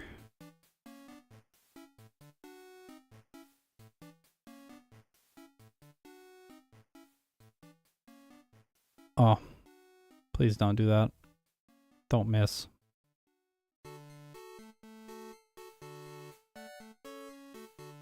The berry really helps here because you gain back just...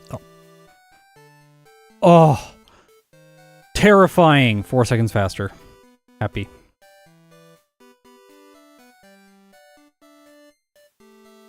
I think last time the Faulkner split was slower, so we're significantly faster than even the last run. Yeah, Lear, I think one Lear is the choice there against Faulkner. I think with no Lear, it's too sketchy. Because if you don't get the damage range, you lose. But with a Lear, it looks like you get the 3 hit no matter what.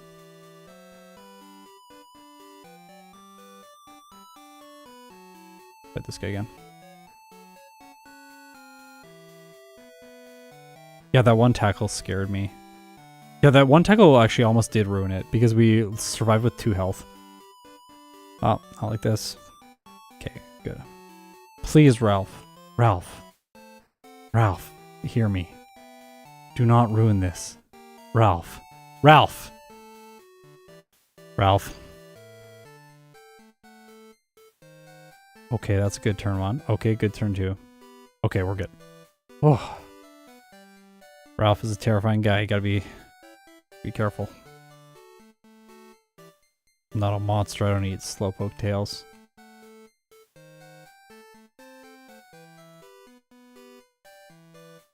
Let's go.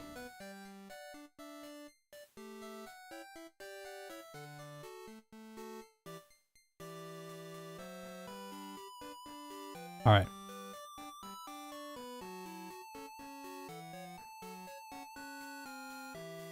Should have waited. Should have done these things. Not playing great. Okay. I think Lear turn 1 is better here. You have to mudslap quite a bit throughout the fight, so. Lear stacks up over time.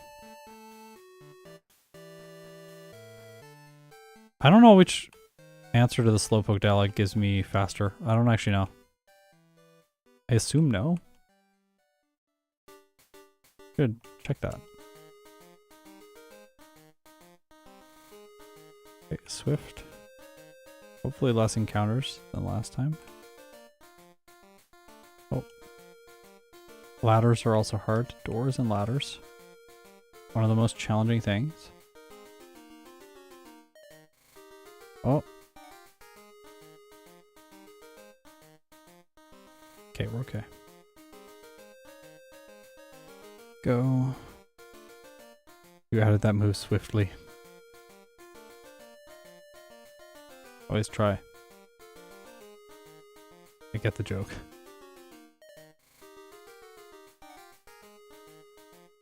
Why does Gen 2 Zubat look so cursed? Yeah, I don't like the Gen 2 Zubat sprite. You're right. No!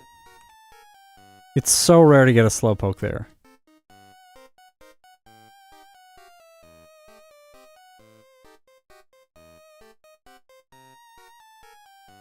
Okay.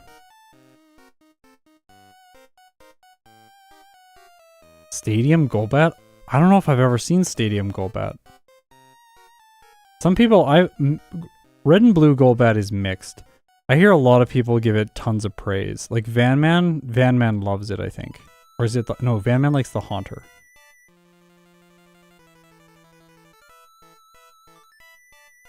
Huh. Will I let my children play Game Boy, or will they have to hide on the toilet as well? That's funny. I'll let them play.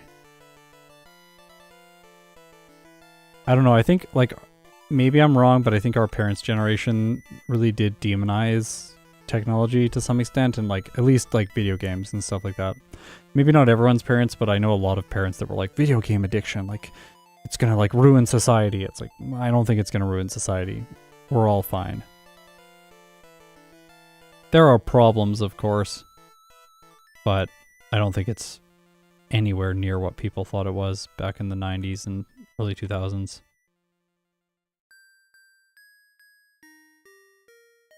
Yeah, like social media is probably like much worse than video games.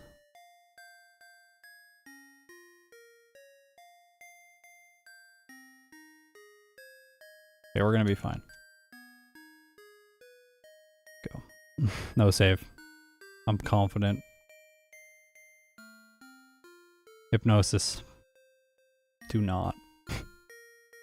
Do not fail me. Okay, don't poison me. Oh, it just hardened. Okay, that's perfect. I feel much better about this fight than last time. Oh, hypnosis. Oh. Thank you. Gonna quick attack if it wakes up. It'll do enough damage, I think. Oh, it's Fury Cutter. We win. Okay. 1 second ahead. Not great, but...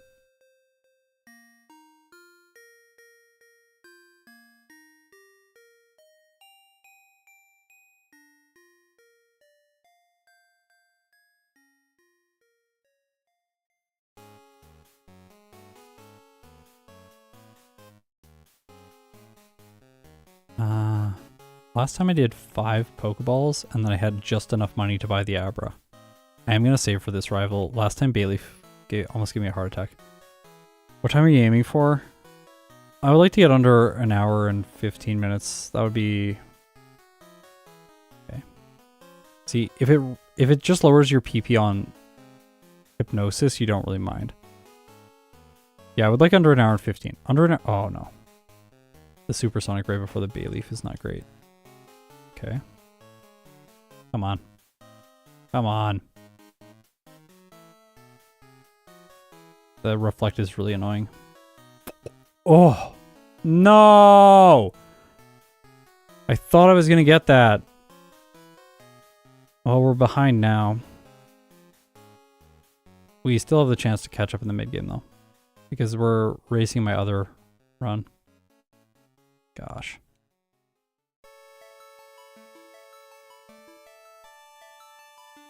What is this? This move never hits.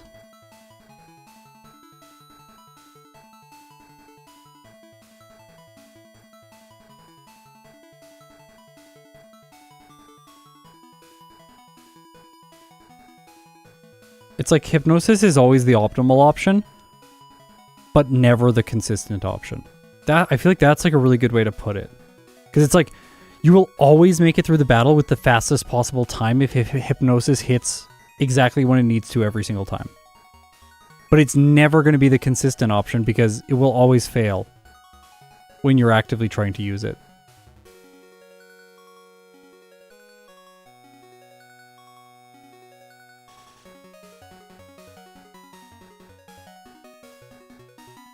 Hey Ike, how's it going?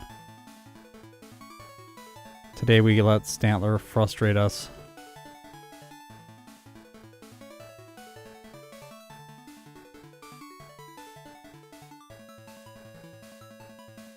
I do want to... Okay, like, let's just talk about this, okay?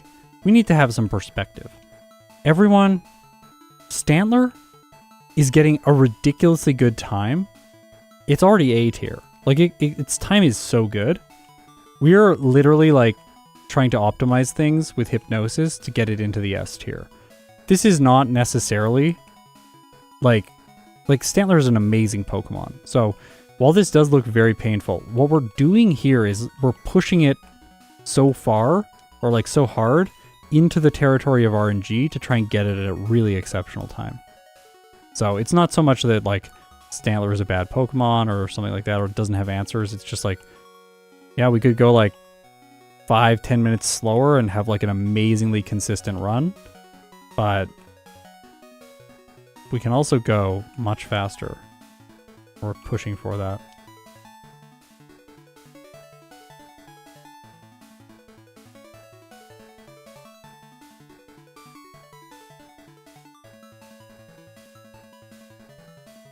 Oh, no, don't go this way. I'm not playing great. I'm tired.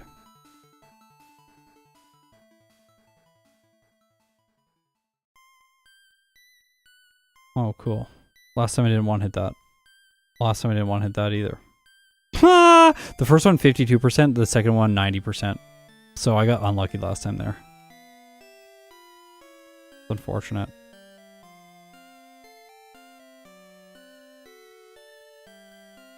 I've heard Poke Rogue is really good.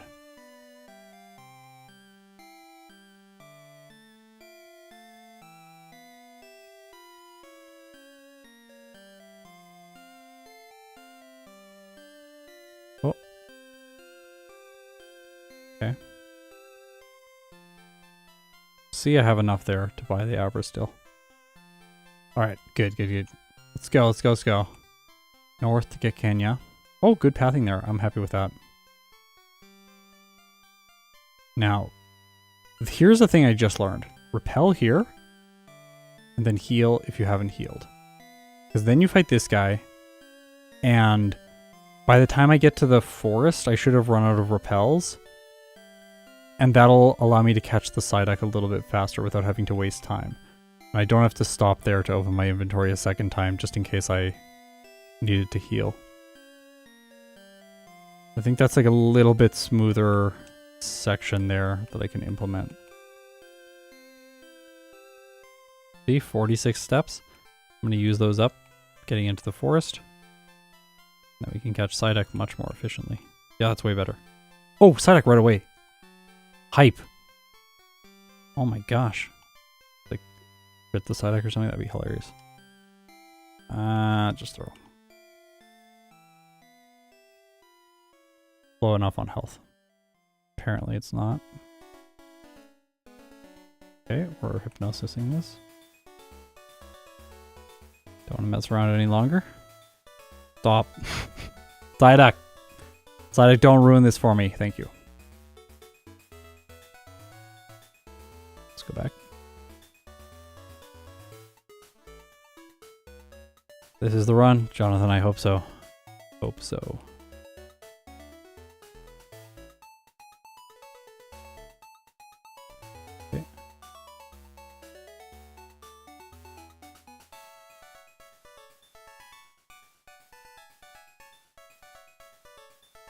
Yeah, being browser-based is kind of scary.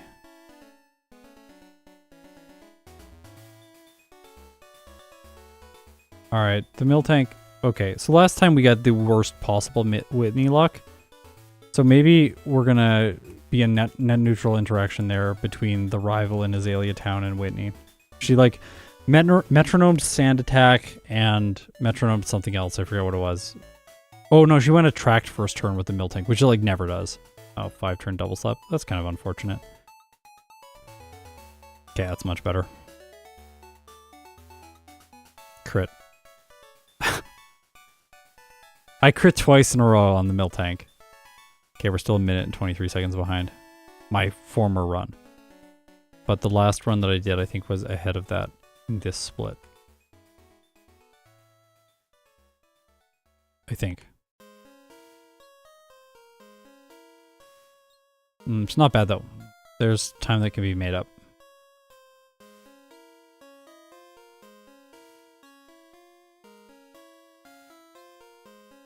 Go Stantler.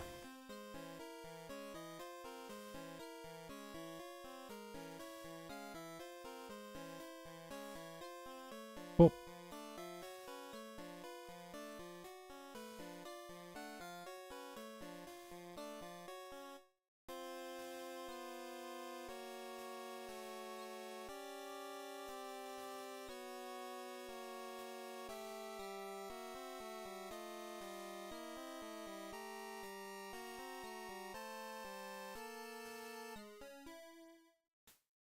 Go.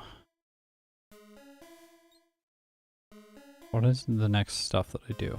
Go to the Lake of Rage. And I get Hidden Power Ground. Come back here, go to the lighthouse. Fight those trainers. Come back here, fight the rival.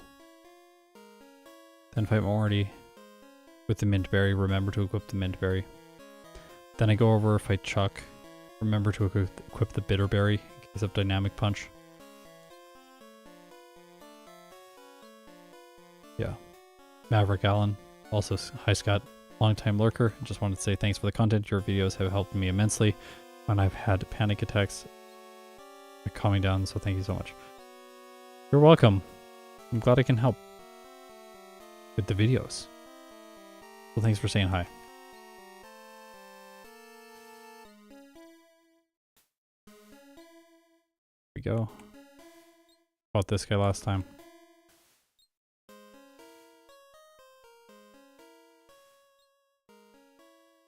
Little sketchy. This one also has it, but we're okay.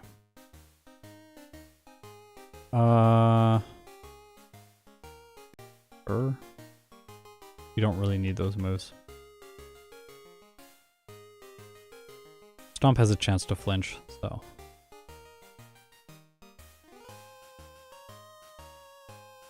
Okay.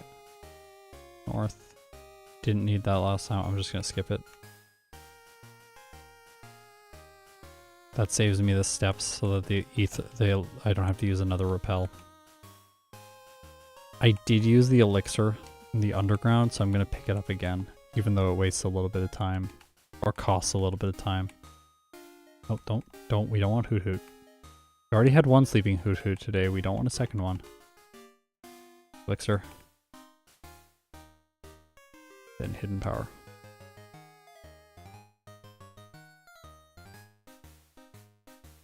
Stantler can learn flash. Yeah. We could try with that at some point. Like, do some meme strats with flash. It's not going to be good though. What we're already running is better, I think.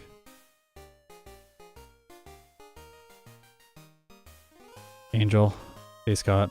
Greetings from the Dominican Republic. Greetings back at you from Canada. Glad you're enjoying the content.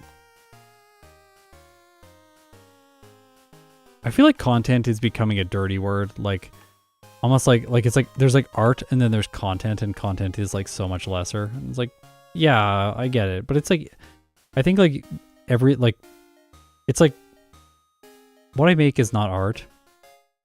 It's definitely more similar in my opinion to sport. But I think like entertainment has a lot of value.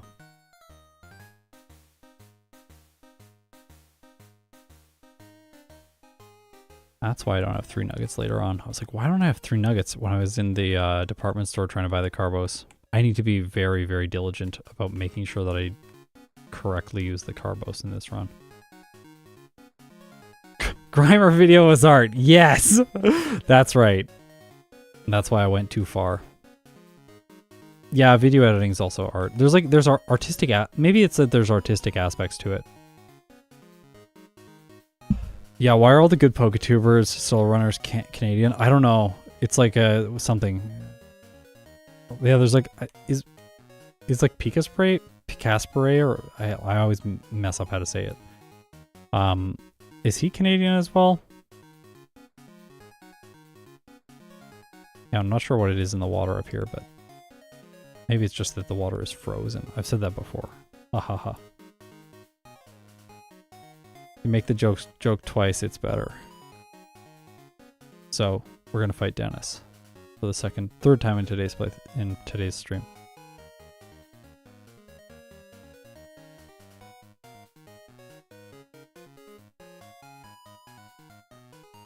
Okay.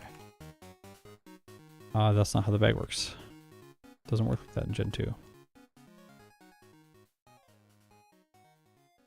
Yeah, exceptional is Canadian, yeah. Gym leader Matt, yeah. He's the only one. Yeah, holding back the army of Canadian PokeTubers. He's doing a good job though. His runs are always really inspiring. I should tweet the Grimer video at Art Decider. I love that, please. Oh my gosh.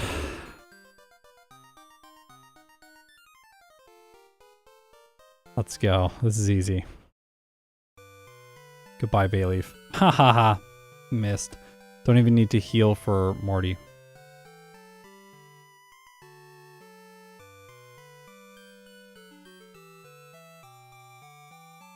Yeah, I've thought about like those kind of things, like audio alerts and like reminders. Also, Auto thought about like making a feature in the router where like you play to a route. So like it watches what you're doing in the game and like essentially as if it's recording and then goes like, the next thing you need to do is this. Like you need to go and battle this trainer or you need to battle this trainer. So it tells you what the next step of the route is. That'll probably come at some point in the future.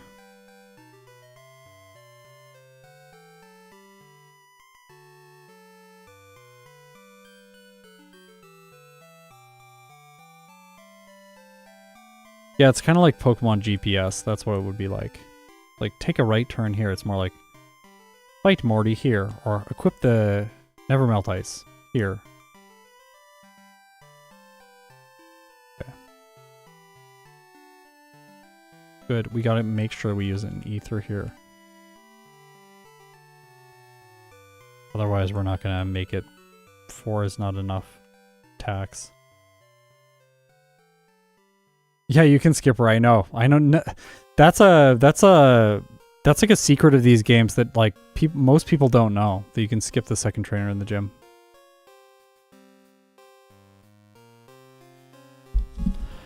I don't know if it's Canadian winters give us more time. We just have to stay inside. So, or it's better to stay inside because it's really cold. You're either into Pokemon or snowboarding, I guess, and I did not get the snowboarding gene. That never seemed interesting to me. Well, I tried it.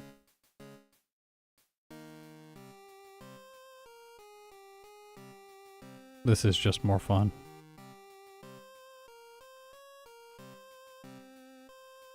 Okay. Strength.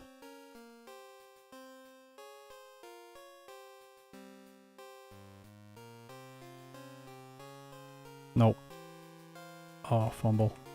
So bad. I should go down to the Psyduck there. That's smarter. Oh. Last time I had some encounters here, so I can save some time by just not having encounters here.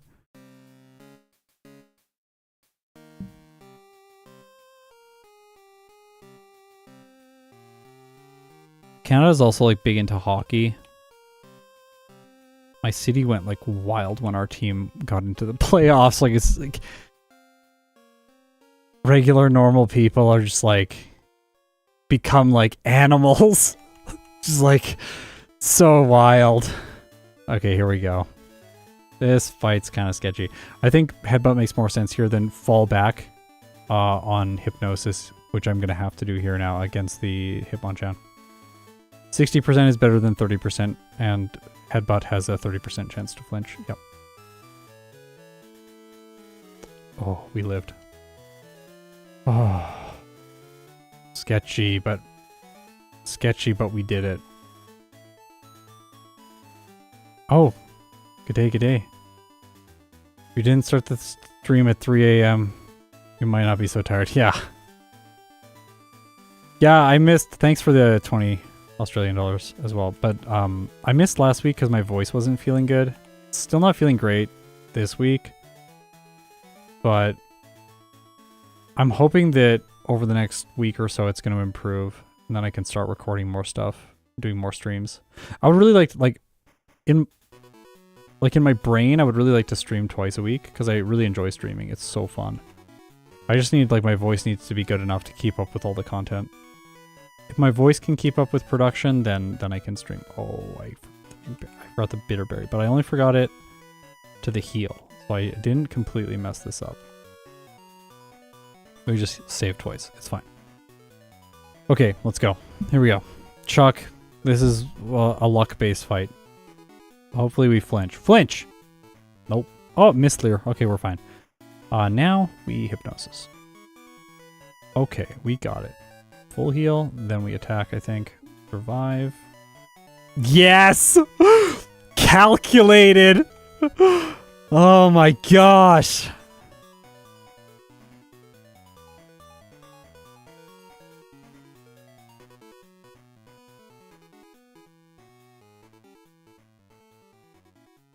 I'm really happy with how that went.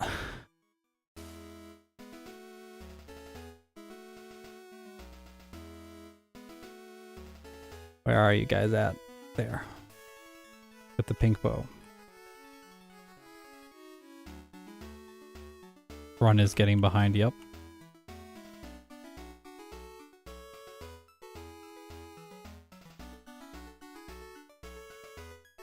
You have to remember though, behind is only behind until the other one had a reset.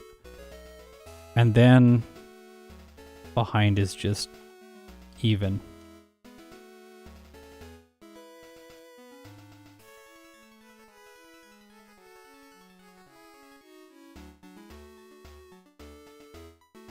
Yeah, Chuck is just better Surge. That's the best way to think about him. That's why I saved there. Kind of sketchy fight. Gotta be careful. I am gonna heal in Mahogany Town. I normally don't. By the way, mahogany. What a great wood. I have been getting back into playing guitar lately, and it's been really fun.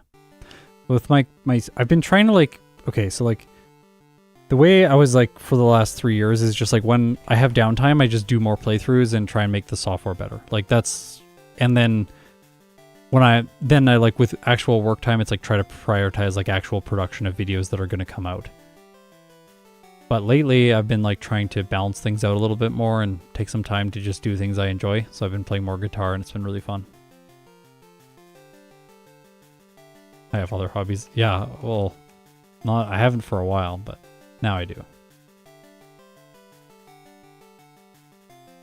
And then like, you know, the most dangerous thing if you're an instrumentalist, you go to like a store that has instruments in it, like a guitar store. You just see them all and you're like, I'm going to play like 6 instruments now. And then you do, and then you can't stop thinking about it. It's like, it's just really nice Gibson Les Paul. Like, I really want it, but I really shouldn't buy it. I don't know why Gibson guitars, they always just scratch my brain in like the perfect way.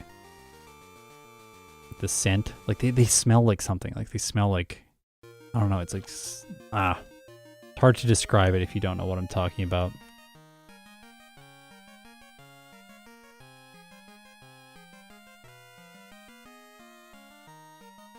Okay.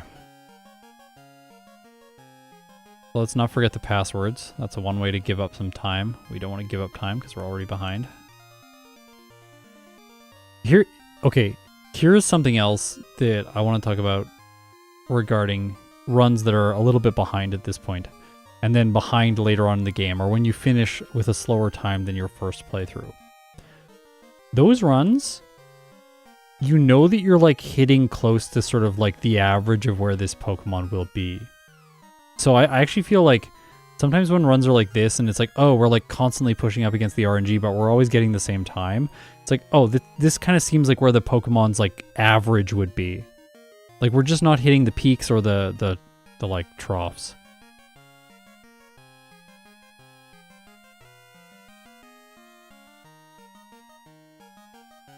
Sometimes with versus videos, it feels like the best thing is the feeling when you start doing playthroughs and then at some point you get the reversal where like the next playthrough is slower than the previous one. Then you're like, oh, okay, like we're starting to figure out what the actual route is.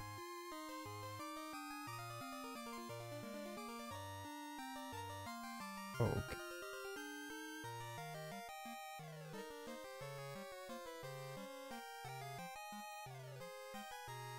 Huh, the trough's right, Abe. Yeah, Abe is like the most difficult trainer apparently. Yeah, the process of figuring this stuff out is so rewarding. Like, I feel like both Nuzlocke and solo challenges have a similar... Like, there's a similar, like, itch that they scratch, because you're, like, trying to work with limited resources, but with Nuzlocke, it's, like, more about improvisation. And with solo runs, it feels more about, like, planning and like composition almost. If I had to make a music analogy, and I definitely didn't.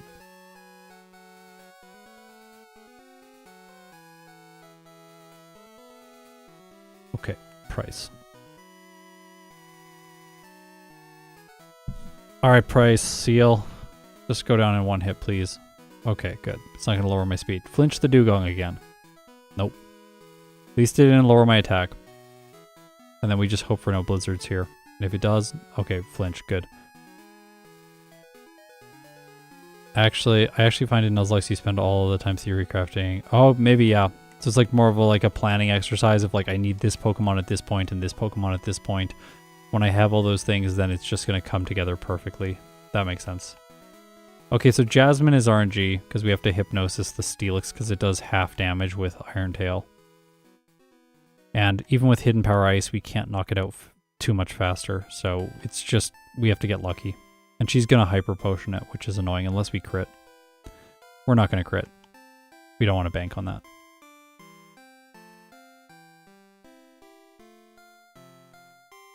Let's go. Come on, Jasmine.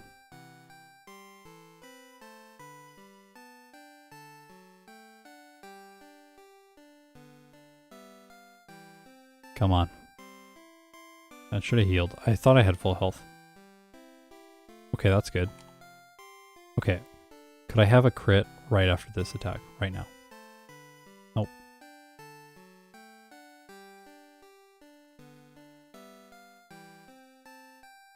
Oh, no. Okay. There's the crit. Please don't wake up. Okay, we did it again. First attempt, Jasmine. Yeah, the one Iron Tail miss was huge. It was. That's what gave me the win. Iron miss.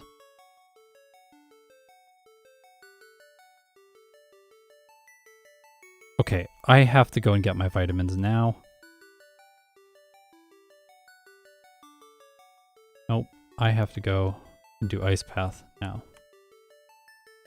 Because if you didn't realize, you can actually do it right away before the rocket plotline, which I think blows some people's minds. It used to blow my mind. Oh no, don't do that there. Like I said before, always here.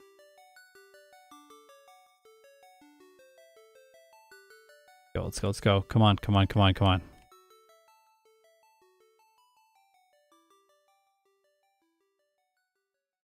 I don't know if this is true in Heart Gold and Soul Silver. It might be different. I would not be surprised if it's very different in Heart Gold, Soul Silver. Okay, remember the wheezing guy? He got us with Explosion last time, so if that doesn't happen this time, that's also a place where we can gain back some time. So there's lots of little spots here where we're going to gain back time.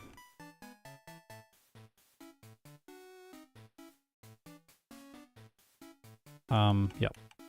No. Now we go back. We just have to get to Blackthorn City.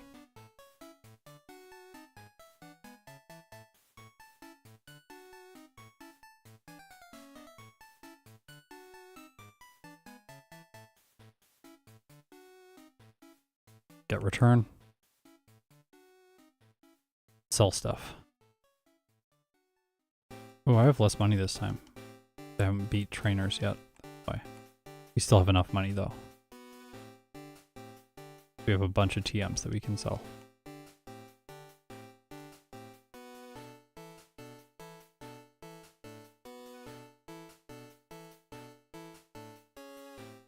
I need one more. You need one more. To get that after the rocket plotline. 2, 3, 4, 5. Yeah. No.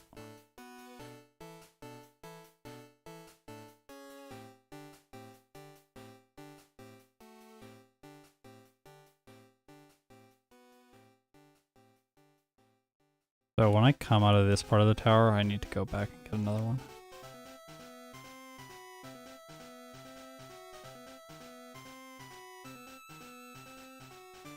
How much did each of these trainers give in terms of money? Like 1,000. Okay, so we should have enough.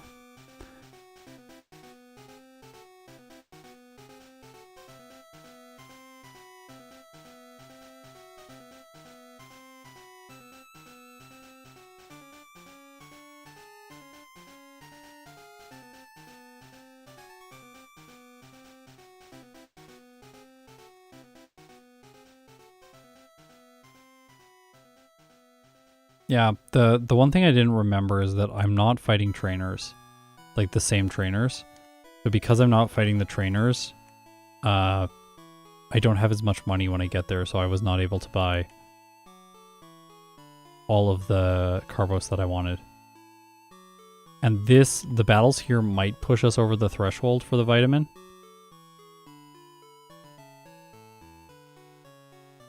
Oh, we're close. Look at that. We can't go over 25.6 or 24.0. I'll just escape rope out of here if we get too close. I think we're going to do it, though. I think we can beat the guy with all the coughing and stuff, and we'll just barely be able to use one carbos. This is going to be like... This is like walking the knife's edge. Because we need that, otherwise we don't outspeed the Espeon. If we don't outspeed the Espeon, stuff starts to get real bad. Yeah, we're going to make it. Okay, that's fun. Okay, now this guy needs to not mess us up.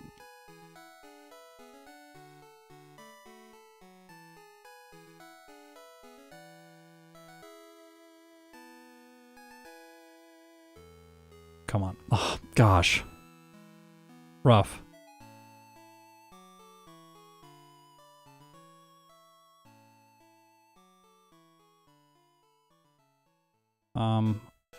I don't know if I should...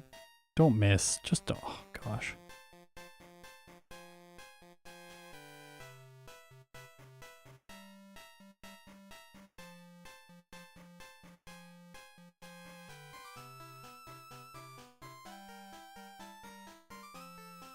Bleeding time. This is a much better battle. Yeah, this is it. We're going to beat him. We're still going to have enough space to use a full vitamin. Maybe not. Okay, yeah, we have enough space. I need to not fight this guy.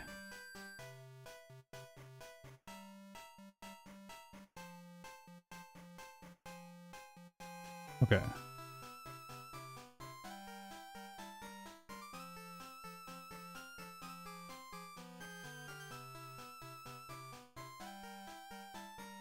Yes, optimized. Check that out.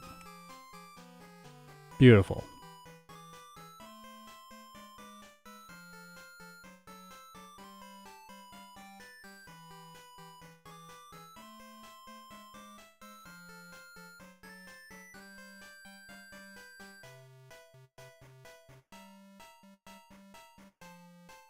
Okay.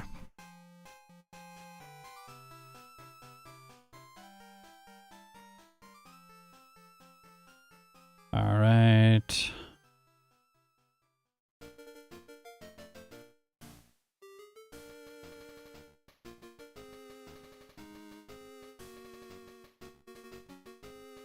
That poison powder there is kind of annoying because I want to heal it.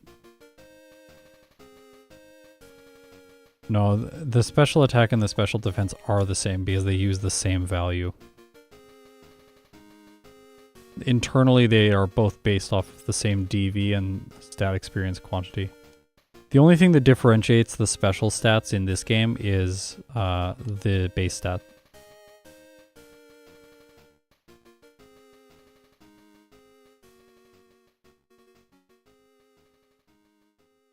Oh yeah, there's no bone counter. It is here. We can turn it on.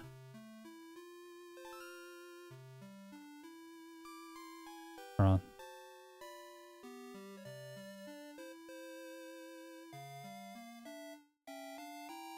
Ta-da.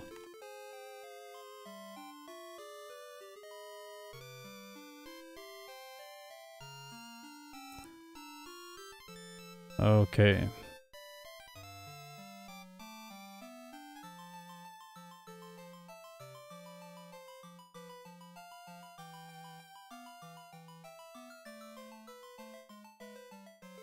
Yeah, the competition between normal types in Gen 2 is like very fierce. They're like really good.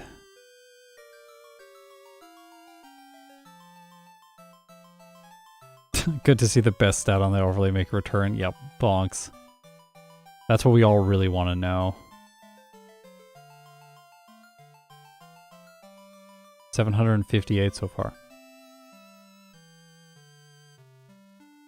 I don't know if that's good for Crystal. I don't have a sense yet for what my Crystal bonk count is normally. I think in Gen 1 it's normally around like 800. We want S tier bonks, yeah. Yeah.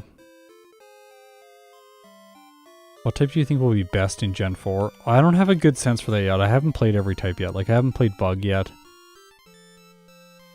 Haven't played... Have I played Ice? I don't think I've played Ice yet. I'm not sure. Gen 4 is quite well constructed in terms of its balance, I think. Every typing has like a trainer that they're going to struggle against.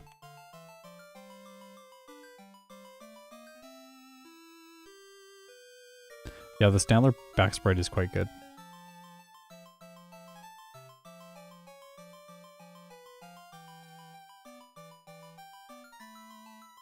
Like, it took me a little while with Gen 3 to figure out which Pokemon were going to be broken, and it's the fighting type. The fighting type is so good. In Gen 1, it's Psychic. In Gen 2, it's normal, and then in Gen 3, it's fighting. Like, Emerald specifically. I don't know about Fire Red yet, but it's probably still Psychic. There's just not enough Dark types.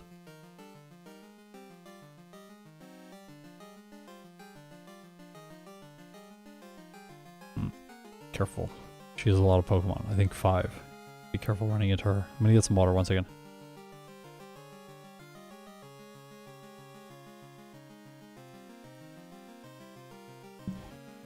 Hey, that was like a 37% chance to knock out the Vileplume in one hit. Don't open your inventory, Scott. Yeah, Fire Red is definitely still Psychic. I think so. Yeah. Not sure about Gen 4 though. Not sure. I think typings that are weak early on in the game will be weaker. So like, I think Fire is going to be very bad in Gen 4 because Crasher Wake is amazing. And you just don't have quite enough rare candies before him. Whereas like once you get past Crasher Wake, maybe to like Candace, you get a ridiculous number of rare candies. So you can start solving problems with candies. But earlier than that, it's hard to solve problems because you don't have candies. So you just have to fight more people and waste time. What am I doing? No, we're done. Yeah, we're done. My brain just like, whoa, I'm tired. Yeah, because we already have the Blackthorn waypoint.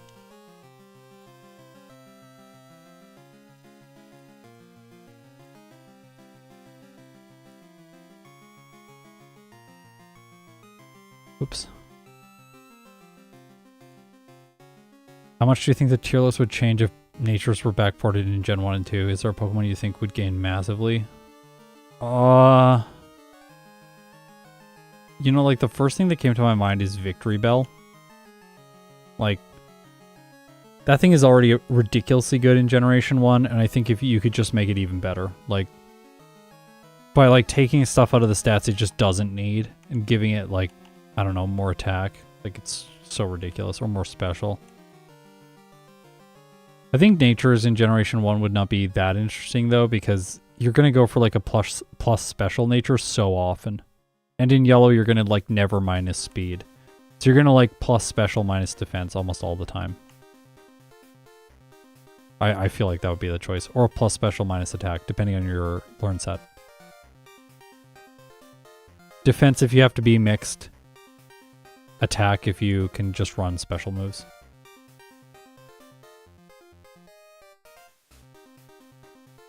Fire Red will be interesting. I haven't started picking my natures for that one yet, but it's going to be interesting what we do, or what I figure out when I get there. So far it seems like Fire Red like really punishes Intimidate users until you realize that you can use Substitute. Then, or it really punishes physical users. Then once you realize you can use Substitute, things get better. Also, we are 1 second behind now. Hype, hype, hype. Okay, get focused. Are you ready for this bonk counter to not go over 900? Let's go. We can do this. We can get a better time.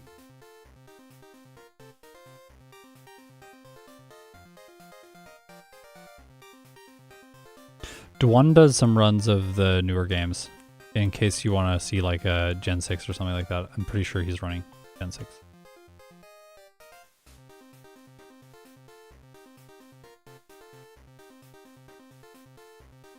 I thought about it a while ago. Since there isn't a lot of content for that, I was like, wait, maybe I could like make some Gen 6 or Gen 7 content.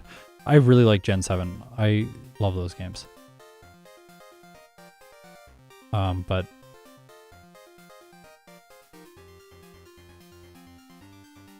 yeah. My brain is stopping working regularly now, though. You're still going, I know. We're trying to get a better Stantler time. Come on. Come on. You can do it, dear. You can do it. You have to get the questions at least right to get past him. Like, you do need to, like, answer his stuff. But other than that, it doesn't really matter. If you get the perfect answers, then he gives you the special Dratini with extreme speed. Nope. 1, 2, 3, 4, 5. Just 5. Okay, so I'm a little bit faster in here than I was last time, because last time I got mixed up. No mix-ups this time. Now we're going to Mount Mortar.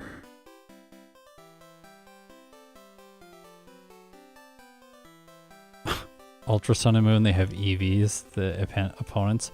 No wonder, that game is so hard. It was ridiculously hard. Ultra Necrozma is like the most terrifying foe that I've ever fought in a Pokemon game. The first time I played it, it one-shot every single one of my team members, and I was like, wow, okay. And like all the Alolan Pokemon are very slow, so you're like moving second and get one-shot. The like way you win is how M&J TV won, whereas like Vikavolt like hung on with 1 HP due to the friendship mechanic, and then he knocked it out. It's like, that's how you win. Well, we're going up to level 45. Mistake, and we're going up to 45. That's fine.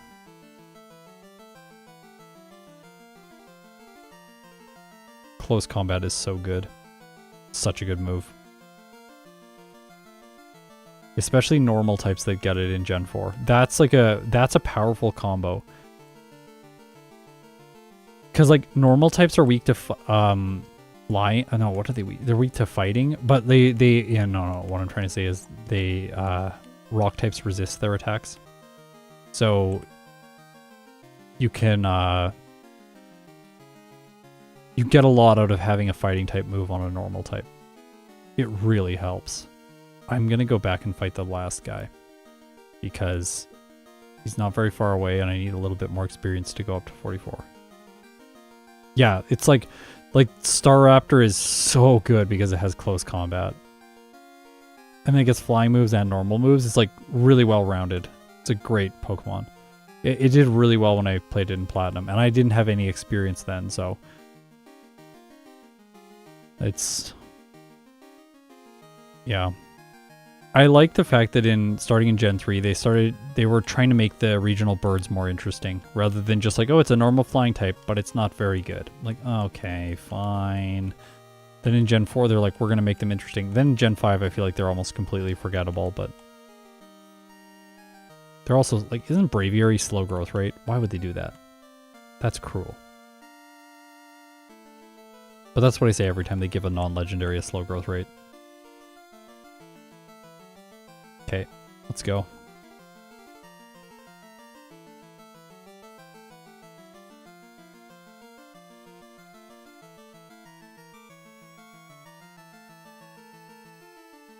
Sorry, Ike. Apologies.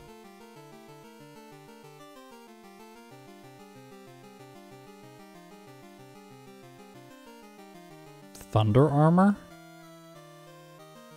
I don't know what that is. Does it actually learn Thunder Armor? Stoutland is cool. Oh my gosh, my wife and I, like a while ago, before I made the channel, we were like, we need to like watch something, and we didn't have anything to watch that we wanted, so we were like, we'll put on like the Pokemon anime, and then we put on the Pokemon anime, and there's this one about this old Stoutland, and it dies, and like, we were both crying. It's ridiculous. It's like, wow, I didn't expect this to hit me so hard.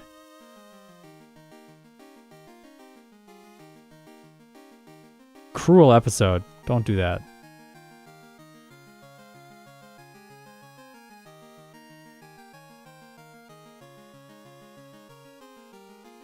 Alright. Big time. Go. Thunder armor is just static guts. Oh, okay. Static guts. That sounds good. Let's go. Let's go. Let's go. Let's go. Yes. Yes, yes, yes. Are we going to be faster? I think we're going to be a little slower in this split because we did the extra training. But that's maybe okay. Oh, only 11 seconds. Okay, okay. This is really good. We're making good time.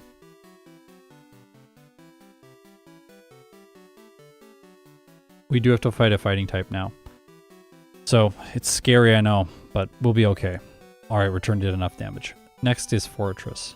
Hypnosis, so that it doesn't go boom. Gotta prevent the boom. Please don't boom. Thank you. The extra level here actually gives me the one hit on the muck, which it didn't have before, and a 71% to one hit the Crobat. And we get it. Okay. Okay, okay, okay.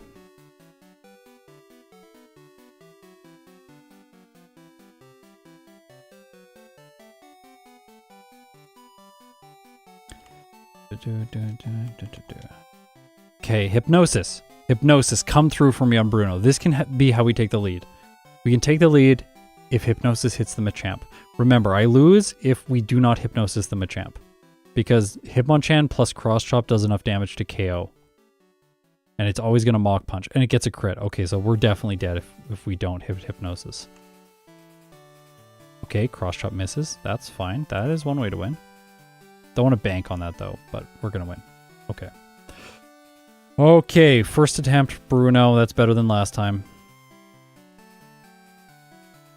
Oh, we one-shot that too. Okay, 18 seconds behind. How do we slow down there? Was it Koga that messed me up or something? I don't remember. Alright, Karen, do not ruin this for me. Do not. Do not. I lost to her last time. We could put the... I'm not going to put it to sleep. I don't want to. Just want to attack.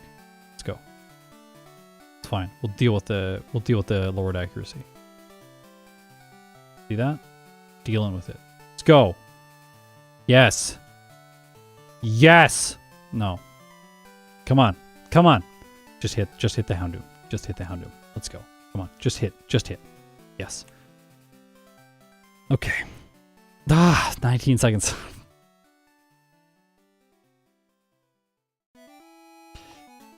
Come on.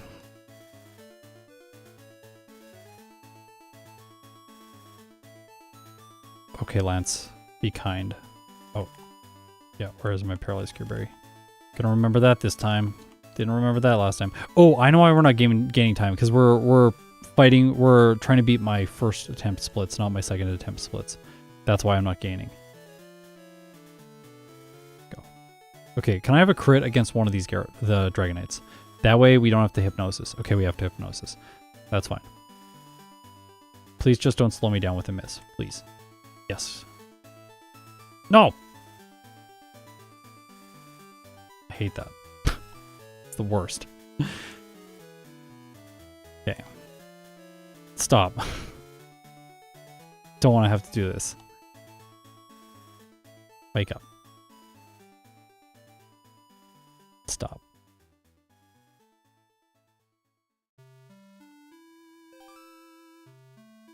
Stay asleep. Stay asleep. Stay asleep. Yes! Okay. Recovered. Not great, but we recovered. One hit the Charizard. 61% now. We're a higher level. Oh, we missed it? Do I survive the outrage? Yeah, I think I do. 37 is its max damage roll. No! No! I hate that! Ah! We're gonna get a worse time this time. Sorry. That's it. The run is dead.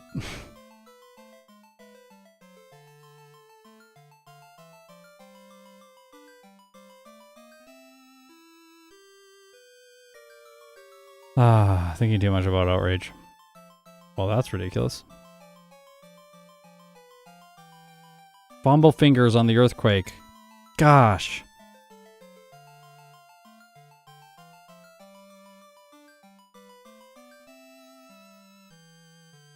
No.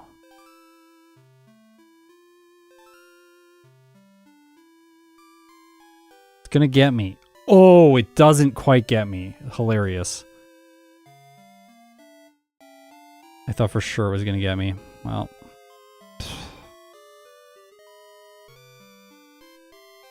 This is not the run. We are very behind. I'll complete this one, but I don't think that we can win now.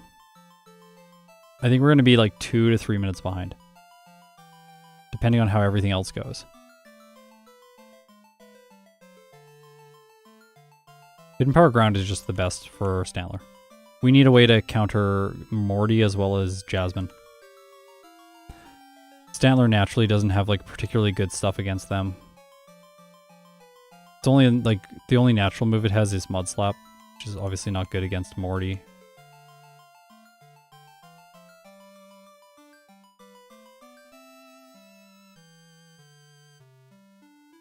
And then Jasmine, you Mud Slap does not one-hit the Magnemites, so you need Hidden Power Ground to one-hit them. And then the Steelix is a nightmare either way, so you have to use Hypnosis for it, which is very frustrating. But, I'm so disappointed. This is going really well. I can't do another one, unfortunately, so this is the last one. And we're going to rank Stantler based on the results that it gets in either this or the other 2 runs that I showed today.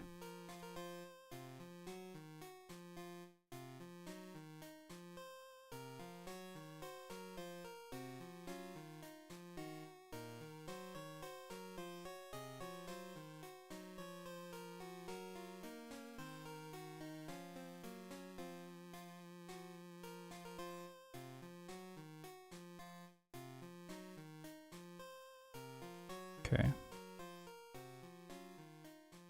Oops. A little sloppy. So last time I did not get Protect. I'm going to get Protect. I think Protect is the safer red play. We really need to not have resets against red.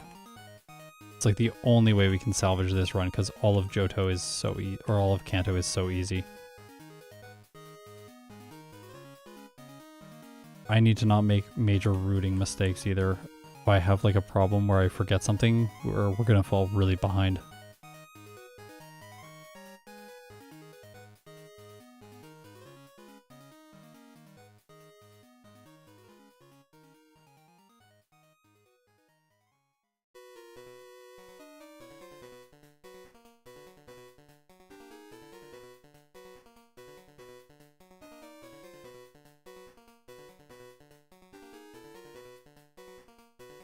I'm so sad I clicked A on Earthquake.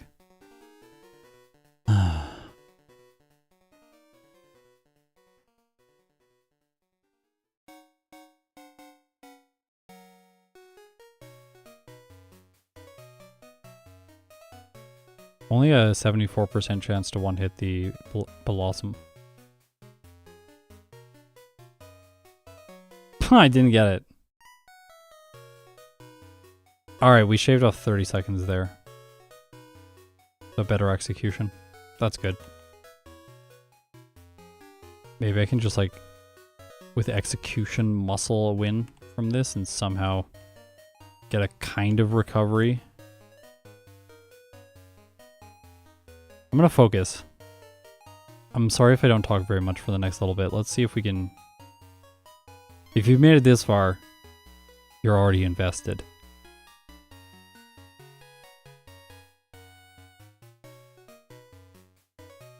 Four more seconds.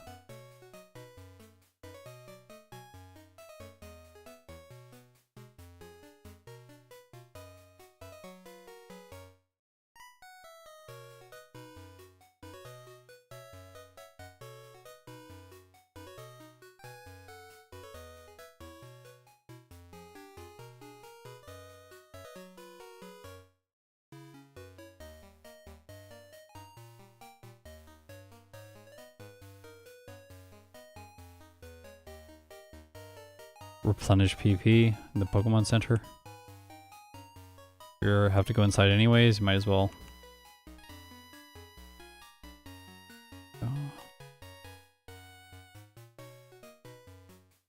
Gotta not mess up this plot line. Sometimes I do. I'll have like a little flaw in my thinking and fly to the wrong place or something like that.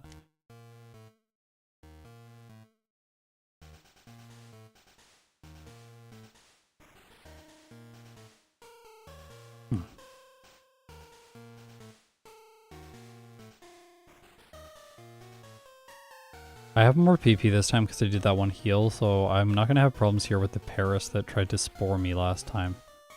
That is going to save a tiny amount of time.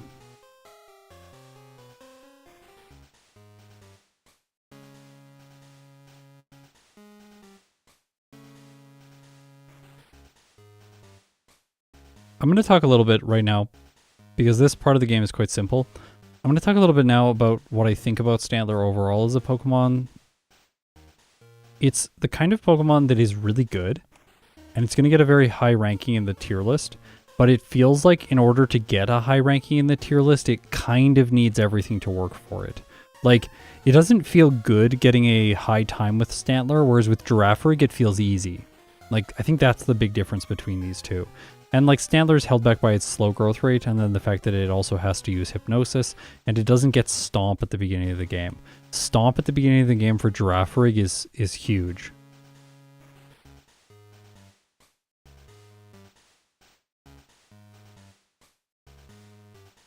Yeah, I think Stantler, I agree. Stantler has a high ceiling, and it's hard to get there due to RNG. But I also think that like the latent average, like the latent potential that Stantler kind of just has, it's quite good. Like, it's like going to be like, you're going to sit down and play it, and if you're like don't have a lot of experience, you'll be like, yeah, this Pokemon did quite well. Like, it struggled with like Jasmine and like a couple other places, but other than that, like it's really not that bad.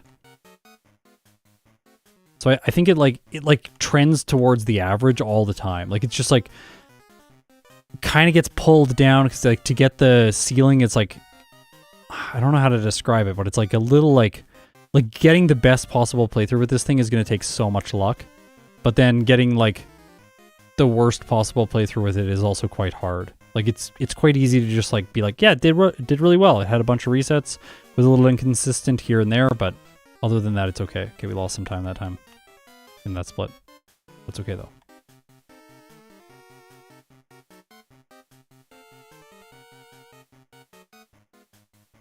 It's like Hypnosis is inconsistent, but everything else about this Pokemon makes it consistent. Like, decent stats, good typing, good moves, and then Hypnosis. Like, thanks. Force it to use one of the best moves, or one of the worst moves, sorry.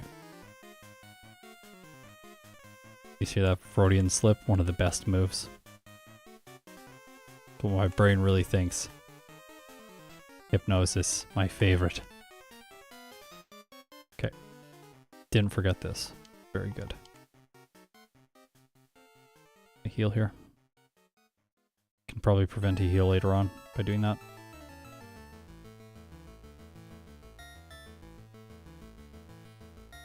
Scott's thoughts for Hypno consistency. Hey, we didn't talk to the tree. That's nice.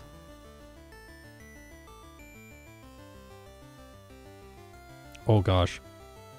Mindfu, that Pokemon I think is going to be real good. It's what, like fighting Psychic type? Fighting Psychic type is amazing. Medicham is a beast.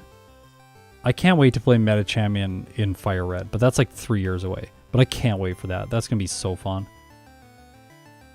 I really want to see if it does as well as it does in Emerald. In Emerald, it's so good.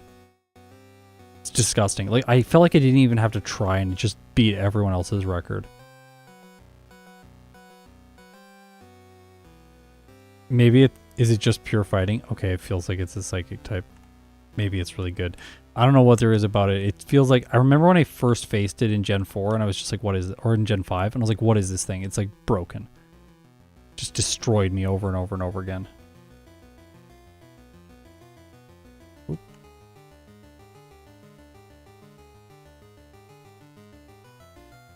Are there any other fighting Psychic types?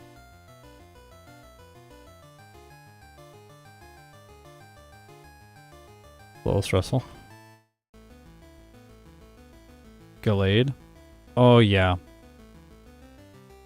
I don't know if it's going to be good in this kind of format. Little too squishy. Squishy Pokemon, like really fast glass cannons, are not the best solo running Pokemon. Because there's always going to be a time. There's always a time when every Pokemon is not able to one-shot the opponent. Even if it has ridiculous attack. Like, there's always a time. And in those moments, Pokemon that are really fast glass cannons fall apart. They have a bunch of resets. They need to do extra training, that sort of thing. I would prefer a Pokemon like Kangaskhan, which has, like, really good attack and a lot of bulk. Like, those are the Pokemon I feel like perform best in this format. And a great growth rate. Like, those three things together, like, decent bulk,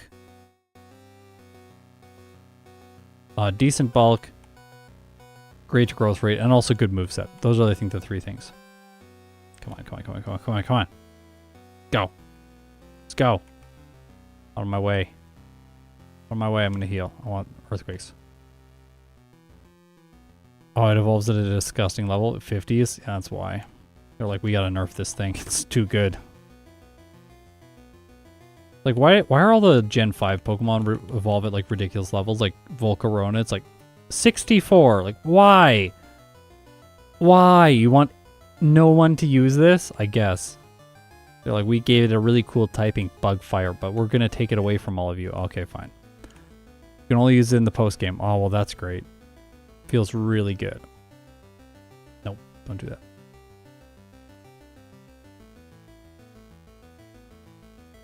Okay. Come on. Come on.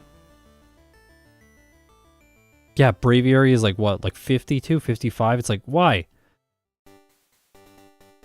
Alright. Alright, alright, alright. We're like a minute behind. We can still make something happen here. Red was bad last time. Red was bad.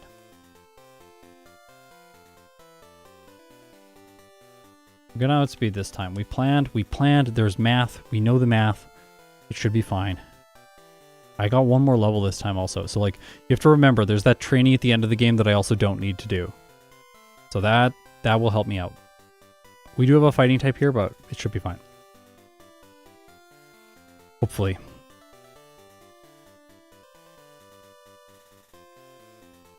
Was that a dire hit? That's not what you're supposed to do with a fighting type. Just saying. Okay. All that red. Make me sad. Make me so sad. Let's go, let's go, let's go, let's go. Come on.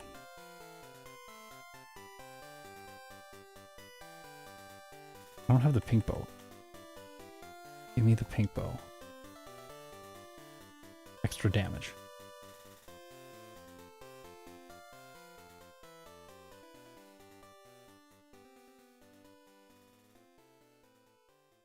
I'm not gonna get the one hit. This will be a one hit. Two hit the right on. Or probably Sandstorm, which is annoying. But then the Gyarados will usually... a good switch. Well done. It'll usually Rain Dance here. Then we'll waste full restores. I don't know if I like prefer like tankier Pokemon, but I certainly like it's more fun to me running something that doesn't just immediately fall apart when it like fails to one hit. It's a lot more fun. I'm gonna try the Earthquake. No, the Earthquake doesn't get it, so we'll return, try and skip the full restore. Oh gosh. Oh gosh. We have... Wow, this run completely fell apart.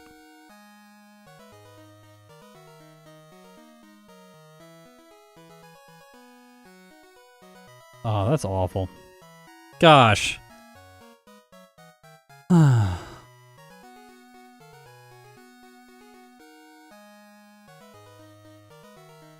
You gonna switch? Why you do that?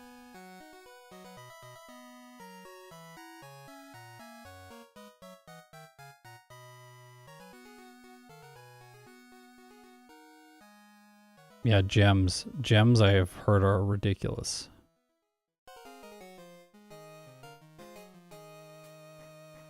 I think Stantler's gonna go to the A tier today. There's no other way. We can't get it into the S tier anymore. We've fallen too far behind. We might be at our first, like I might be at my first playthrough time, but it's not going to make S tier today. Okay. 2 minutes behind. Oh. Sure was very sad.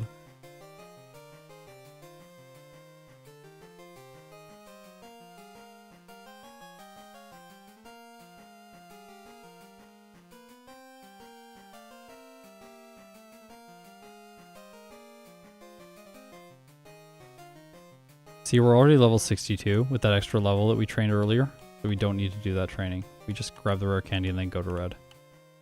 So we don't have to do all the wild battles here. I think that's going to be the thing that gives this run the edge over both of the other runs that I did.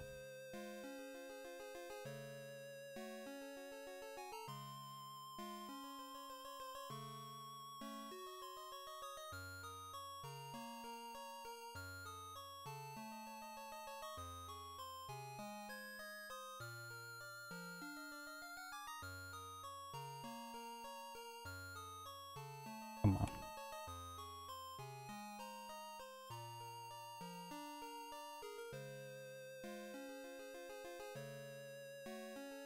I have an insight to share about Crystal after this. Please remind me.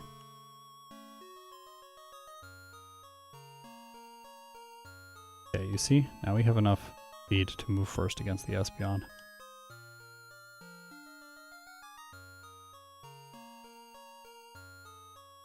Okay, Ike, get ready to be proud.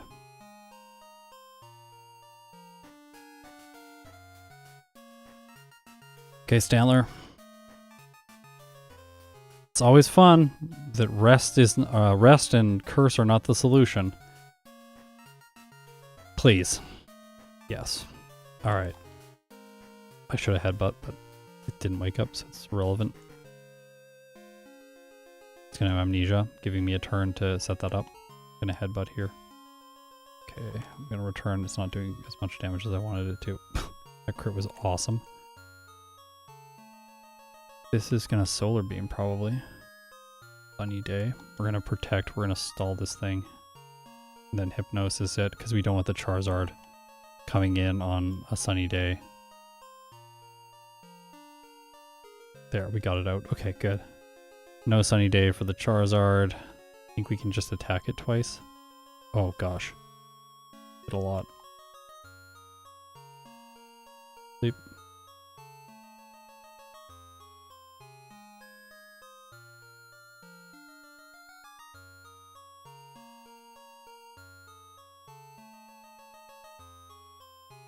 Come on. Alright, we're gonna get better time. Oh, yes! Oh my gosh. This run is very, very disappointing, but at the same time, we did clock in with the best time of the day. So it did end up being the run, but just like not the way we want it to be.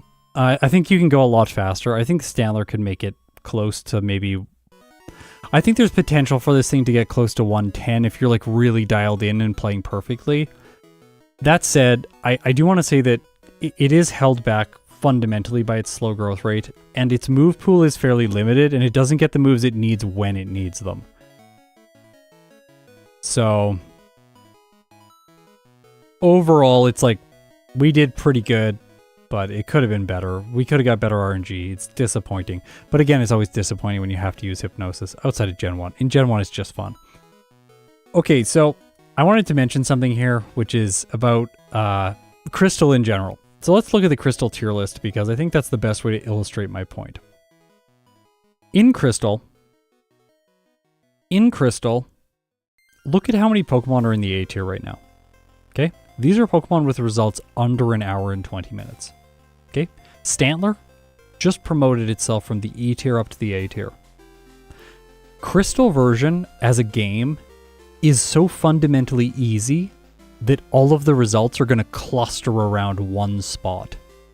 The only way we're going to get results that are significantly divergent from the like 1 hour, like in 30 minute and lower mark, the only way we're going to get results that are divergent from that is when the Pokemon really is held back by something. Like They have terrible base stats like Sentret or like Tyrogue or something like that.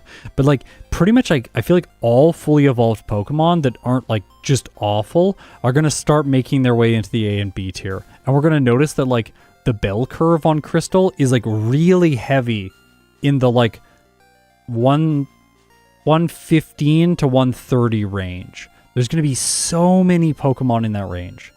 So Stantler again is one of them today. Let's figure out where exactly it ranks when compared with all these Pokemon.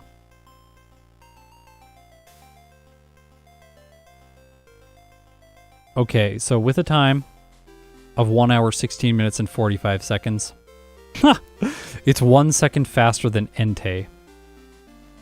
That's funny. And 15 seconds slower than Typhlosion. So very close to the top of the A tier. And yeah, we'll promote it. There'll be a re-ranking video at some point where I go through Girafarig and Stantler and probably other Pokemon too, maybe something else. I might put these Pokemon into a video together because they seem very similar and they're quadrupeds.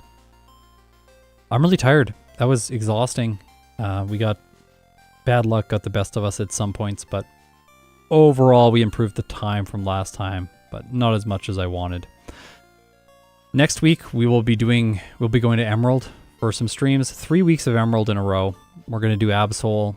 We're going to do some other Pokemon too that are going to be just as fun that need re-rankings. So Absol next week. Maybe a stream this weekend if I'm feeling up to it with my voice. Other than that, yeah, I think we're done here. This weekend, probably more Crystal with a re-ranking video, and the next weekend is going to be the Versus video. I think that it has to be like that. Yeah, thanks so much. If you made it this far, you're incredible. I will see you in my next video.